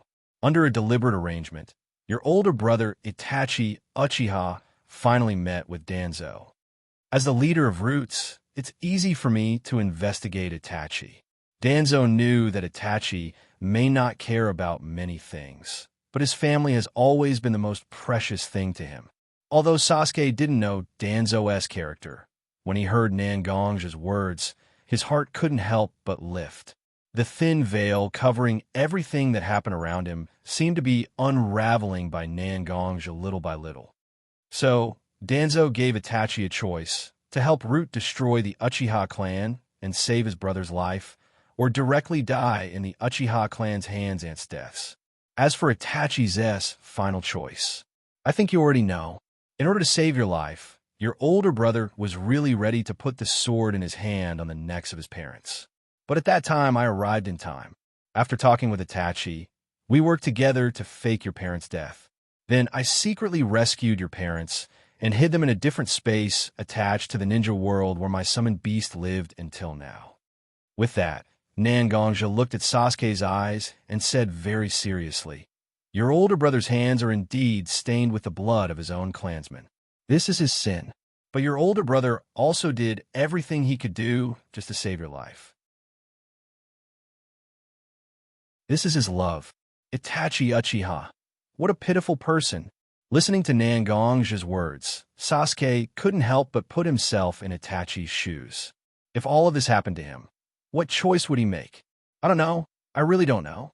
Sasuke had no way to get the answer, because no matter how hard Sasuke tried to make himself make the idea of exchanging roles with Itachi Uchiha, the resistance from the heart made Sasuke unwilling to continue thinking about it. Standing up from the bed, Sasuke slowly walked to his parents and quietly looked at his father and mother. Perhaps Fugaku's comfort worked, or she felt Sasuke's gaze. Mikoto's sobbing gradually stopped. Seeing that Mikoto's mental state had stabilized, Fugaku looked at Sasuke and said, "Sasuke, all of this is my..." Halfway through his words, Sasuke forcibly interrupted his father's words. "Don't say anything like an apology. After all, the past is the past." And now, looking at Fugaku and Mikoto's faces, and Uchiha Fugaku's face, Sasuke slowly said, "And now, without all the pressure from Uchiha, I believe that father will be able to take good care of mother. The rest is naturally my brother and me. Our Uchiha clan may have been wrong, but such a punishment is indeed a bit too much. I, together with my brother, will definitely seek justice for us. Not for Uchiha, just for our family." Fugaku actually wanted to persuade Sasuke to give up the idea of revenge. But looking at Sasuke's firm look, Fugaku knew that even if he said more, there was no way to change his child's mind. Whether it's himself, Itachi, or his youngest son Sasuke in front of him, they all have a stubborn temperament. She couldn't persuade him otherwise. No matter how thorny the road was, her man would walk to the end without saying a word. Sigh. As if he wanted to express the depression in his chest. After a sigh, Fugaku looked at his child and said, "I know I can't change your mind. You and I are too similar. But after living with your mother in such a peaceful place for the past few years, I've slowly smoothed out my edges and corners. But no matter what, you are my child, Uchiha Fugaku. No matter what kind of suffering you suffer, you must hold back all the tears in your eyes. Because as long as it's a choice you make, you must unswervingly carry it out. I don't regret my original actions. I only regret that I didn't think it through enough. I know it's not a good habit, but I still hope that you cannot regret every decision you make, good or bad. Do you understand what I mean? I'm proud of my child, Uchiha Sasuke." When Fugaku said these words, Sasuke finally found some of Fugaku's iron-blooded posture when he was the head of the Uchiha clan.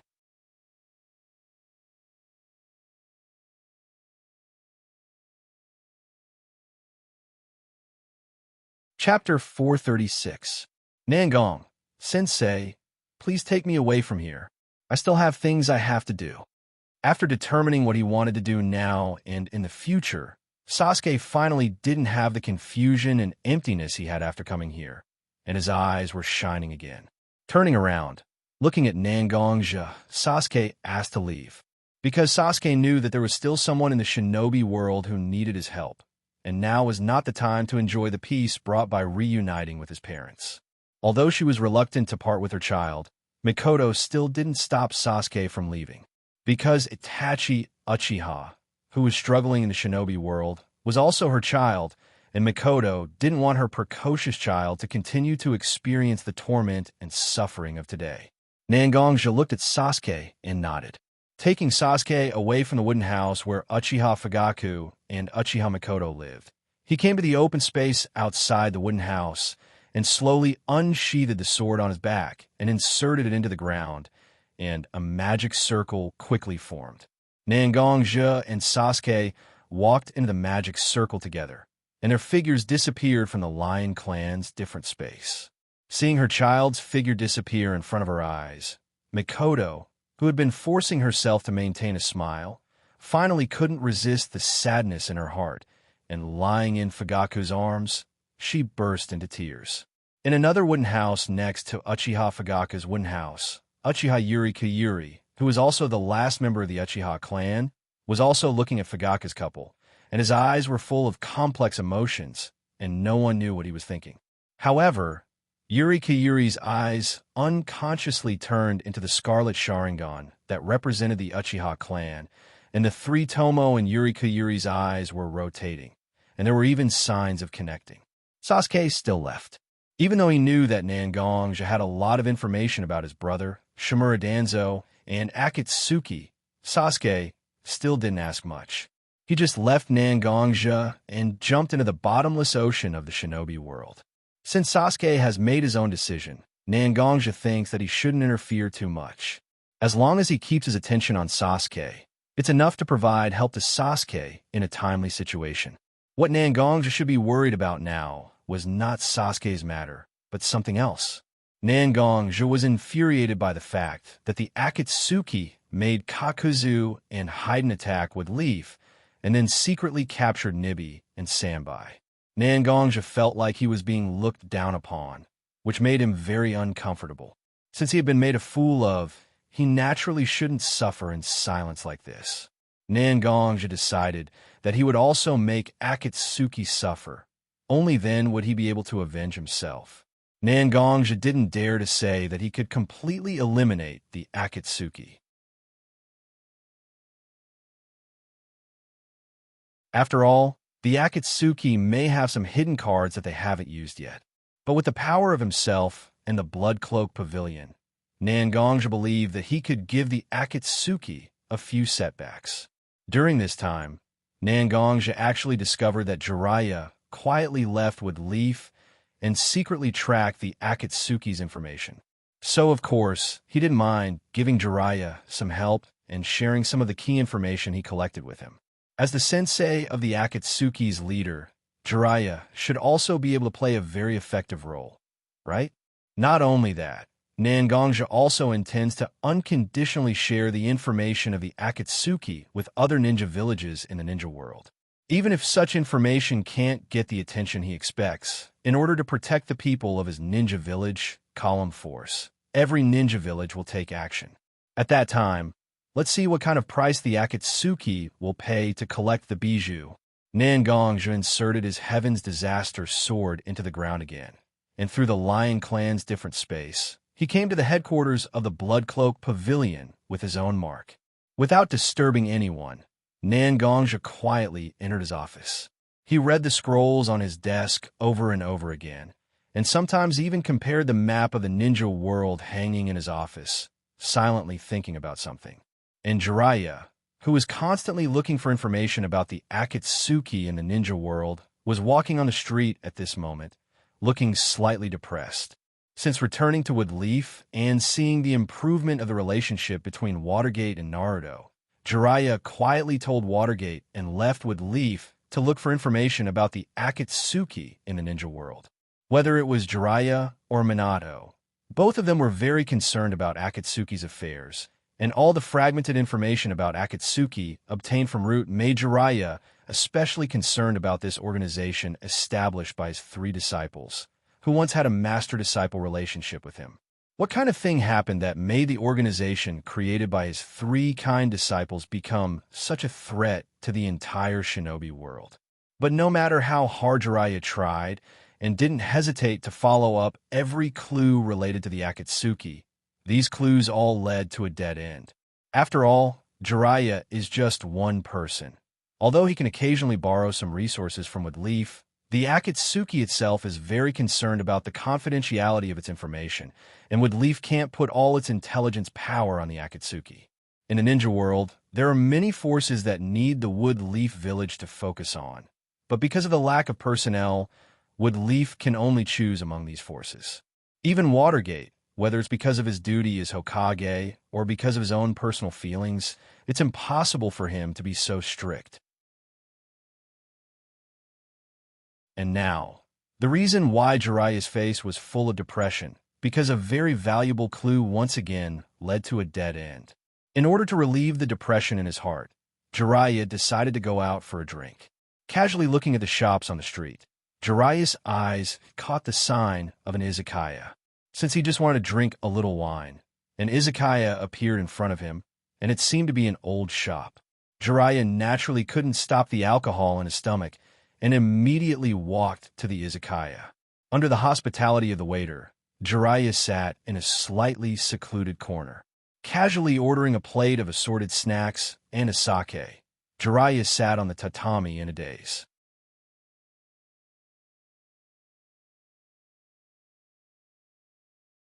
Chapter 437.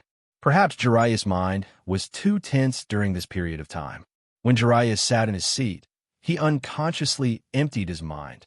When Jiraiya regained his spirit, the sake and snacks he ordered were already placed on the small table on the tatami in front of him. The sake didn't come in the form of a large glass bottle. Instead, it was placed in a crude-looking wine separator. This crude porcelain separator was placed in a small pot on a copper stove to maintain a warm temperature. Jiraiya picked up a small piece of cloth next to the copper stove and used the cloth as a partition to take out the rough porcelain divider heated on the copper stove. The clear liquor was slowly poured out from the slightly rough porcelain divider.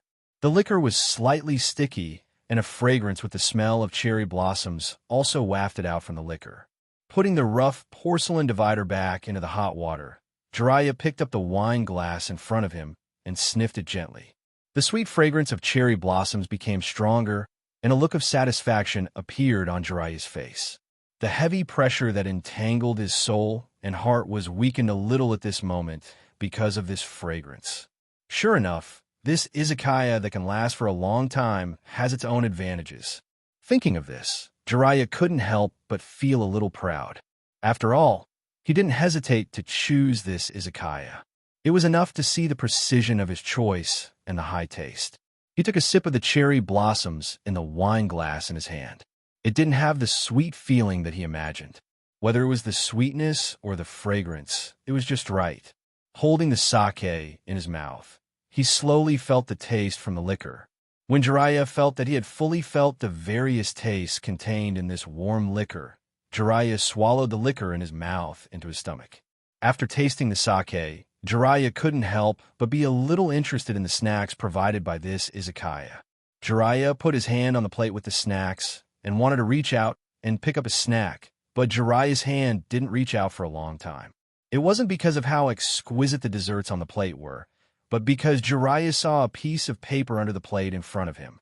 Jiraiya, who was attracted by the fragrance of sake, was so careless that he didn't notice that there was a piece of paper under the snack plate in front of him. Jiraiya pulled out the paper under the plate without a trace. He didn't deliberately hide it. Instead, he casually looked at the paper in his hand as if he was looking at his shopping receipt.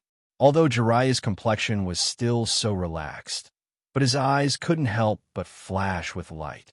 The information of Akatsuki that he had been looking for was actually written clearly on this thin piece of paper at this moment. Akatsuki Organization, Rain Country, please be careful. 3 short words were written on this piece of paper, but the information contained in it exceeded all the information collected by Jiraiya in the past few months. Because this piece of paper had clearly stated the location of Akatsuki, all the secret bases of Akatsuki that were used to confuse the public were all excluded from Jiraiya's mind at this moment. And when he saw the 3 words, Rain Country, Jiraiya instantly became enlightened. Yes, wasn't the country of Rain the place that had the most contact with his 3 disciples? It's the place where they struggled to survive in the war. It's the place where they first established Akatsuki. It's the place where they really determined their aspirations. But how could he have unknowingly overlooked such an obvious point? Perhaps it's because Akatsuki suffered a big loss here, so they will definitely change their organization's base. Remembering such a short few words in his mind, Jiraiya was just about to tear up the paper in his hand, but he couldn't help but put his eyes on the short few words on the paper. These 3 lines of words were written with strong strokes and full of power. It's almost the first time Jiraiya saw it. The most important thing is that after staring at these words for a long time, his eyes can't help but feel a tingling sensation. This feeling, Jiraiya only felt on one person, and that was Xianxia, who couldn't perfectly hide the sword chi in his body. It seems that this message is from Xianxia, right? Xianxia is also very mysterious to Jiraiya. After all, Xianxia has always been staying in the wood leaf, seemingly aloof from worldly affairs. But whenever something very important happens, Jiraiya can always see Xianxia's figure in the light or in the dark. But at this moment, Jiraiya's heart is completely tied to his 3 former disciples in the Rain Country, especially Nagato, who has red hair and eyes from the Rikudo Sennin. Jiraiya has no idea what the power contained in such a pair of eyes will be like when used to the extreme. Compared to such a direct threat, Xianxia's interesting little secret is not so important. After all, the current Xianxia can't be said to be harmless, but at least for the wood leaf, there is no big threat to the ninja world. After staring at the paper for a long time, Jiraiya tore the paper in his hand that Xianxia personally wrote, and the sword chi mixed in the paper was released in an instant. Obviously, it was only as thick as a silk thread, but when it passed through the coarse porcelain wine separator, it directly cut the wine separator in half, and the cut surface was extremely smooth. Really impulsive. If I knew this would happen, I would have gone out and tore this paper, wasting a pot of wine. Instead of lamenting the powerful attack of Xianxia's sword chi, Jiraiya began to regret that he only drank a cup of sake. Jiraiya's heart is really big. Looking at the coarse porcelain wine separator that has been filled with a lot of hot water, Jiraiya shook his head slightly, took out a few coins from his arms, and put them on the table. Without looking back, Jiraiya directly walked out of the izakaya's door, but the clerk in the izakaya completely ignored Jiraiya and didn't even check how much money Jiraiya left and let him leave. If you look carefully at the signboard of this izakaya, you may find a small and imperceptible red mark on the signboard at the door of this izakaya, which is the symbol of the Bloodcloak Pavilion.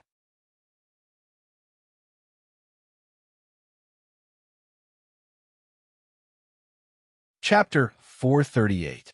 Next to a waterfall near the periphery of Wood Leaf, Naruto was topless at the moment, and his shadow clones were standing neatly in a row in front of the waterfall. Watergate's goal for Naruto was to let Watergate use his chakra to stop the flow of the waterfall, and then let the waterfall flow backward.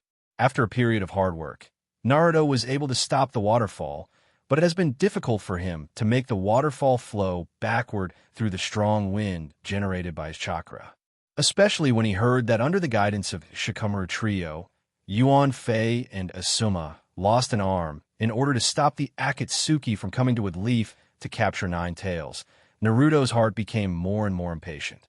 But things are often like this: more haste, less speed. That impatient mood made Naruto's progress even slower, and even faintly, it was difficult to maintain the current level. After all, he is his own child. Watergate naturally understands Naruto's mentality. But Watergate knows that he can't say too much about such things. Maybe his persuasion will indeed let Naruto get rid of the current confusion. But every time Naruto falls into a dilemma, he can't rely on others' help to get out of the predicament, right? As a qualified ninja, he must learn to face all difficulties. Watergate is very clear about this, so he resisted his desire to persuade his child. Watergate can only stand beside the waterfall and watch Naruto compete with the waterfall and with himself. Damn it, why can't I succeed? If I can become stronger, then all this won't happen. Looking at the waterfall that stopped in front of him for a moment, but continued to flow again, Naruto's mouth made a violent roar, and all the shadow clones turned into disgust. Naruto fiercely sat in the water, his right hand clenched into a fist, and punched the water. Circles of water splashed high under the influence of Naruto's strength. Seeing Naruto's discouraged and angry appearance, Watergate's figure suddenly appeared beside Naruto. Naruto raised his head and looked at his father who appeared beside him, and his eyes couldn't help but have a look of hope. Obviously, he hoped that his father, who is far superior to him, can give him some guidance on such matters. But at the moment, Watergate's face was not the excited and warm smile he had when he was training and researching with him. Instead, it was more like the usual Watergate's face that Naruto saw in the Hokage's office, with a serious and cold look on his face. "Are you done acting like a spoiled child?" Watergate looked condescendingly at Naruto, who was sitting on the ground, and looked at the depressed Naruto on the ground. Hearing Watergate's words, Naruto just wanted to open his mouth and argue for himself, but he was abruptly suppressed by Watergate's serious and cold eyes. As a person, it's normal to instinctively seek help from others when you encounter difficulties. So now that you have encountered difficulties in your training, I can completely understand your feelings of wanting me to give you some advice. But you're not only an ordinary person, but also a ninja who puts his own life on the line. When performing tasks, you not only have to face the enemy's attack, but also have to face all kinds of problems from the enemy or from your own side. At that time, are you sure you can find a person to point out a bright way for you to face the difficulties you face? Watergate's words were sincere and cold, but Naruto understood the meaning of Watergate. Watergate didn't want him to rely too much on others. As a ninja, as long as he accepts the task, although he can use the strength and assistance of his teammates, but in the end, he still needs to grow his own strength. Now Naruto, in Watergate's view, has not reached a situation where he can't break through the dilemma. In this case, Watergate certainly doesn't want Naruto to rely on others. "I understand, Dad. I will continue to work hard. After all, between father and son, there is no need for so many words, often just a few short words. Both sides understand each other's meaning. Perhaps this is the way men communicate with each other." Ninjutsu, Shadow Clone Jutsu. Naruto put his hands in front of him, and clouds of smoke were produced around Naruto. After resummoning his shadow clones, Naruto and his shadow clones looked at each other and said loudly, "What is our ninjutsu?" Hearing Naruto's words, Naruto's shadow clones were also excited in an instant. "Go forward bravely. That is our ninjutsu." One by one, the shadow clones either clenched their fists or jumped in the air, shouting their slogans excitedly. Seeing his shadow clone jutsu so excited, Naruto nodded and said with relief, "That's right. Yes, I am the man who will become the Hokage. Such a small problem is just a stone on the road in front of us. Now let's go all out." "Oh, let's go." "Yes, it's just a small difficulty." Looking at Naruto and his shadow clones encouraging each other, Watergate's face couldn't help but pull out a smile. The only person who can maintain such a relationship with his shadow clone jutsu is Naruto, right? Seeing Naruto's fighting spirit reignited, Watergate also nodded with relief. During this period of time, Watergate actually had a lot of official business to deal with, and they were all important affairs that needed to be dealt with personally. So after seeing Naruto return to normal, Watergate also used Flying Thunder God Jutsu to leave the waterfall. Naruto, who was concentrating on his own training, also completely devoted his mind to his own training. With the Flying Thunder God technique, Minato arrived at his office. Suddenly, Minato's eyebrows slightly knitted together. He bit his thumb and quickly made a hand seal. After that, he pressed his hand to the ground and said softly, "You're right. You're right. Summoning Jutsu." A small and delicate toad appeared in front of the water gate and said respectfully to the water gate, "The water gate has been destroyed. Water gate, Sama, Jiraiya-sama, asked me to pass you a piece of information. The matter is very important, and I hope you can deal with it as soon as possible." When hearing the name of Jiraiya, Watergate immediately connected the matter about Akatsuki that Jiraiya was painstakingly searching for, and his heart couldn't help but slowly sink.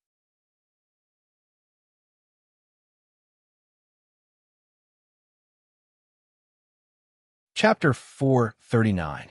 Hearing the news from the little toad, Minato's mood became gloomy, But out of respect for the toads of Mount Mayaboku and his dignity as a Hokage, Minato forced himself to calm down and said to the little toad in front of him, "Haha, I'm sorry.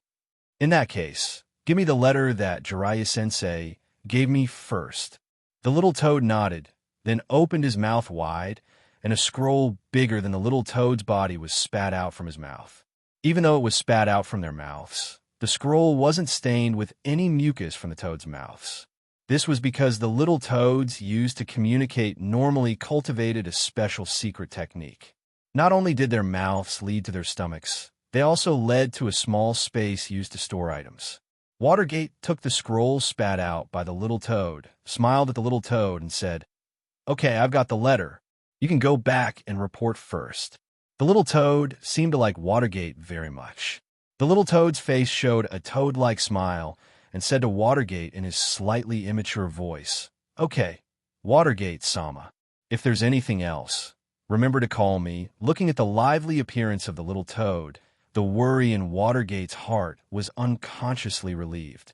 Watergate stretched out his hand and patted the little toad's head a few times, then said to the little toad very gently, "Got it, you go back and report first. If there's a letter that needs to be sent, I will ask you to deliver it to me." After being patted on the head by Watergate and hearing Watergate's words, the little toad looked satisfied. A burst of smoke rose, and the figure of the little toad slowly disappeared. But after the figure disappeared, the little toad still left a soft murmur in the air before he left. "Minato-sama is still the best. He's sunny and handsome, unlike Jiraiya-sama, who looks like a perverted uncle. Every time he sees me, he always has a bad look on his face. Sometimes he even jokes about me. I'm a girl." Of course, the little toad didn't know that the murmur before he left was clearly heard by Watergate's sensitive ears. Watergate's face couldn't help but show a bit of an awkward smile. Is my sensei's reputation now bad enough to reach Mount Mayaboku? Although Minato felt that he couldn't tell what a male toad looked like and what a female toad looked like, he didn't know. After expelling these complicated thoughts from his head one by one, Minato picked up the scroll that Jiraiya passed to him and carefully observed the lines on the scroll. Minato put the scroll on his desk and quickly printed a few hand seals.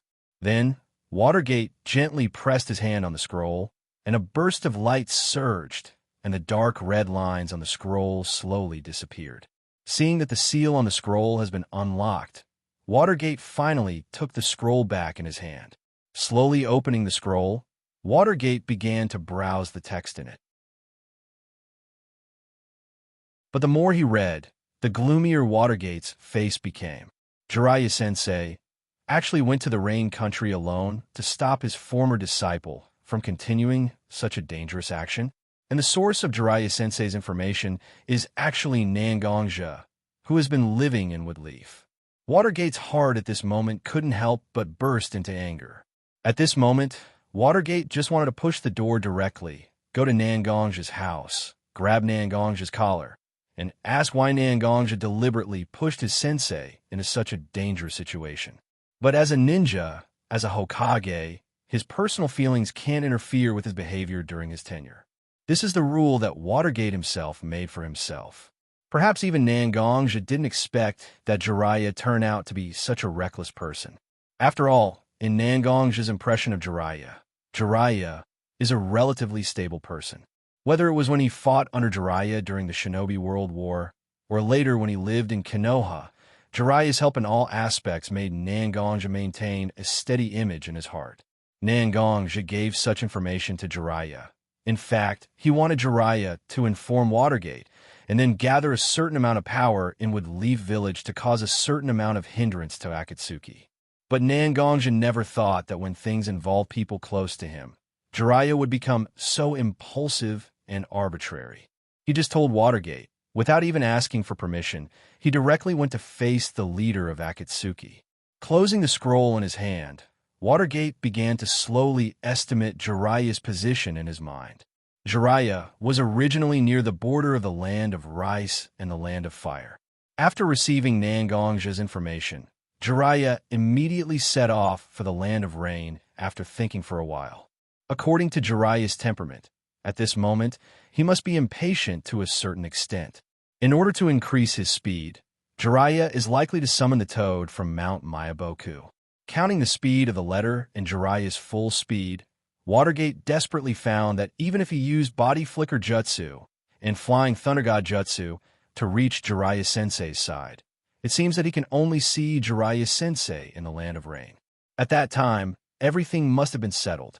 With a wave of his hand, he summoned the Umbu hidden in his office. A man wearing an Umbu mask knelt in front of Watergate, waiting for Watergate's instructions. You immediately inform Shikakanara that I have something to do and will leave with Leaf. I will leave a shadow clone in with Leaf and let Shikakanara be prepared to deal with official business with my shadow clone. The Umbu kneeling in front of Watergate nodded in response to Watergate's order. Then his figure flashed and disappeared. Watergate made a hand seal, and a shadow clone appeared beside him. Minato said to his shadow doppelganger, "Then, I'll leave everything and would Leaf to you. No matter what, I have to catch up with Jiraiya-sensei as soon as possible. At least, I have to ensure Jiraiya-sensei's life." Watergate's shadow clone and Watergate were in the same body, so he seriously said to Watergate, "Be sure to save Jiraiya-sensei's life. I'll take care of everything here." Watergate heard his shadow clone's words, nodded, and then immediately used Body Flicker Jutsu to leave the Hokage's office. Soon after, Watergate immediately summoned Gamma Bunta to hurry on his way outside the Wood Leaf.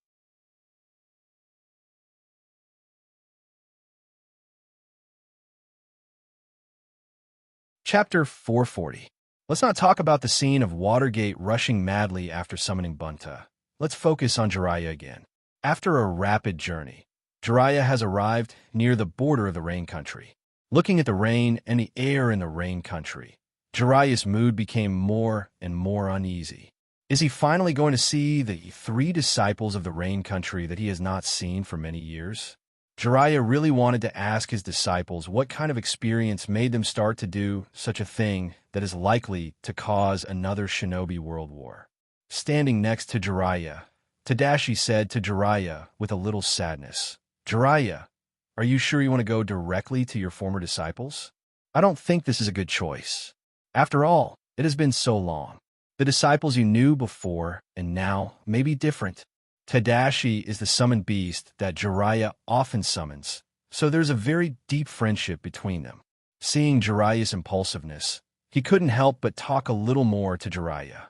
But Jiraiya shook his head and said to Tadashi, "I know what you mean, and I know I was a little impulsive this time, but I still couldn't help but come here. The emotions that are about to burst out of my heart have completely suppressed my inner reason. Tadashi, I have never been a rational person. Don't worry, I will be careful. If I can't, I will summon Fukasaku Sennin and Shima Sennin to use Sage Mode. Even if I can't win, escaping is not a problem." Hearing Jiraiya's words, Tadashi also nodded. As a summoned beast from Mount Mayaboku, he naturally knows how powerful Sage Mode is. Jiraiya himself is a real Kage-level ninja, and with the help of Fukasaku Sennin and Shima Sennin, he can naturally survive. Then be careful, as long as something goes wrong. I hope you won't be impulsive and leave immediately. After saying this, Tadashi directly turned into a cloud of smoke and disappeared from Jiraiya's sight. Jiraiya looked at the road in front of him, and in a blink of an eye, his figure disappeared without a trace.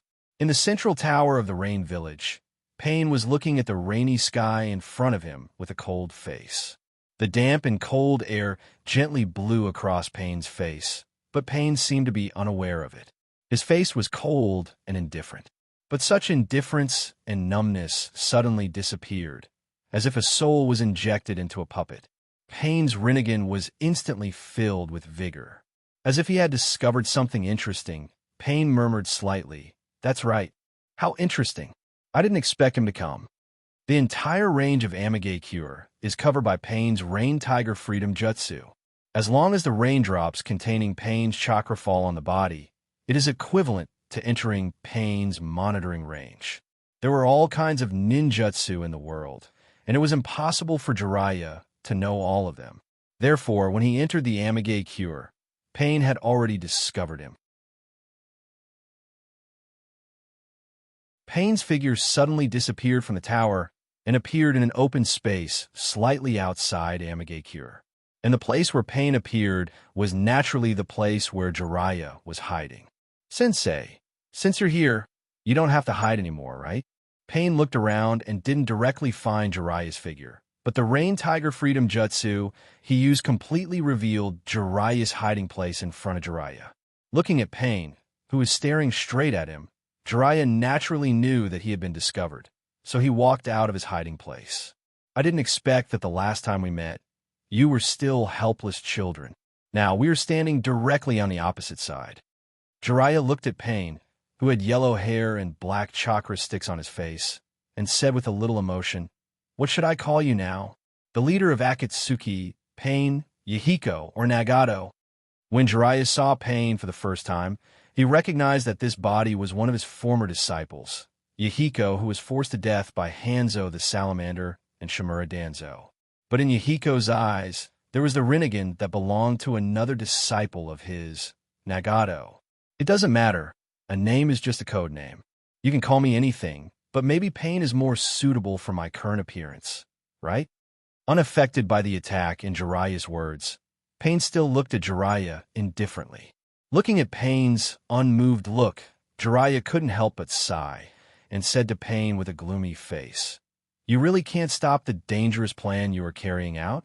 You, Conan, and Yahiko are all victims of the war, and your current actions are triggering the next war. Do you want more people to experience the sadness you have experienced before?" Pain listened to the words of his former master, Jiraiya, and his expression unconsciously became a bit arrogant. "Jiraiya-sensei, do you know? A long time ago, I was afraid of my eyes, especially when I knew that they were the eyes of the Six Paths Sannin, the ancestor of Shinobi world. The fear in my heart was like a wild grass that kept growing crazily. But after I saw Yahiko being forced to death, I finally understood why I have these eyes. This world is sick, and it's terminally ill, and it needs urgent treatment. My eyes were given to me by the Six Paths Sannin to save the world. I want to perform surgery on the terminally ill Shinobi world. I want this world to be free from the threat of war, and this is the ultimate goal of my plan." Listening to Pain's discovery of him as a savior, Jiraiya looked at Pain's strange eyes and shook his head and said to Pain, "It's not just the world that's sick, you're sick too. Your current behavior is creating more pain, and I won't let you do that. No one can change the whole world with their own strength. What we can do is to make everyone understand each other so that the world can be peaceful for a long time."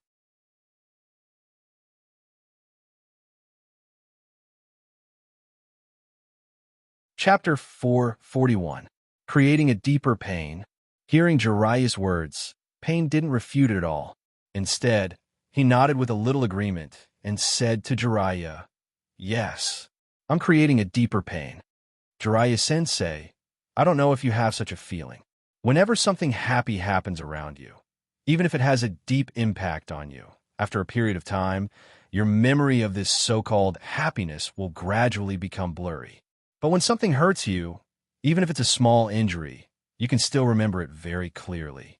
If it causes serious loss and harm to you, even if you deliberately forget it, once you get a little incentive, you will immediately recall the pain you suffered at the time." Looking at Jiraiya, Pain slowly threw out his own question.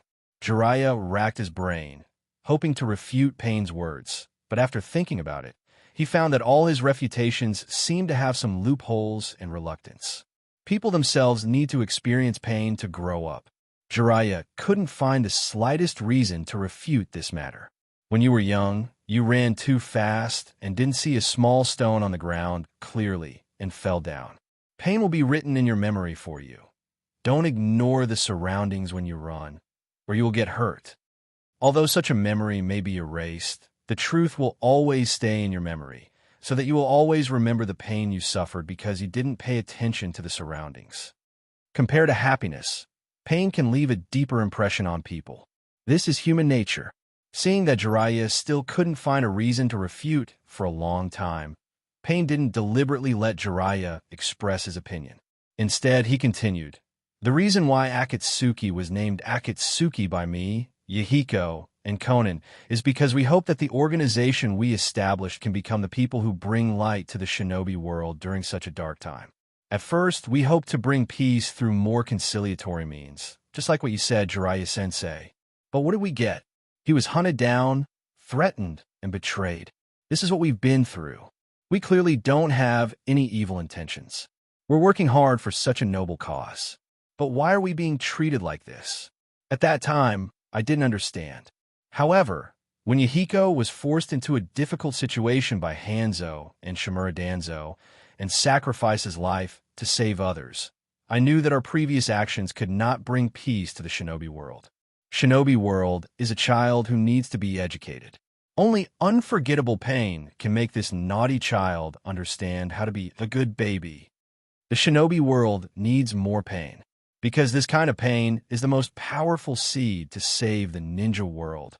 Obviously, he was talking about the unfair treatment he had experienced, but Pain's face was still as usual, without any remorse or annoyance, as if he was telling someone else's story.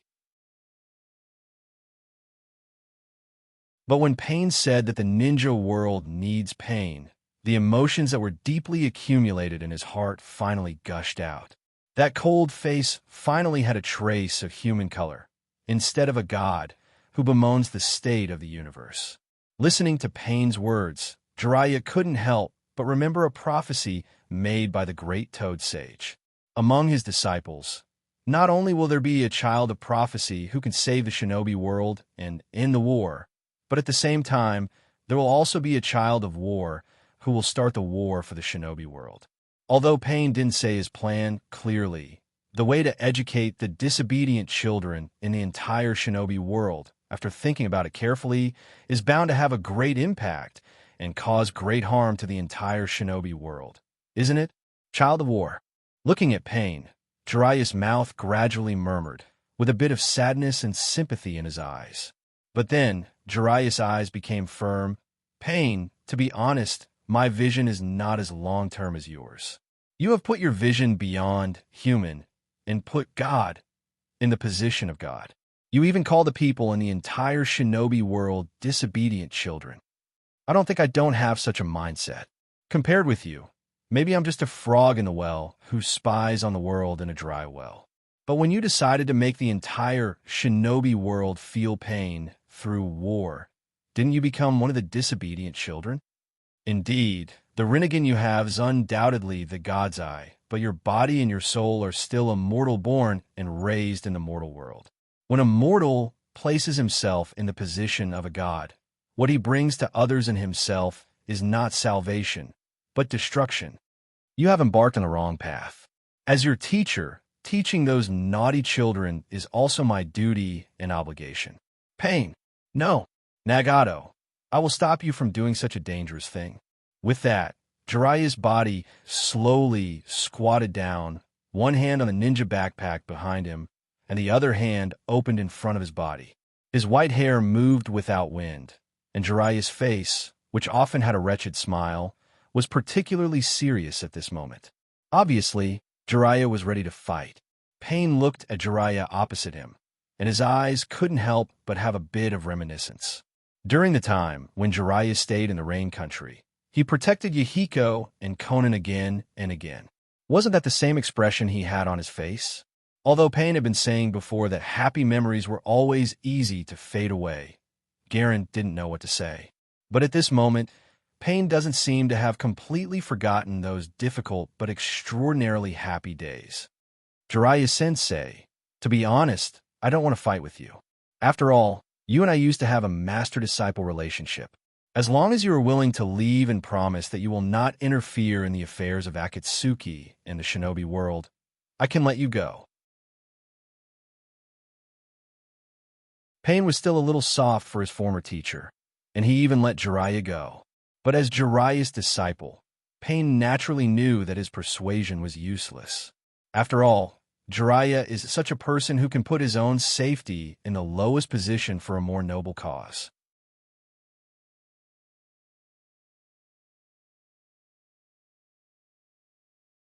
Chapter 442. Sure enough, after hearing Pain's pity because of the meeting, Jiraiya didn't really leave as Pain said. Instead, Jiraiya took a firm step forward and said to Pain, "You can't do anything to me. People will die in the end. The only difference is here and elsewhere. I have lived in such a chaotic ninja world for so long. I have experienced happiness, and I have also experienced pain. Now, if I sacrifice my life to alleviate the pain that more people and even the entire ninja world will experience, I don't think it's a bad thing." Although he said so, Jiraiya's eyes flashed with a trace of regret. After all, before Jiraiya left with Leaf, he went to see Tsunade once. On that day, the two talked about a lot of topics that they had never talked about before. Because at that time, Jiraiya already knew that he was facing a death threat that may be more terrible than any previous mission. So under such threat, Jiraiya finally restrained his usual unruly appearance and seriously had a conversation with Tsunade, the woman he loved all his life. No one knew the process of the conversation, but whether it was Tsunade, who was sitting in her living room, or Jiraiya, who had just walked out of the mansion gate, both of them were over 50 years old and experienced the world, but their eyes were red. Before entering the Rain Country, Jiraiya once said to Tadashi, who came with him, that as long as he couldn't defeat him, he would immediately use Sage Mode to escape.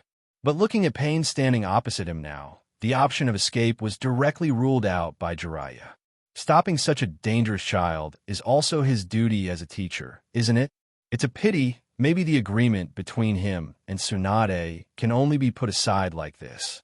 I didn't expect that in the end, my promise to Tsunade also became empty talk. Before Jiraiya could continue to regret, Pain, who was standing opposite Jiraiya, had already moved. No, it shouldn't be said that Pain moved, but a figure with the same orange hair and a face full of black iron rod decorations suddenly appeared beside Pain. Before Jiraiya had time to speak, the man, who was also wearing the Akatsuki's black robe with red clouds, had quickly printed hand signs. Summoning Jutsu. A voice slightly similar to Pain's voice came out from the man's mouth, and at the same time, 4 figures also appeared with the emergence of a large cloud of smoke. Jiraiya-sensei. Looking at Jiraiya, Pain slowly took a step forward and said to Jiraiya, "You are my most respected sensei. I originally wanted to let you live, but you gave up such an opportunity. Since things have come to this, I will use my strongest power to fight with you and give you the respect you deserve." Seemingly understanding Pain's meaning, the 5 people who suddenly appeared just now also stood behind Pain in unison. They were obviously 6 different individuals, but at this moment, they suddenly spoke in unison without the slightest difference. Pain Rakuto joined. Looking at these 6 figures with different faces and body shapes, Jiraiya felt the same aura from them. It seems that this so-called Pain Rakuto is actually an existence controlled by Nagato. After Jiraiya and Pain Rakuto looked at each other for a moment, they moved at the same time. Pain Rakuto has differences in body shape. As a veteran ninja, Jiraiya naturally quickly analyzed these 6 enemies. Although Jiraiya doesn't know the name of Pain Rakuto, for the sake of writing convenience, we will call them the Rakuto of Pain Rakuto below. Tendo Pain is the first Pain Rakuto to appear in front of Jiraiya, and it is also the Pain Rakuto created by Yahiko's body, who has the closest relationship with Nagato. Then, does it mean that the power possessed by Heaven's Way Pain is the most powerful in the 6 paths of pain? Therefore, from the beginning, Jiraiya excluded Tendo from his first target. Shirato is the most burly one in Pain Rakuto. Although a burly body does not necessarily mean that he is the main attacker, at least it can prove that such an existence has excellent physical fitness. Such a person is likely to be the main attacker in Pain Rakuto. So Jiraiya is still a little entangled whether to take the lead in eliminating such a person who seems to be the main attacker. Rendo's figure was relatively slimmer, but Jiraiya had no way to speculate the strength of such an enemy without fighting. So Jiraiya ruled out such an enemy as his attack target. Chikishoto, who has appeared once before, used summoning jutsu to summon the other Pain Rakuto. So, does it mean that Chikishoto is actually an existence who is proficient in summoning jutsu? If this is the case, then Jiraiya thinks that it is a good choice to exclude such a person who can use summoning jutsu. The remaining 2 6 paths of pain from Jigakudo and Gekido did not show their combat power. It was also impossible to judge their position in the 6 paths of pain from their appearance. Therefore, Jiraiya used the same reason to exclude the Mundo to exclude these 2 from the attack targets. Although it seems that Jiraiya made such a decision after a long period of judgment, in fact, Jiraiya did not dwell too much on the choice of such an attack target. Jiraiya, who has experienced countless battles with fewer enemies, is actually very clear that all his plans are based on subjective assumptions. Any subtle error in judgment will lead to the disclosure of his plan. Therefore, when fighting with many people, the most important thing is never the plan. It is to maintain your flexibility and physical strength, and perform the most appropriate attack at the most appropriate time. This is why Jiraiya has decided to fight to the death with Pain Rakudo, but he did not immediately summon Fukasaku Sennin and Shima Sennin to cooperate with him to display his strongest power.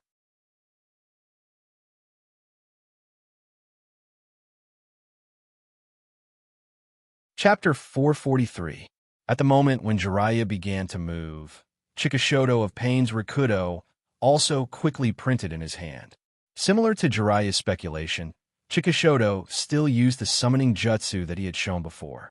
He pressed his hands on the ground, and runes quickly spread from the place where Chikishodo's hands pressed. Summoning jutsu.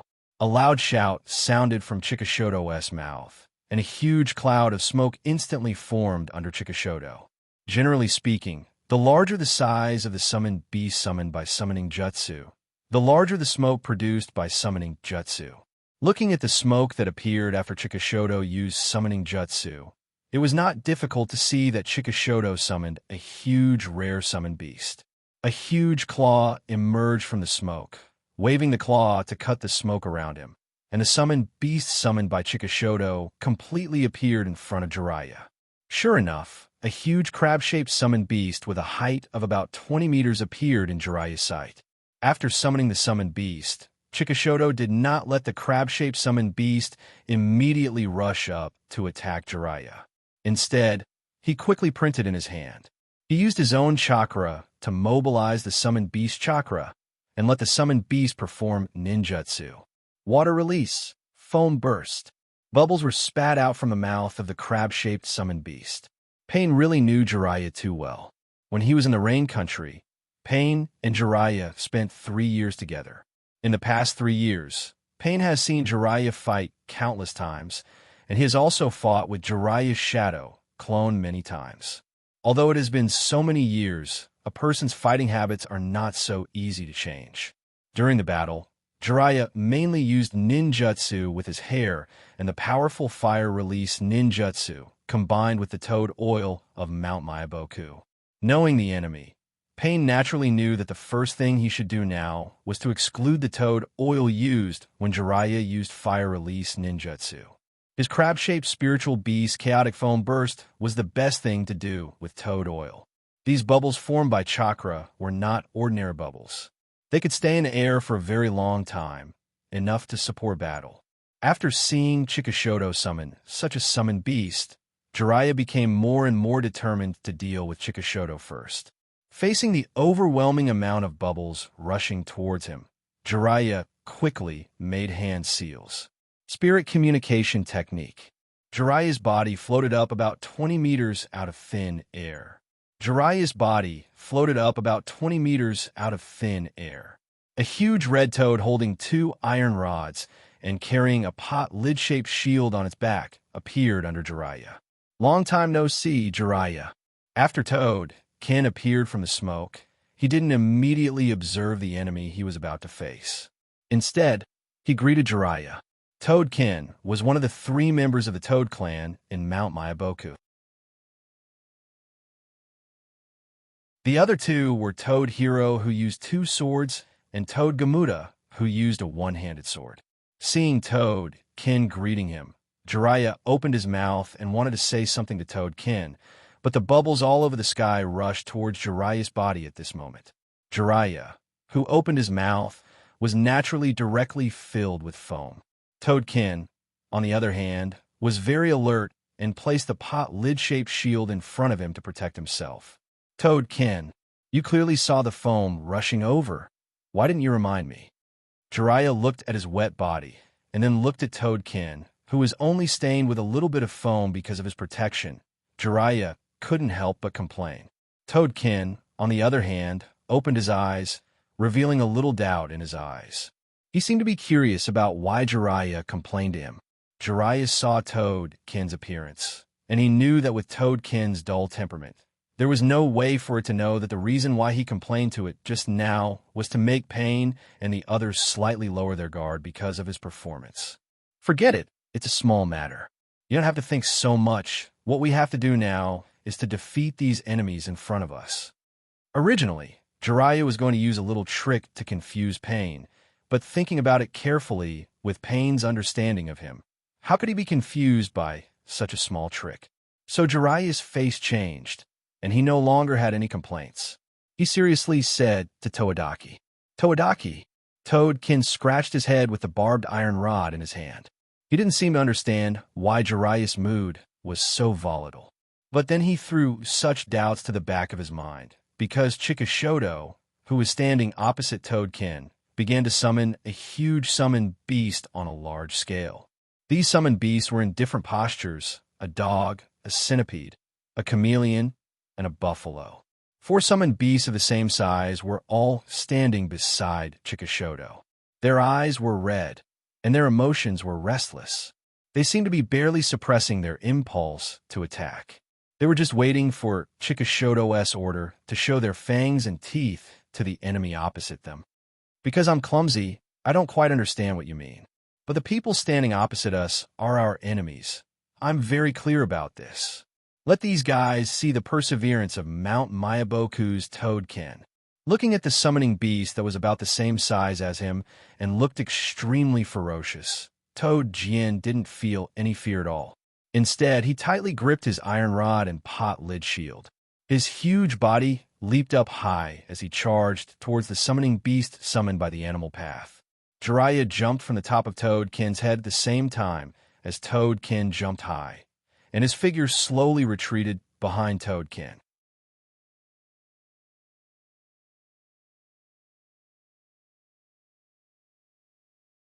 Chapter 444. When Jiraiya saw that Chikishoto alone could summon so many huge summoned beasts, he knew that he couldn't hide his strength anymore. Initially, he thought that he could use his ordinary form to cause a certain number of casualties to 6 paths of Pain and the others. However, the animal realm alone had already brought him so much pressure. If he let his guard down, he might die just like that. Such a situation was not what Jiraiya wanted to see. So Jiraiya decided to use the Sage Mode inherited from Mount Mayaboku that he didn't fully master, but he could use it as his trump card. At this moment, Jiraiya left the top of Toadkin's head and hid his figure in the shadow of Toadkin's huge figure. His 2 hands quickly formed hand seals, and the summoning technique was completed almost instantly. 2 clouds of smoke were produced on Jiraiya's shoulders. Fukasaku Sennin and Shima Sennin, 2 very old toads, stood on Jiraiya's shoulders. Shima Sennin looked at Jiraiya, who summoned her, and asked softly, "Little Jiraiya, we thought you would hold on for a while before summoning us, and let us help you use Sage Mode. We didn't expect you to summon us at the beginning of the battle. It seems that Rakuto Sennin's eyes really gave you a lot of pressure." Compared to Shima Sennin, who was like an old woman caring about Jiraiya's situation, Fukasaku Sennin was relatively more serious. His pair of toad eyes skipped over Pain Rakuto and Toadkin, who was fighting the huge summoned beast summoned by Chikishoto, and said to his wife and Jiraiya with a dignified look in his eyes, "Well, now is not the time to admire the power of Rinnegan. No matter how powerful Rinnegan is, we only need to think about fighting it with all our strength. Old woman, cooperate with Jiraiya to cast the Sage Jutsu. Toadkin can't hold on much longer." Almost just a glance, Fukasaku Sennin also quickly found that Toadkin had fallen into a disadvantage, so he immediately said to Jiraiya and his wife Fukasaku Sennin, Looking at her husband's serious face, Shima Sanin looked at him and whispered softly, "You only know how to put on a stink face, you old man. If it weren't for the business now, see how I'll teach you a lesson when we go back."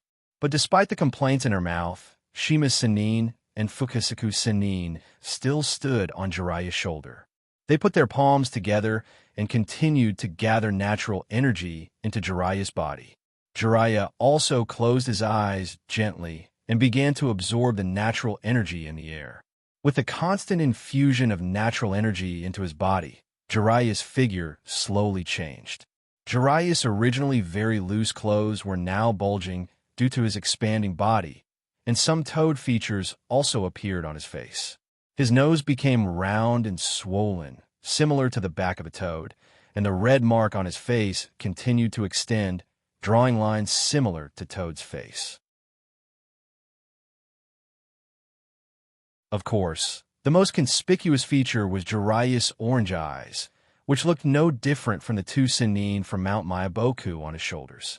Jiraiya stimulated the Senjutsu chakra that was constantly forming inside his body to strengthen his body. He directly jumped up from the ground and stood on the head of Toadkin, who was struggling with the summoned beast summoned by Chikishoto. "Sorry, Toadkin, I kept you waiting. Now is the time to fight back." Toad can also notice Jiraiya's voice on top of his head, so he looked at Jiraiya with a little doubt. Toadkin said, "Jiraiya, when did you leave my head? I didn't feel it. I was just fighting these beasts." As he spoke, Toadjin suddenly sensed the aura of the two toad immortals from Mount Myabu. He waved the two iron rods in his hands and sandwiched the front of the split dog's body, firmly blocking it. Finally, he spoke with a hint of understanding. "I didn't expect you to invite these two over. Sorry, two Sannin. Please forgive Toadkin for not being able to greet you at the moment." Hearing Toadkin's words, Shima Sanin nodded happily, then said to Toadkin, "It's okay, Ken. Just fight well. I've seen how hard you fought just now." Shima Sanin and Fukasaku Senin's status in Mount Myaboku is only lower than the Great Toad Sanin, who has been sleeping under normal circumstances. They are usually the people with the highest status in Mount Myaboku Toad. To be able to hear the praise from such a person, even the slightly wooden, tenacious toad felt his entire body brimming with energy. He didn't know where he got the strength from, but he directly hit the split dog with the iron rods in his hands.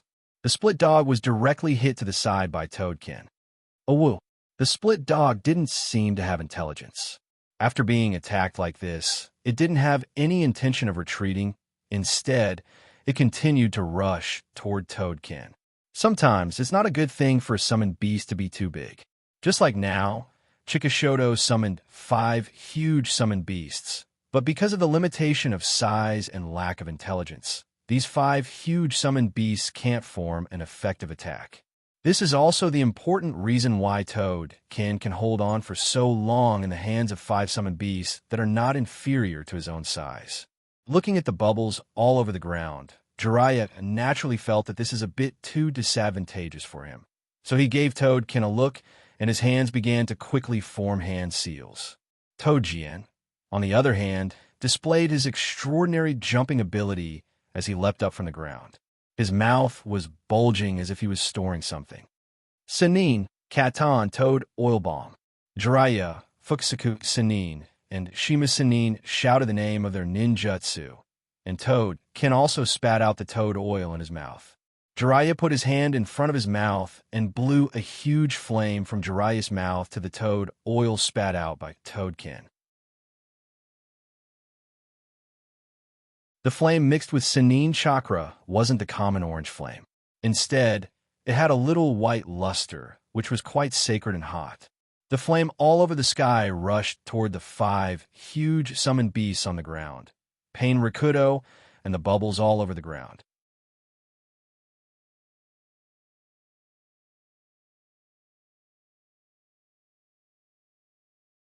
Chapter 445.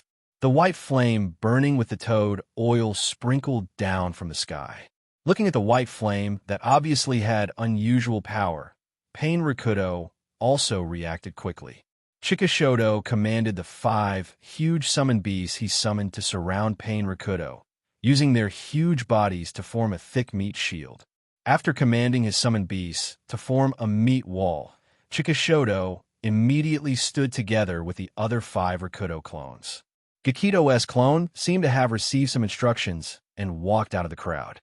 He opened his hands and kept staring at the seemingly weak part of the meat wall, surrounded by the 5 summoned beasts. He was always on guard against the invasion of a defensive flame and then used his power to absorb the flame. The overwhelming white flame fell on the ground, and countless bubbles were quickly evaporated under the high temperature. The meat wall formed by the 5 huge summoned beasts also suffered more flame attacks under the deliberate attention of Jiraiya and Toadkin. The raging flame burned for nearly 5 minutes. Although the huge summoned beasts summoned by Chikishoto lost their wisdom due to the force control of Rinnegan, their bodies were still flesh and blood.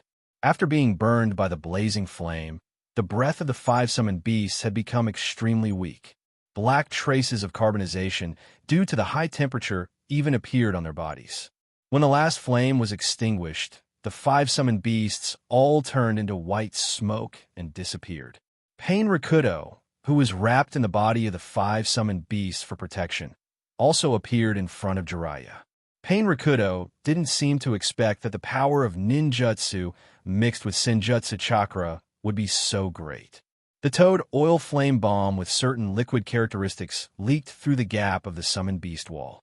Gakito tried his best to absorb the white flames with his ability, but he still couldn't do anything. At this moment, except for Tendo Pain, who can use repulsive and gravitational ninjutsu, and Rindo, who is agile and good at close combat, there are no burn marks on their bodies.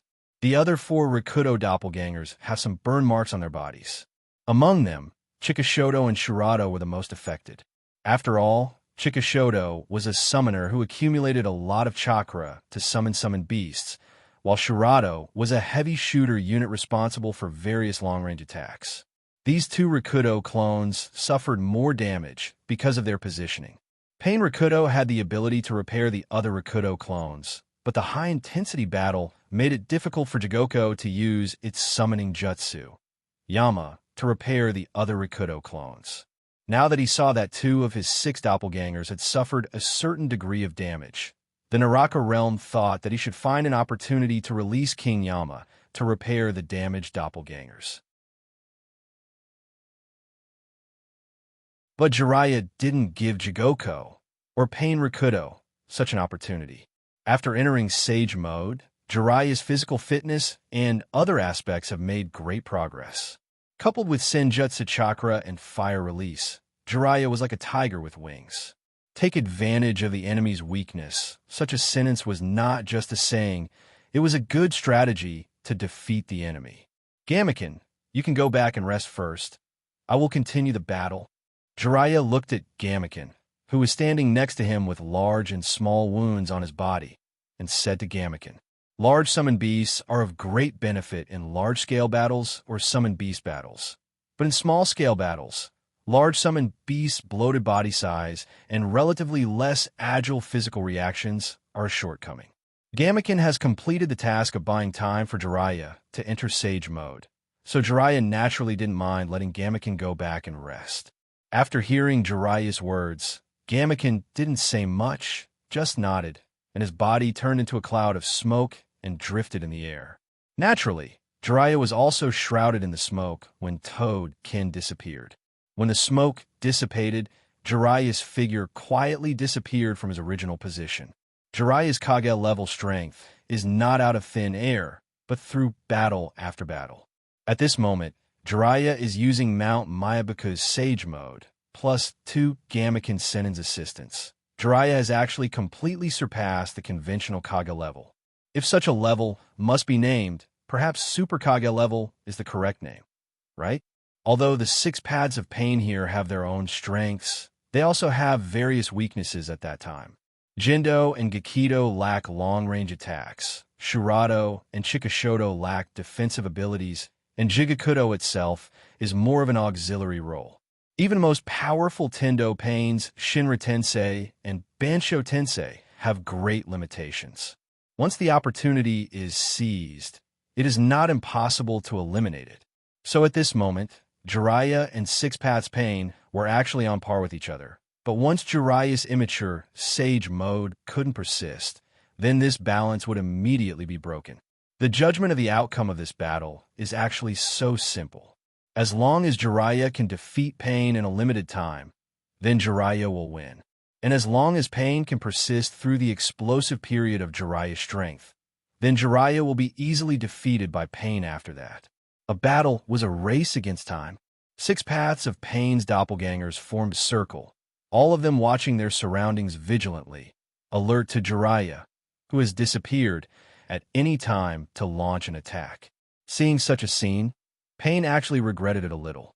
Because to be honest, even if Six Paths of Pain's doppelgangers has the strongest perception ability, it is actually only at an ordinary level. At this moment, Jiraiya has almost integrated with the entire environment because of the natural energy in his body. In such a case, it is difficult to find Jiraiya's trace just by relying on Gendo.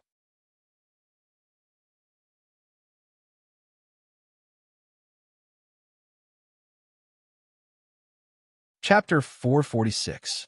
Just as the Six Paths of Pain were circling in a circle and paying attention to their surroundings, a few cracks suddenly appeared on the land in the middle of the circle. The Six Paths of Pain had already discovered this scene at the first moment. The Six Paths of Pain, led by Tian Dao, also jumped to dodge. However, Jiraiya, who had become Sage Mode, had greatly improved his physical fitness. Even though Six Paths of Pain had quickly dodged when he noticed the movement on the ground, he was still a step late. Shirado, a long-range attacker, and Chikishoto, a summoner, were slightly slower than the other Six Paths of Pain because of their physical limitations.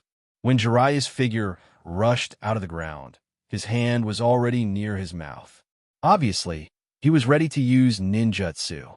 After discovering Shirado and Chikishoto, who were slightly slower than the other Six Paths clones, he immediately determined his attack target. Senjutsu, Katon, Flame Bullet Barrage. Originally, Katon, Flame Bullet could only release one fireball, but under the blessing of Senjutsu, Chakra, it shot out flame bullets with a slightly incandescent flame in the direction of Shirado and Chikishoto. In Six Paths of Pain, Gakido, who was responsible for defense, and Tendo, who could use gravity and repulsion, could not immediately come to Shirado and Chikishoto to help them escape from Jiraiya's attack. Therefore, Pain made a prompt decision and decided to give up his two Six Paths clones. Anyway, as long as there is a suitable body, Pain can create such Six Paths clones again. If he is lucky, the damage to these two Six Paths clones is not so serious. Then Pain can even directly resurrect these two Six Paths clones with the power of his Jigakudo. After comparing the gains and losses, Pain decided to give up these two Six Paths clones. Once Pain made a decision, the two Six Paths clones of Shirado and Chikishoto immediately moved. Chikishoto knew that it was too late to summon a summoned beast with summoning jutsu, so it directly used its body as a meat shield for Shirado. Looking at the trajectory of the flame bullets, mixed with senjutsu, chakra, Chikishoto tried its best to resist these seemingly powerful attacks for Shirado. Shirado, on the other hand, made full use of the precious time that Chikishoto bought for him. He opened all the muzzles on his body and aimed at Jiraiya. Missiles and bullet-like things were all poured out. Jiraiya looked at Chikishoto. Even if he sacrificed himself to buy time for Shirado, he already understood that Shirado was ready to make a big move before he was hit hard. Shirado's attack. Jiraiya immediately used senjutsu. Chakra. Jiraiya immediately strengthened his senjutsu. Chakra. Jiraiya's chakra attention. Boom. Da-da-da. Attention. The shooting speed of the bullets was very fast. In an instant, bullets poured toward Jiraiya like a rainstorm. The attack power of these bullets could only be said to be ordinary for Jiraiya. He used his unique ninjutsu, Chaotic Lion's Hair Jutsu. The Chaotic Lion's Hair Jutsu, which was originally used to bind the enemy, waved in the air like a flexible whip under Jiraiya's control. The bullets were either bounced off or rolled directly into his hair. Although the missiles were very powerful, their flying speed was still a little slow. Using Senjutsu, chakra as a balancing force, small Rasengan appeared on Jiraiya's fingertips. Every time he waved his hand, the small Rasengan rotating at his fingertips would immediately shoot out and shoot down the missiles that were attacking him. From time to time, one or two small Rasengan would even pass through the heavy bullet net and hit Shiradomo's body. But even if he was attacked, Shirado still relied on his physical ability to block these small Rasengan. Shirado didn't know when a huge muzzle appeared on his head, and a power that was not so similar to chakra was accumulating in it. Jiraiya knew that he must stop Shirado's power, so he quickly made hand seals, cooperated with Fukusaku Sennin and Shima Sennin, and shouted in unison, Sennin, Senjutsu, Gomen. Jiraiya spat out toad oil in the air similar to Toadkin's previous attack. Shima Sennin's mouth spewed out raging fire, and Fukusaku Sennin's mouth spewed out gusts of wind. Toad oil, fire, and wind mixed together to form a powerful Senjutsu, Gomen.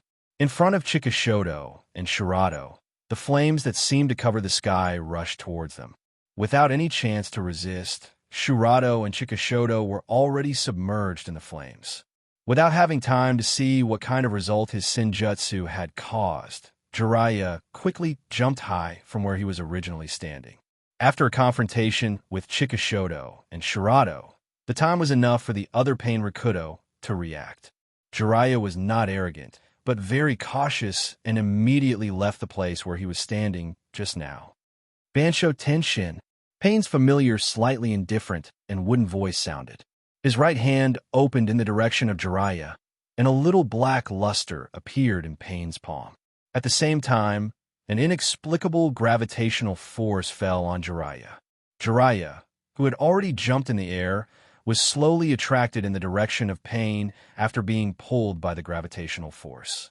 Jiraiya didn't know that Pain had such power, but he knew in his heart that he must not be pulled by the gravitational force in Pain's palm. Otherwise, he will definitely lose the initiative to fight. So Jiraiya immediately turned his body and landed heavily on the ground. He inserted his hand that had become wide like a toad's claw into the ground, hoping to neutralize the powerful gravitational force around him in this way.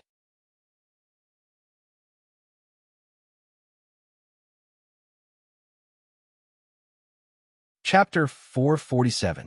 However, Jiraiya obviously underestimated the power of Pain's gravitational force.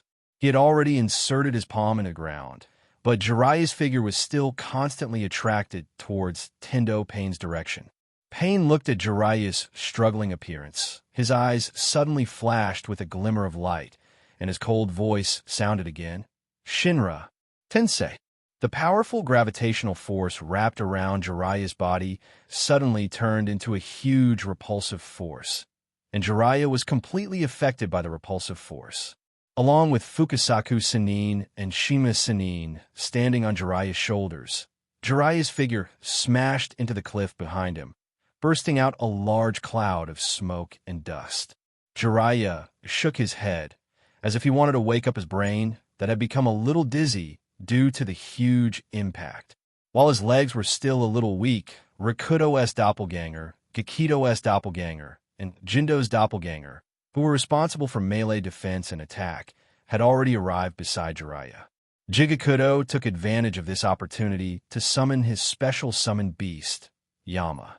He dragged Shirado and Chikishodo's bodies that had turned black on the ground and threw them into Yama's mouth, seemingly hoping to temporarily repair his two severely damaged Rakuto clones to deal with the following battle. Two black iron rods condensed from chakra appeared in Pain's hands, and he slowly walked in the direction of Jiraiya. His appearance was like a god-king patrolling the world, and an indescribable majesty and domineering aura exuded from Pain's body. Jiraiya didn't have time to admire Tendo Pain's demeanor, because at this moment, Jiraiya was already entangled with Jindo and Gakido. The fighting style of Jindo and Gakido was simple and useful. Both Rakudo clones were good at melee combat. In such a melee combat, Jiraiya could only use Rasengan and some ninjutsu to activate his hair. But whenever Jiraiya wanted to use Rasengan to attack Gakido and Jindo, Gakido always directly blocked the Rasengan and took the attack directly. A large number of Rasengan condensed from chakra attacked Gakido's body. They had clearly exploded, but the powerful force did not have a chance to erupt at all. Instead, it was completely absorbed by Gakido's body. Although Jiraiya didn't know what kind of ability Rendo had, the open palm of Rendo's attack obviously had a certain effect. Out of caution, Jiraiya dodged Rendo's palm attack again and again. Advance, but do not attack. If they retreated, they could only defend. The situation has fallen into a stalemate for a while. Fukusaku Sannin and Shima Sannin, who were standing on Jiraiya's shoulders, were still calm, but they were faintly anxious. Jiraiya's Sage Mode cultivation hasn't reached the most perfect state, so Jiraiya's Sage Mode and his body can't accommodate that much Senjutsu chakra. Just like now, the toad characteristics on Jiraiya's body have become more and more obvious. Even if Fukusaku Sannin and Shima Sannin tried their best to use Senjutsu chakra in their body to help Jiraiya suppress the Senjutsu chakra in his body, they still couldn't hold on for long. Jiraiya was also very clear about this situation. Jiraiya knew that now was the time to fight desperately. The more he can weaken the power of Pain Rakudo, the less the threat would leave and even the entire ninja world may face in the future. A firm look flashed in Jiraiya's eyes, and he became more aggressive, stimulating the Senjutsu chakra in his body to enhance his physical strength. Jiraiya rushed directly into Gakido's arms. Gakido's ability to absorb chakra itself is actually controllable, but because he is in a state of battle, Gakido's nerves are very tense. Seeing Jiraiya rushing into his arms, he instinctively began to absorb chakra from Jiraiya's body. Once Senjutsu chakra is absorbed into his body by someone who can adapt to it, he will become a toad or even a stone toad. Now Gakido only absorbed a small amount of Senjutsu chakra, but his body was also out of control. His somewhat bloated body fell directly to the ground and lost consciousness. Without Gakido's cooperation, Rendo's slightly weak defensive ability was as fragile as paper in front of Jiraiya. Seeing that Gakido had lost his fighting ability, Pain also quickly increased his speed and rushed to Jiraiya's side, hoping to replace Gakido's position and cooperate with Rendo to attack Jiraiya. Seeing Pain's figure getting closer and closer, Jiraiya didn't have the slightest fear. Instead, he felt a little gratified that his plan succeeded. "I'm not afraid of you coming over. I'm afraid that you won't come over." Seeing that Pain's figure was already very close to his position, Jiraiya's hands also quickly formed hand seals. Fukusaku Sannin and Shima Sannin, who were standing on Jiraiya's shoulders, also formed hand seals with Jiraiya at the same time. Obviously, this is a powerful ninjutsu that requires sufficient preparation. Pain naturally saw that Jiraiya was preparing some ninjutsu, but 3 of Rakudo's clones have already lost their fighting power in this battle. Although Pain thinks that it is still possible to repair this level of damage, Akatsuki itself is not a stable place. Out of the vigilance against the masked man who called himself Uchiha Madara and the worry of his own men's rebellious nature, Pain will never allow himself to have a large amount of combat power that can't be used for a period of time. So even if he knew that this is a trap, Pain still jumped in without hesitation. Seeing that Pain has entered the range of his Senjutsu, Jiraiya poured almost all of the Senjutsu chakra in his body into Shima Sannin and Fukusaku Sannin to support the 2 Sannin to cast Senjutsu. Senjutsu Magic Toad Song. Jiraiya shouted the name of the ninjutsu that Fukusaku Sannin and Shima Sannin were using, and Fukusaku Sannin and Shima Sannin also shouted a Pain together. Listen to our Toad duet, Son of War, that you're tuning in to the Eternal Immortal Ballad YouTube channel. Don't forget to subscribe and join us on this journey to catch the most captivating stories.